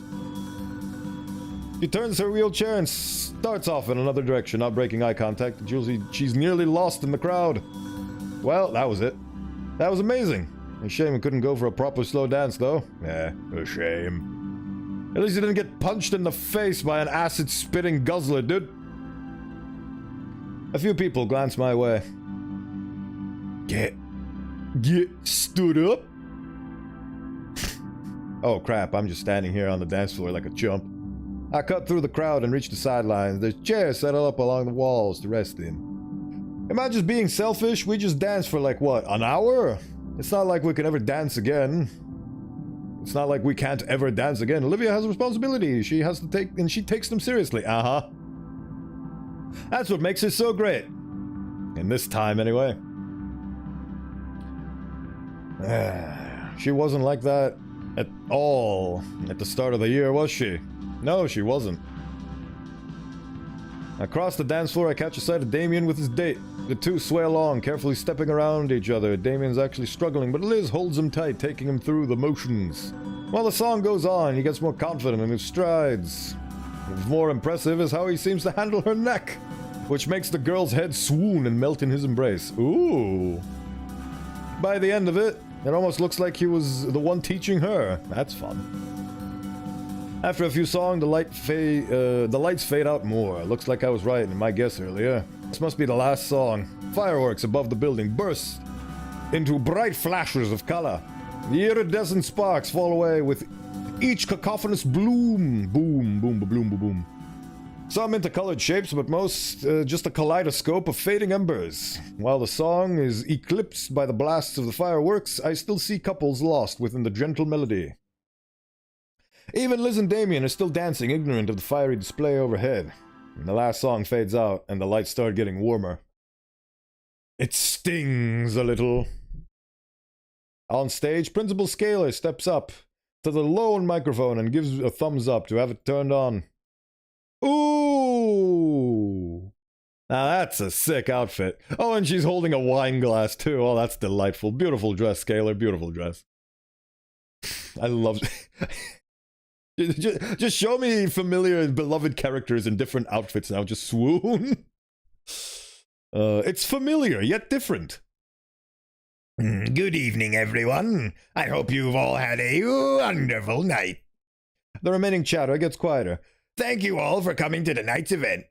I'm happy to see so many participate in one of St. Hammond's oldest traditions. Although this year we have to cut it a bit short for a special occasion. As you all know, earlier this year we lost one of our most beloved teachers at St. Hammond. Edekin taught us for many years and gave us his all to helping his students learn. So, we have a few words of service we prepared to send the night off. First, we'll be hearing from our Student Council President, Benjamin McKnight. Get it? Because he's a white knight. Ben approaches from off stage, graciously taking Scalar's position in front of the microphone. There's a bit of polite applause and Principal Scalar moves back. I notice a few students already leaving out the back door. Pricks. Well, whatever. At least he's not calling Damien a prick, because I couldn't, my heart couldn't handle that happening. I'm sorry. I just can't. Thank you, Principal Scalar! When I learned of Mr. Edekin's passing, my whole world seemed to just break. Oh, the tragedy! Oh, the tragedy! I had known him for 4 years, but in that time he had become a very important person in my life. Oh, the tragedy! Oh, I'm so heartbroken. The tears are stringing down my funny Harry Potter glasses. Oh! He was a mentor figure to me, someone who guided and... Though Ben spoke passionately, he prattled. The student council president made his point and then some, and he didn't want to stop talking because he loves the sound of his own voice. He loves the sound of his own virtue being signaled like a flare that can be seen from Mars. Oh God. Isn't she just wearing the same thing she'd normally wear except color-coded differently? Enough so that the next speaker, not Olivia, but a familiar white and black raptor girl, only had a few minutes for her own words. She was much more succinct to giving a traditional prayer in his name. And finally, the girl took the microphone from its stand and handed it to Olivia as she wheeled onto stage. Olivia moves into the spotlight, with a look of determination on her face. She takes a moment, breathing deeply before scanning over everyone still inside the room. I flash her a thumbs up, though I don't know if she can see me under that bright light. She can see you, believe me. Finally brings the mic to her mouth and begins. I'm sorry. Olivia's filled with determination.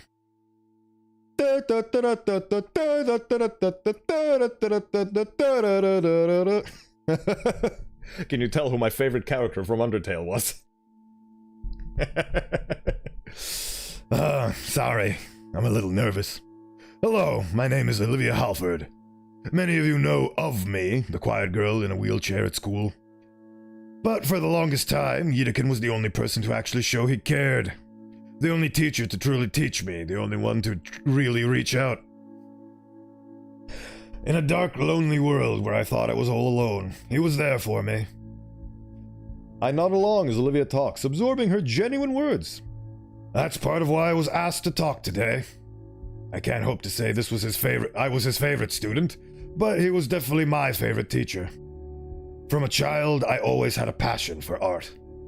And I've had many teachers through the years learning. After so long, I just had the impression none of them actually liked art. Rather, to them it's just another subject to teach to equally disinterested students. for throwaway grades.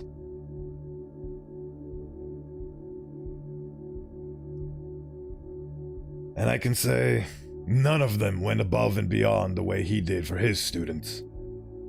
She takes a pause to catch her breath, and I notice her eyes still half-lidded as she peers left and right.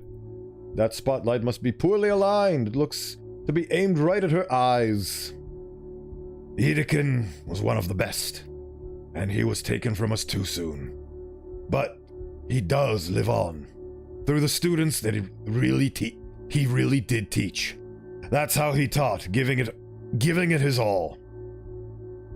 Not getting discouraged by apathetic classes of ungrateful, unwilling students. If just one student was there to learn, he would teach them all he knew. And I'm honored to have been that for him. There's some whispers around me, and I notice more and more of our peers are quietly speaking during her speech. I wave my arm, silently pleading she notices. Sadly, because of the damn spotlight, Olivia can't take any hint to reel her speech back, of course. In his prime, he was known for his portrait work. Controversial as his efforts were, there was no denying his skill. And though I don't do portraits so often, and thought I'm not as skilled as him yet, someone like me was able to win an art contest in just months of his classes. Teaching like that takes serious talent, and a serious heart. And through his efforts and those he's affected, he'll live on. I'll continue to make great work, I'll continue to do his name justice and carry his torch, as his apprentice. That's what he deserves most. Thank you, and have a good night. Silence. A bit more polite clapping. But also some murmurs from the crowd. Is she alright? That's it? Did she just say we were ungrateful and unwilling? Yes, you were. No, that isn't what I meant.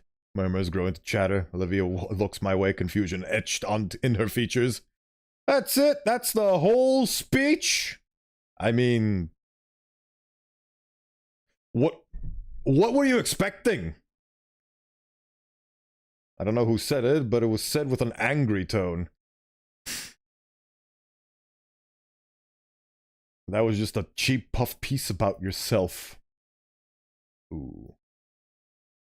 Of course not. Olivia's hands fumble for something. The chatter is growing louder as Olivia pulls a small white ball from her chair's storage compartment. That is the problem with being sincere. Because it actually speaks from the heart, is not professionally made, so people assume that you're being insincere when the reality is the professionally made one is just done to satisfy the public, I guess, and that's what Ben did exactly. And the irony is that his disingenuous speech was taken a lot more better than her genuine one was, because it's succinct. Her hands shake, the sound of paper crumpling from the speakers. Ben's notes. To continue, Edekin was an important member of the community, and my god, that really was the whole thing. Are you serious? How insulting to Edekin! You should be ashamed. Yep, you gotta play the audience, and the audience sucks. Oh my god. The audience sucks! As long as Olivia calms down, she can have a good comeback. Honestly, at this point, she should just say thank you and leave. This isn't for that. Well, it's a really hard situation to be in. Suddenly, this ending is not going so great as I thought it would. I got to do something. You're doing great, Olivia. Keep it coming. She instantly rips the paper in two. Uh-oh. Who was that? Are you mocking me? What is wrong with all of you? Shit, that isn't what I meant. The principal rushes on stage. Olivia bats her arm away. No, let go of me. A vicious growl permeates through her clenched teeth. Silver eyes glare daggers at every person still in the room, shouting back at her. Enraged, she smashes the paper in her hands back into a ball and chucks it at the crowd. Fuck all of you! Oh my god. She has the gall. None of you knew him like I did. Edekin meant more to me than anyone fucking else. Olivia, please. The speakers let out a terrifying noise as the microphone is tossed aside. Olivia turns away from the angry crowd, rolling herself off stage and towards the back exit. For a moment, I can see Damien and Liz among the churning sea of bodies. They looked at me with utter confusion and shock. Coming back to my senses, I run off the hall and chase after Olivia. I'm starting to think that, you know what, maybe ending 3 was the best ending. Jesus. You can never please the soulless audience, can you? Yeah. Well, I mean, that's not fair. You can. It's just that they need to be eased into things with a fake speech that... That's the problem with that speech. It was genuine, but because they didn't get it, they thought it was disingenuine. That's just false. It's just false. Like, false association, yeah. They thought that because the speech didn't have these qualities to it that Ben's speech had, that it was disingenuine. False equivalence, that's what it is. False equivalence.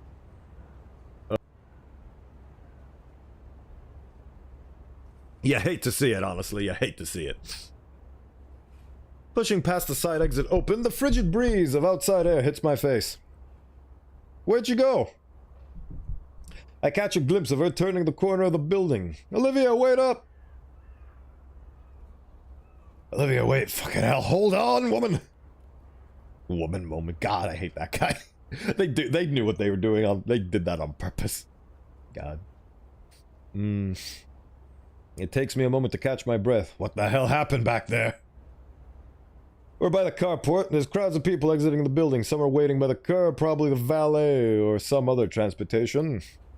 Her eyes level on me. Eyes of mixture and anger and pain. Olivia? Olivia? We just blew up out of nowhere at everyone. What's wrong? Olivia's on the brink of tears, her enraged eyes welling up with tears. Why didn't they get it? What did I do wrong? That's the problem. It doesn't matter how good your intentions are and how sincere you are. What matters is the actions and the results. So you should have taken Ben's courses and studied it. Unfortunately, because he's so disingenuous, he actually gets down to the nitty-gritty and does it quote-unquote right. So he gets the audience captivated.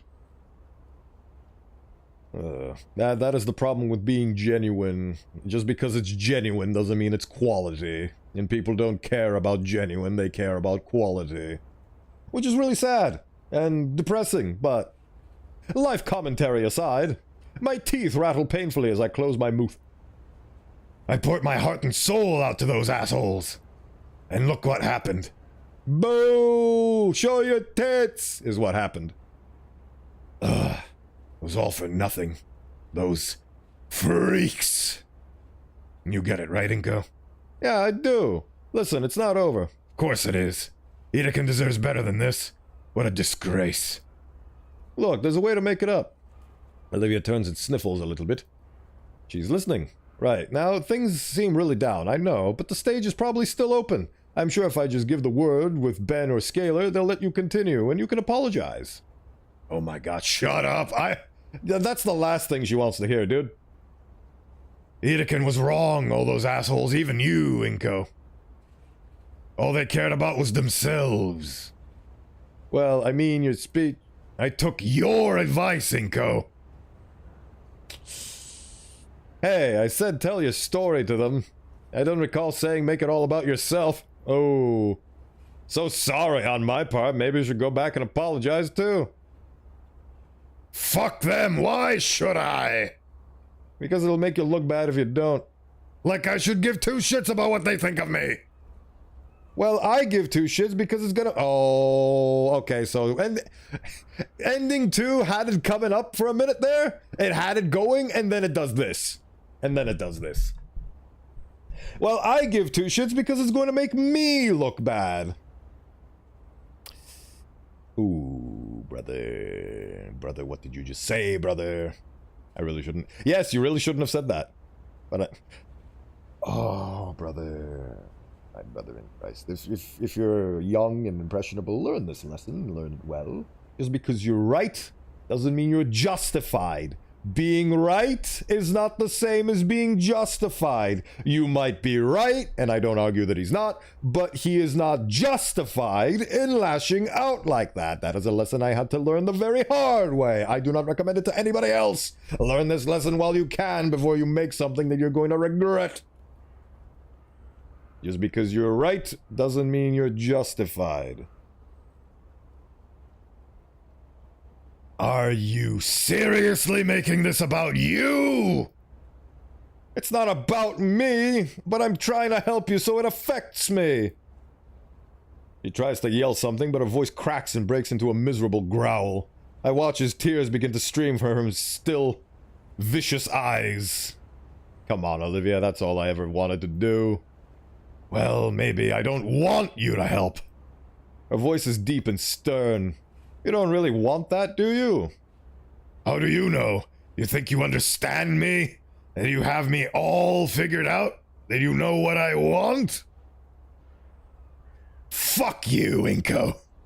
A hollow feeling resonates through me. She doesn't mean that. She can't. Can she? Please don't push her off a staircase again, dude. Look, Olivia, why don't we just go back home? We can talk about this, and maybe on Monday you can... Yeah, I think I'm gonna go home. Yeah, let me call it... No, I'm going home alone. Seriously? Yes. It's over. Over? What do you mean, over? She turns her chair away from me, rolling herself down the sidewalk away from the venue. You can't walk home alone! Olivia, let's just... Snap. That sound is unmistakable. I nearly lost my hand. Fuck off. I want to follow after, desperately try and reason with her, but my legs refuse to move. A part of me forces myself to watch Olivia as she slowly moves down the sidewalk. As other students pass her by and toss hateful words her way. As the world itself seems to throw all of its vitriol on this wheelchair-bound girl. Yourself included, don't forget about that fucking high horse boy. Buffeting her with a blistering cold gust as she waits at the metro station in view. I'm incapable of looking away. It must be some punishment for what I had said, as I can see Olivia finally quake with tears at the station. That went bad, I think, just a little. Ending one was 10 times worse, if you could believe that. Like, this is okay in comparison. It's not great, but jeez. I really hope that means that ending 4 is gonna be the best one. Because that means that I fully understand her, right? Maybe? We'll see. Maybe... Watch that ending bit. Ah. Yep. Just as Olivia wails with agony, the train comes over, hiding her from me. That wail was the last thing I heard from her that night, though at times her haunting cry resurfaces in my memories, returning to tear at my heart without remorse, with no reason or warning as to why. At least I didn't get her killed this time. Alone. I'm afraid. I've always heard the stories of events like prom ending with merriment and talk of after parties. The ride back home was silent. I opened the door to my undecorated house, the air feeling much colder than it did outside. I didn't bother turning the lights on as I hobble through the empty halls. My movements are robotic. Each step up the stairs is forced. The bedroom door swings open. I love how in the span of a millisecond you can just destroy something completely. Like, everything was all going so well, and then it just crashed down. But it really does highlight that there were issues. This is why relationships are tested through adversity, and in adversity we show our true colors, and that's Inko's true, beautiful colors, which is very unfortunate because he tried his best, but he just didn't hit the mark fully. It's all about steps, and he skipped a few, and it all collapsed. The bedroom swings open, but I can't be bothered to close it. My bed has never looked so inviting. Although maybe it's the other way around, everything else is too cold. It's the new center of the universe. I just flump face first into it. I'm alone. The next day. The winter days dragged on endlessly during the Christmas break. Something inside me just sapped all of my any and all strength from me. Wake up whenever I can't sleep anymore. Eat whatever so my stomach wouldn't hurt. Stare at my computer's monitor without really acknowledging what's on it. The bare minimum of existing. The one singular thought that pervaded in my mind was, I want to see her. I would find myself looking at my phone's messenger app, eyes glancing over the old pictures and messages I was sent. All of those doodles she'd sent that meant nothing to her now meant the world to me. Fingers tapping the digital keys with whatever words I thought. Yes, what you're experiencing, my dear boy, is heartbreak, and it is horrible. Asking her if she was okay, asking if I could see her, asking for forgiveness. Only for the words to vanish as my thumb held down the delete key. In this cold and lonely room, I desperately wanted to reach out to Olivia. And each passing day, I would muster up just enough courage to write a longer and longer message, but my courage would vanish by the end, and I'd go back to simply existing, lost in an ocean of apathy in this room. It's Christmas Eve today. I got some new house robes for my parents, had them pre-wrapped and sent over. They'll open it when they get home tomorrow. Everyone else is having a big meal with their families. They all got their own yearly traditions, whatever old comedy gets put on like a ritual. Before bed, the kids get to open the presents early, as the sound of Home Alone 2 fades away in the background. Everyone stays up chattering with each other for a while. With each other a while, but not me. I'm just in my pajamas watching a show I don't even like. In senior year, next year, I'll have taxes. Looking at my messenger again. Tap, tap, tap. I stare at the message I had composed. My thumb hovers over the backspace key. I do feel her speech was off-feeling. Like, while true, I think it really put her on a pedestal among her peers and just outright said they didn't care as much for him as much as she did. I doubt she felt that way, but she didn't understand that everyone else in that school was feeling about him. Yeah. That is why it didn't work, because she didn't actually put the forethought into thinking what people would think from their perspective. That's why her speech failed, which is why Ben takes the safe route and makes a wishy-washy speech that captures the masses without instigating or what's the word? Inciting the notion that she's holier than all of you, even though she is, but she didn't have the right to insinuate it. That's the word. And that's what rubbed people off the wrong way. So they got annoyed. The speech implied that she was better than them. That she was gonna be a big ol' apprentice, and that it was too short. And it was just she didn't put it into the right words. Yeah. Too many I statements. Yeah, that's one of the things that is very important. Like, reduce your I statements. Because it really does make the speech sound like it's all about you. And that is honestly what people hear. They didn't, like, because the beginning of the speech was great, because Yedekin was an incredible teacher. He did these amazing things, expressionist portraits, all that. And there weren't that many I statements, but they stick out like a sore thumb.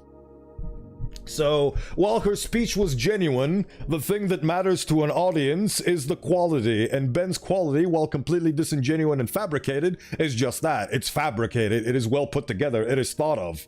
Like, he was talking about how many days he spent working on the speech and thinking of it, but he wasn't thinking about it from an emotional standpoint, which is what Olivia misconstrued it as. He was talking about the technicalities of it.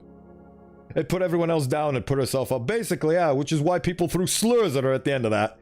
Which is why it all went wrong, because they had an argument, and then it just showed the cracks in the relationship with Mr. Incognito, and now we are at this situation.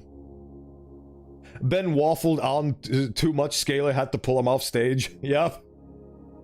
But his waffling was very quality, and people like that's the worst thing you can get, is people feeling negatively about your speech. Neutral, disinterested, uncaring, that's perfectly fine. But once they get annoyed because you hurt their precious pride and their self-worth, then that's a bad speech. And it's not a bad speech in the sense that, like, it's poorly done or it's disingenuine. It's a bad speech because it invokes the wrong feelings. They're not thinking about Yedekin being a great teacher. They're thinking about this bitch coming up on stage and being like, haha, I am his great apprentice, look at me. And that is basically what she did, even though she didn't even realize what she did. She spoke from the heart, but speaking from the heart can end up making you sound very selfish, so you really need to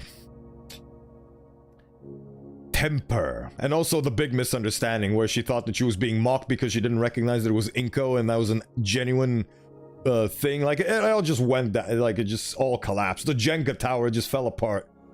She pulled out one too many pieces and it all just fell apart. Breathe in. Breathe out. Tap. Hey. I did it at last. And my heart thumps roughly as immediately after I see typing animation on my screen. Hey. My thumb want to smash away wildly on the keys. Write on an infinite number of things that want to fly on the forefront of my mind, but I hold off. And to think until finally I decide. Merry Christmas. Oh, you.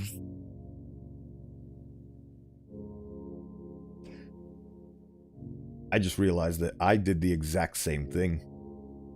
I had this happen to me too, where I got in a big fight with somebody, and then the next thing I told them was, hey, so how's about that work thing we have that is between us that we need to work on? Let's not talk about the elephant in the room. The elephant in the room can wait. This has a deadline. This has a deadline. So we need to work on this first. The elephant in the room can wait. Needless to say, person in question did not like that. And I learned a very harsh lesson that this is not good. Merry Christmas Eve. Right. Eve. I lost track of time. Same. What have you been doing? In the most literal sense of the word, nothing. Nothing really, you? Dealing with Vinny. Decorating for tomorrow. Sounds fun. Yeah, fun. Neither of them wants to acknowledge what happened because it's such a point of shame because both of them said some things they'd like to take back. But, first one to step forward. Yeah, I don't know. I don't know how to explain it. I struggle with this myself. I don't know why this happens, but neither party wants to take the first step. I can't explain it, but it is what it is. She included a drawing of drawn guts looking depressed, and a strange sensation overtook my face. It was my smile. I'd forgotten what it felt like to smile in only just a week. So, you still by yourself? Yeah. My fingers had moved without realizing. Before I could explain, I saw Olivia typing in a reply. I held myself. That sucks. Your parents suck. You suck. I know. Another rough thump of my heart rattled my chest. Listen. I thought about that night. And I'm sorry for what I said. I fucked up, Olivia. Please take me back. I wait a few seconds, no response. Was it too much? Too little? What am I even doing? At least you acknowledged you acknowledged the elephant in the room. I didn't even have the strength and bravery to do that. Ironically, here's the ironic part. By being scared to take the first step and acknowledge the elephant in the room and clear the air, you ironically make it worse because the other person feels invalidated by the fact that you were just skirting along and not acknowledging things. Because they know there's a problem, you know there's a problem, and you're beating around the bush and it annoys them. And it's something I had to learn the very hard way. Don't recommend it. Learn it the easy way. Just see the signs, realize what's happening, become... don't succumb to emotion, be the observer, observe what you're doing, and do the right thing. Because these things happen because we get overtaken by emotion and act on impulse. This is how humanity has not achieved peace. Because we're emotional beings and we act on emotion a lot of the time. So if you just stop for a second and realize, like, become aware of yourself, this gets a little bit easier. So, that is my recommendation from me to you, dear listener. I let my phone fall onto my chest and rub my eyes. Idiot. Bzz. Okay. I'll give it another shot. I jerk up straight. Oh, thank you, Raptor Jesus. I swear I'm going to church every day is Sunday and now on.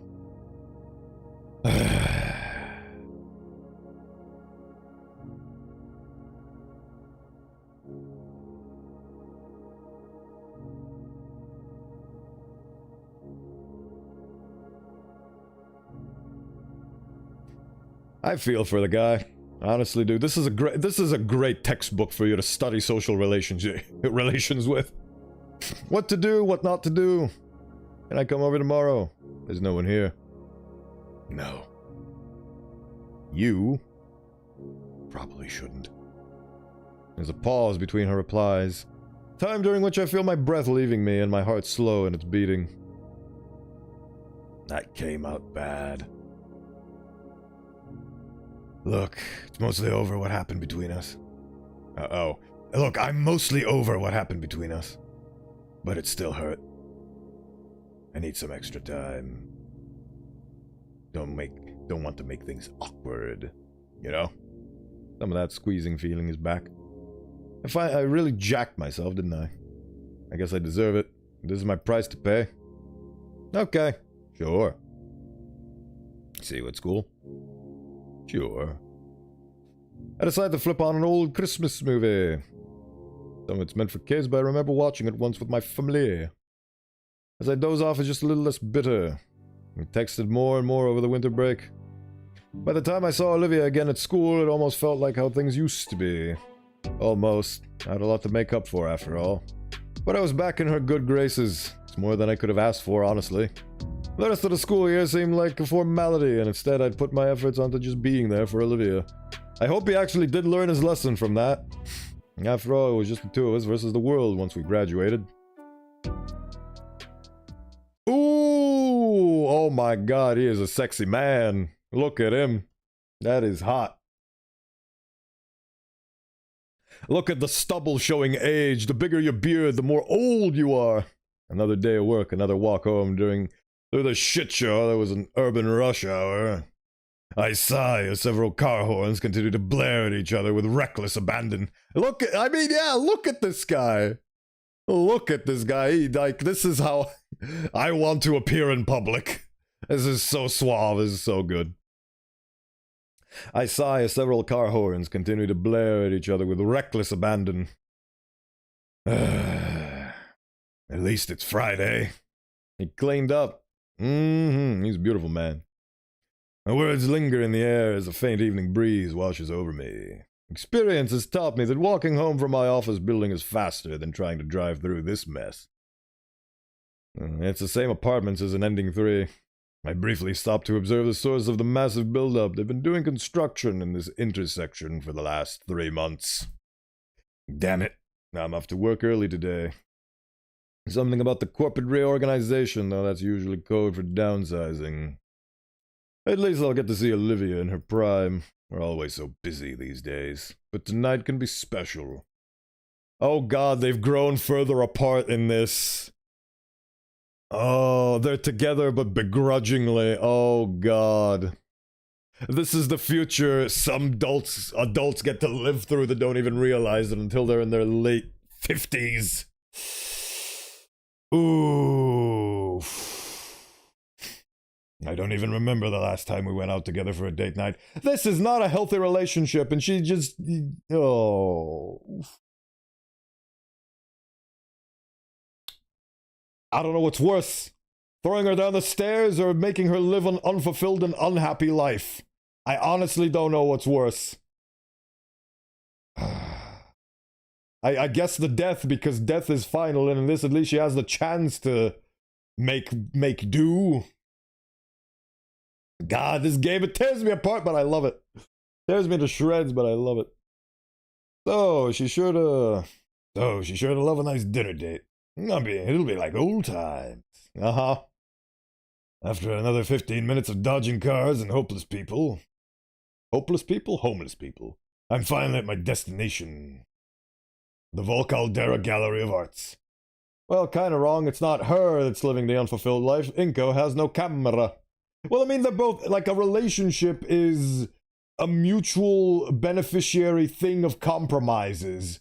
It's a thing where you give and you take, and at least one of them in the relationship isn't satisfied. It's extremely difficult to put into words, but ultimately, like, you can just see the way he talks about people, of how that spark of life is taken away from him. He's... Volcaldera Gallery of Arts. Olivia had spoken with Alina, and they come to some sort of agreement to start producing and selling her work at Alina's gallery. And over the years, that arrangement changed. Olivia became a part-time assistant to Alina. It's a nice gig, but it doesn't pay the most. Of course, it's just until her career really takes off. After that, it's beachfront life for both of us. If the schedule she gave me is right, Olivia should be showcasing her work right about now. Oh god, I'm a horrifying portrait. I just realized what she's gonna do to me and my poor face. The inside of the gallery is dry and cool, a contrast to the hot and humid weather outside. Independent conversations echo throughout the room as I walk past the front desk. Nobody dares to question me. I think her showcase is in the east wing, right next to Edekin's old section. As I follow my vague memories, I come to a wide open section of the gallery. I spot Olivia not too far away. It looks like she's talking to someone. I approach her slowly to overhear the conversation, trying not to interrupt. You've made several comments earlier in this interview about your inspiration for your latest work. Do you want to elaborate on this? She's holding a tablet, tapping away as she speaks. A journalist, then. Oh my god. Oh my god. Oh, wow. Like I said, give me familiar characters and new outfits. They don't say. They don't say. The versus the world once we graduated. So I don't know, honestly. Bodhi, stop thirsting for the dino ladies. I can't. They're too well drawn. They're too beautiful. It doesn't say, but it's likely we can assume that they're in their late 20s, early 30s. Possibly. I think so. She definitely looks like she's been through a rut. Yes. Yes, I can. Recently, I've been looking a lot more into warmer tones. My usual palette favored cool tones that were evocative of evening theming. If I recall, tells you later down the line. Oh, cool. They do look ancient, don't they? Like, I fully understand what prompted you to ask that question. They look ancient. But for this series, I wanted to tackle what comes after the nighttime vistas. At least from daybreak to noon. Olivia finally notices my presence and turns her head to me. Inko, did something happen? What are you doing over here? Oh my god. She's so detached from him that she thinks that him being here is a cause for alarm. Oh, brother. Wanted to surprise you. Well, that's nice. At least she's capable of smiling still. Is he your husband, Miss Halford? Oh no, we're just dating. Oh.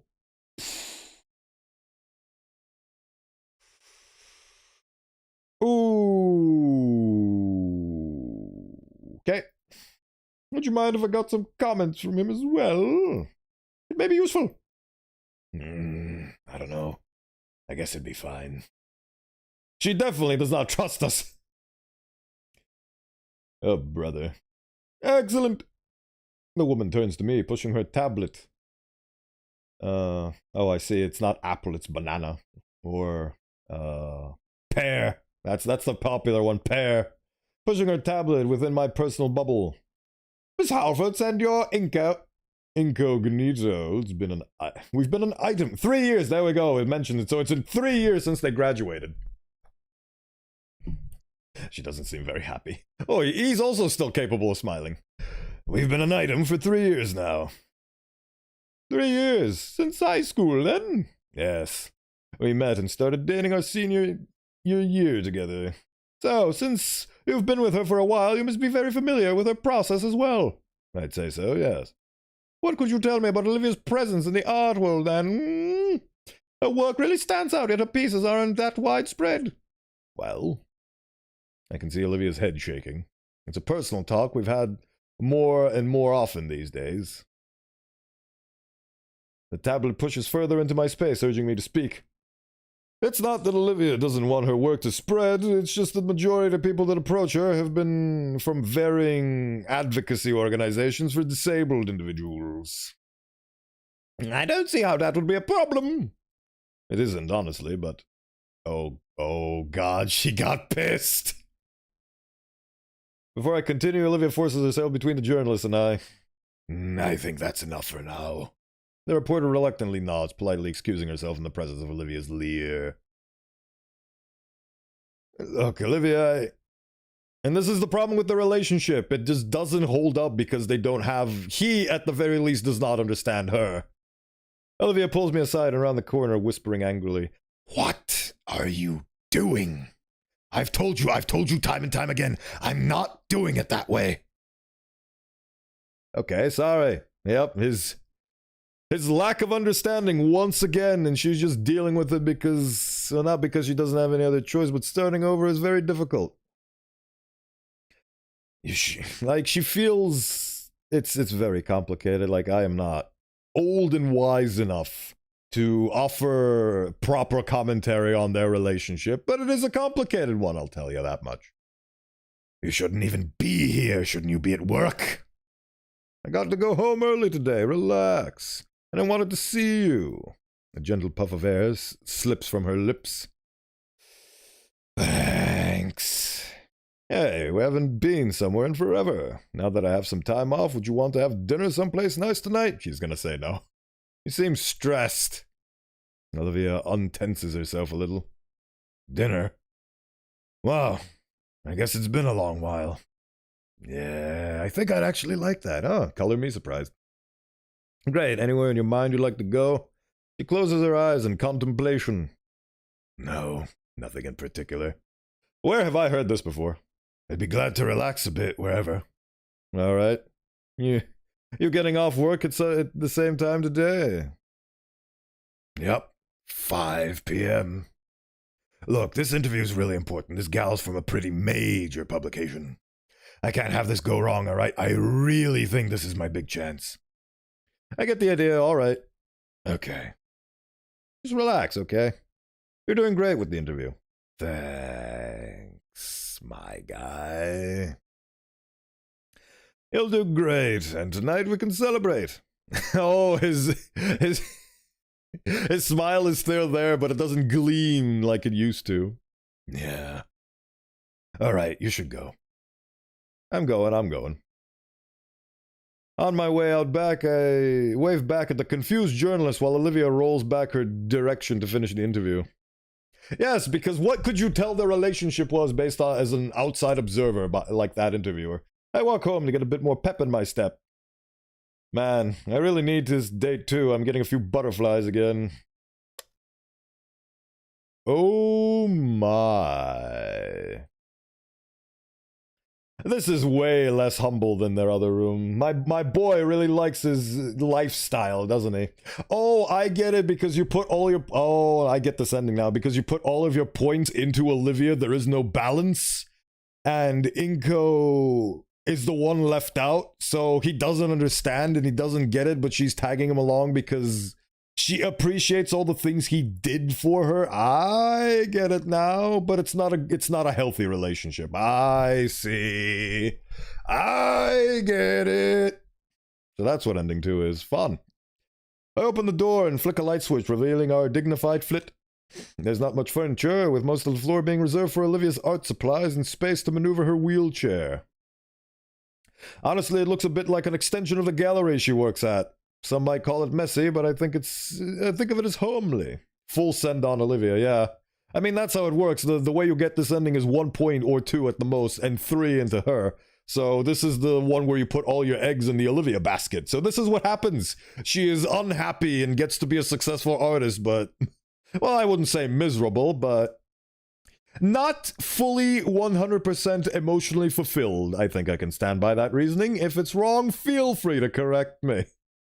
I'm always happy to learn. Oh, I fell into that trap again, didn't I? Anyway. On the way to our bedroom, I pass the kitchen and catch a glimpse of the sink. Mediocre artist at best.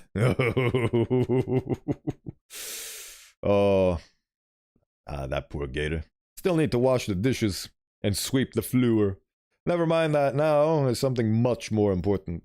I make it to the master bedroom, opening up the expensive wardrobe that lies just inside. What to wear?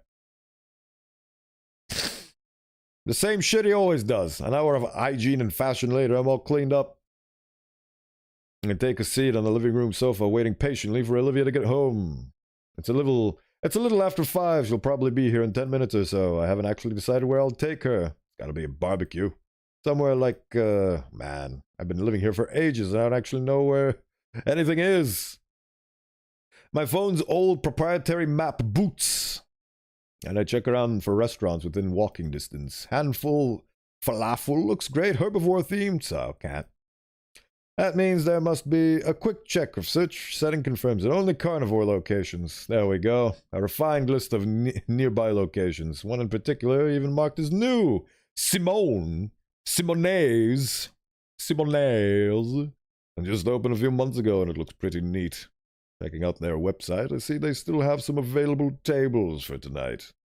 And the menu looks exquisite. Alright, that decides it. I check the time, 5:15. Bah!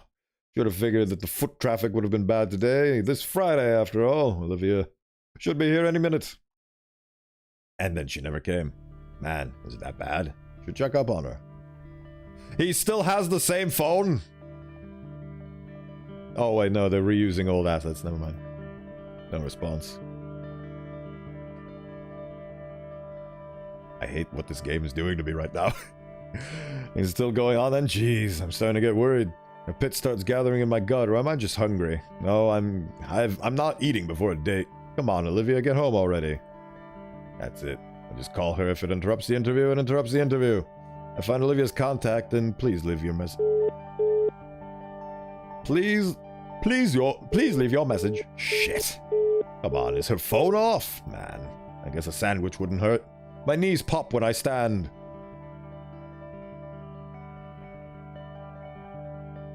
I'm an old man now. Even though it's only been 3 years, I guess I was sitting a while. Oh, you don't. While I busy myself with sandwich crafting, I can feel my worries bubble further. Maybe I should just go back to the gallery? No, she left it the way... If she left it, it'd be way too easy for us to just pass each other. With nothing else to do, I flip on the TV. There's a new documentary series that'll be noise. It's from carrying Olivia on his back. His poor spine couldn't handle having to carry all that weight in this relationship.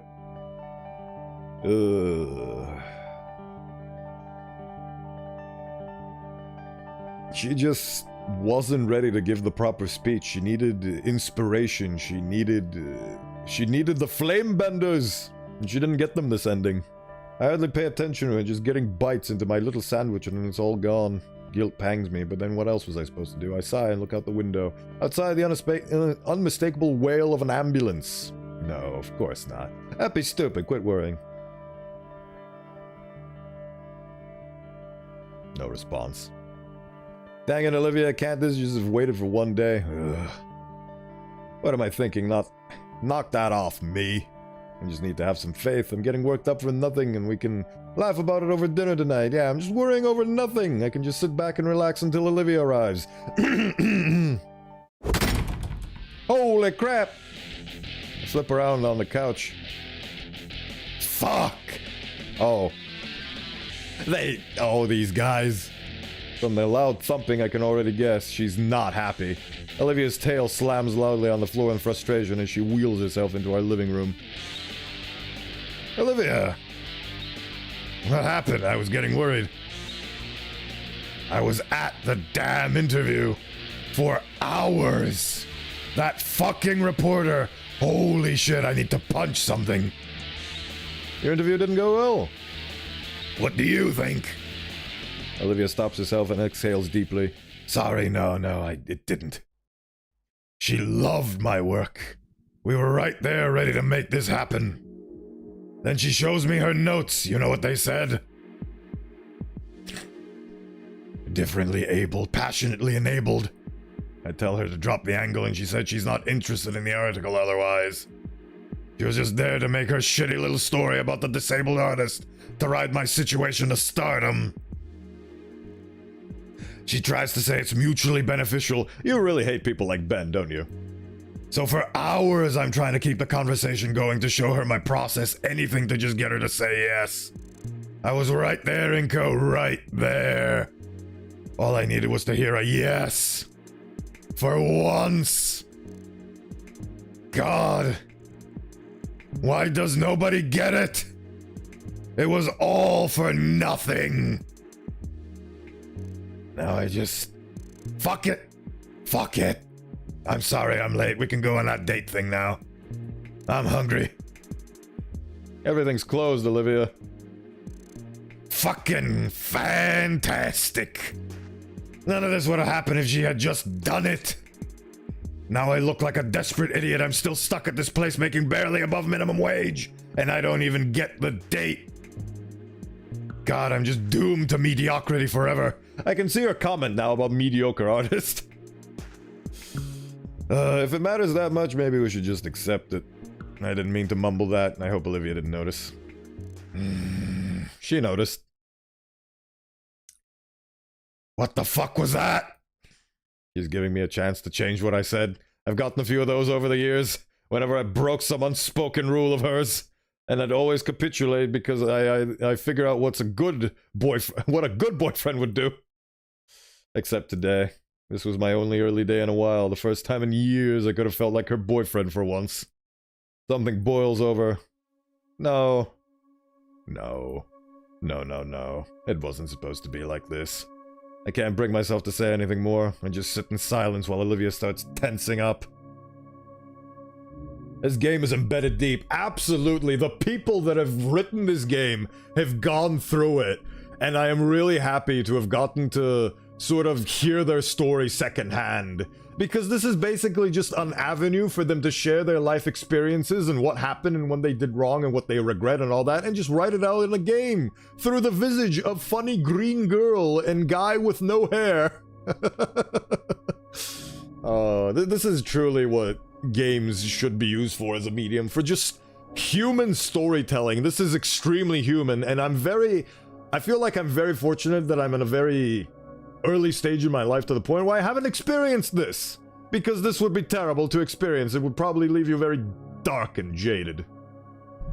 I'm glad I still have the hopeful bubbles and the what's the word? The optimistic joy that sings in my heart, because I have not experienced mediocrity of this level in my life. It either comes crashing down and burns like it did in Ending 1, and that's it. That's all I have in terms of life experience. I've never gotten an Ending 3 in my life. Anyway, I just sit in silence while Olivia starts tensing up. And what does that mean? You're supposed to support me. We're there for each other. That's what this is all for. I've been supporting you, Olivia. I love you. Then why? Her breathing is getting heavier. I see her claws poking out, pressing into her armrests. I turned this beautiful Gator girl into a monster. You see the influence you have on people? Those scared me once. She won't use them. Olivia, listen to me. This is the first time in years that I could have taken you out on a date. That we could have gone anywhere we wanted to. And we would have been back by now having fun. And it was spent on even more of this stupid, stubborn nonsense. She sits aghast. This is the kind of pog face you do not want to see. Who are you? Oh god, she said that in ending 1 too. Oh god, you could honestly see the expression on his face. It is so... like, it's filled with so much vitriol. I'm the guy that's had to deal with this crap for 3 years now. I like you, Olivia. I love you. I want to do stuff with you. Can't you make it easy to deal with you? Oh, like you would know. Your fucking parents aren't even around. They'd rather get shit-faced every night than deal with you once. My parents didn't abandon me to some other poor family to raise instead. Her brow furrows and her eyes widen. You do not bring up her dad without this happening. Before I can bother feeling guilty about the statement, she roars. How could... How could... You know the situation I was in, you prick! And I'm just trying to make my situation, my shitty situation, not shit! Oh my god. And it wouldn't be that way if you didn't demand everyone else play by your rules. You're no different than those so-called phonies that abuse their disability, except you're broke. Oh my fucking god, is it so much to ask for one person who gets it? Yeah, he's in the grave. It's a shame, isn't it? Am I the only sane one here? Oh, am I the insane one here? I don't need you turning on me too, you spineless sack of shit! Oh. Ooh. Is it really just the entire world conspiring against me to make sure I'm painting under a bridge with condiments and shit within the next few years? Is it so much to ask for one fucking person to not use me to climb the social ladder? If you're so concerned about it, then let them. It's been 3 years, Olivia. Face it, your career isn't taking off because you refuse to let anyone actually see it. Because you're so hung about your stupid fucking wheelchair. Fuck you, you useless sack of shit, Skinny! Oh, wow. Here come the racial slurs. Don't tell me that I die in this one. Ooh. Shit. That was too far. What are we doing? What's happened to us? It wasn't supposed to be like this. We stand motionless, just staring at the carnage of the vase. The water leaks across the tile. The flowers, a birthday gift from me to her, lay withered on the floor in pieces. Olivia finally meets my eyes. Her expressions is a horrid mix of shock and remorse. The fire has died. All heat is gone. In its place is simply 2 burned out individuals, and the reality that we ignored for so long. Her head falls, and she rolls away to the office room we turned into her studio. Its door creaks slowly before shutting softly. Grabbing a towel from the kitchen, I try to carefully collect the broken pieces of the vase. Not carefully enough, as my palm is cut on a jagged edge. Thankfully, the towel scrunches the small cut enough that I can clean up the rest of the damage. I set the damaged flowers in the sink since there's a chance of some of them can be saved. The vase is a lost cause, though. As I look at it all, I feel the vase is a metaphor for your relationship with the Gator girl. It's done. The sounds of sniffling reaches my ears, and I look into the closed studio door. An idea comes to mind. Like, he isn't good enough for her, but he's just nice enough to string her along. He's not doing this intentionally, by the way. Like, this is just... He doesn't get it, but he loves her and all that stuff that happens, so, like... It's love without understanding. And she played along because she needed to be emotionally dependent on someone. Because just people need that. It's one of the things that you need in order to live a fulfilling life and just be happy in general. and she needed that, and he offered it, and she basically had no other choice emotionally. She didn't want to start over, so she basically didn't have the spine to break it off with him when she needed to. When they had their first argument, she gave it 3 years, which good on her, but there were so many cracks. It's a real shame. An idea comes to mind. There's one last undamaged tulip here. I could take it to her and apologize for my harsh words. Maybe she'd even apologize too. He offered her a hell of a confidence boost in the wrong way. And she became, yeah, it's...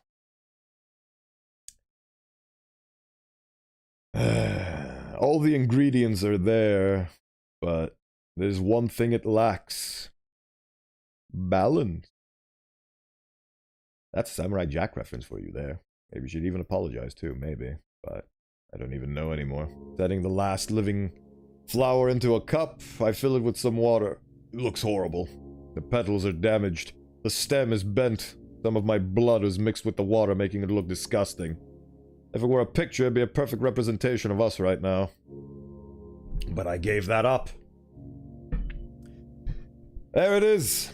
There is the big revelation. I gave up a lot of things for Olivia.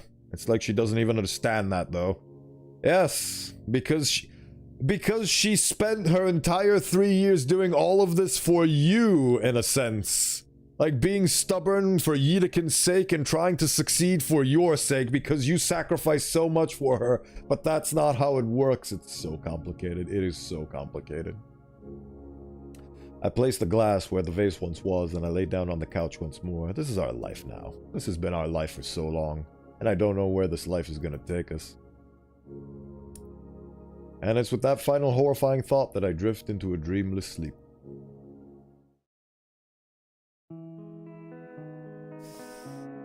Ooh, mama. Ooh, mama.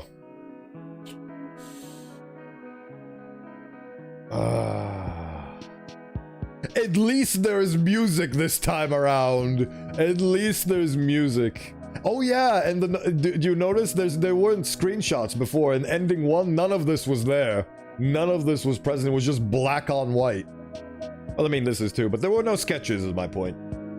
And there's at least music. So this is a bad ending, but it's by no means irredeemable and irreversible and just absolutely horrible. It's a shit situation, but you can make it through. Like, you can get past this. You can survive. Oh god, that rat haunts me. I wonder what that is. So, is it better than ending 3? No. Is it better than ending 1? Yes. They seem to go in quality, well, not quality, but like in beneficial fulfillment order. So we went from least fulfilled, so now it's like an amount of fulfilled, but at least not hospitalized. And then we go to 3, which is a pretty decent amount of fulfilled. But she basically, she dies happily in obscurity, essentially, is what I'm getting from ending 3. And now let's see what ending 4 has to offer us tomorrow. Tomorrow at my usual time, 9 a.m. CEST plus 2? Wait, no, it's Central European Summertime. Yes, so it's CEST, which is UTC plus 2. So the same time I usually stream, so when I start my stream tomorrow, it'll be then. And then we'll finish ending 4! I'll get to see the final ending for this game, my god. Ending 2 of 4. I am at a loss for words. This game just speaks for itself in such wide breaths. It's amazing. Get ending 2. We're getting to the 100%. Ending 1 was just... absolutely, just that face that she makes during ending 1 is just... ugh. They really know how to hit you. They really know how to hit you. You see? This is what she looked like. You can see. Like, do you see? Just doing something against her will, but knowing she looks pretty. It's amazing how much time this game takes. Like, I have 40 hours put into this game, and I have streamed for so many hours. It is insane how much content you have by actually reading out what it says, rather than just reading it in your head. And now we have all of this remaining. Oh, the final chapter is upon us. This game has been such a beautiful, beautiful experience, and I'm really glad that this is the last game I get to play before my 1.0, before the next stage in my career as an epic VTuber. Real African-American shit, man. I mean, I think this game, this ending had the most racial slurs out of all of them. She called him a skinny. Apparently that's a slur for humans in this world. The loot tab caught me off guard. Yeah, apparently there's a loot tab, but I've turned it off in the options because I'm afraid that big bad Twitch is gonna kill me. So enable saucy images. There is naughty stuff in this, and I will absolutely guarantee you that I will be looking at it after I finish the game 100%, but not on stream. Not on stream. Meteor Dodger is a dino slur. Oh, wow. Meteor Dodger. Wow. But thank you for stopping by, Akya. Very much appreciated. But yes, we are ending for today.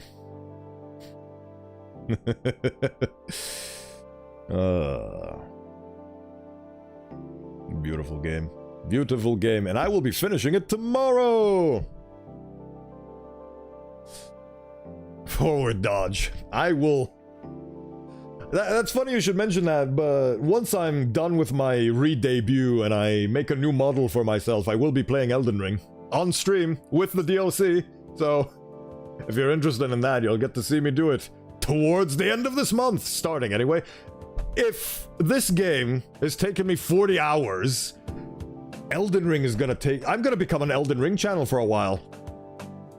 Get some rest, Bodhi. Thank you for being here. How long has it been now? You've been with me for like what, 9-10 hours? I've streamed for 10 hours today.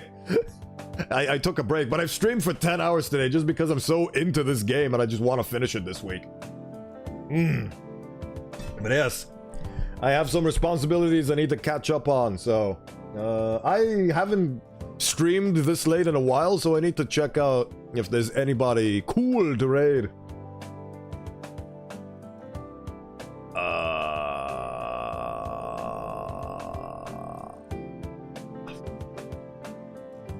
The answer to my question is yes, but the decisions I make...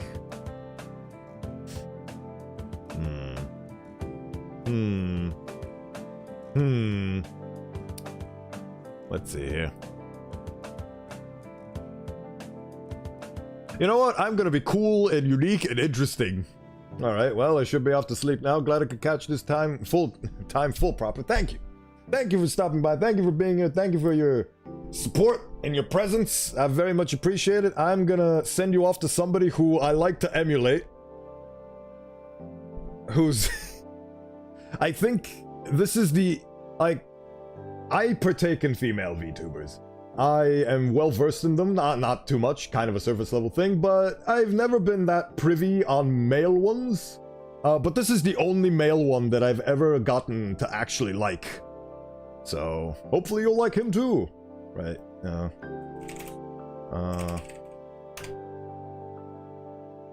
raiding into a random. I very much enjoy his content, and I hope you will too. There's the funny raid message. I hope you all have a good night, a good day, a good evening, or whatever time zone you're in. And for those of you who are invested in seeing me push this whole thing through, I'll see you tomorrow for ending 4 of I Wani Hug That Gator. But until then, take care everyone. I wish you well.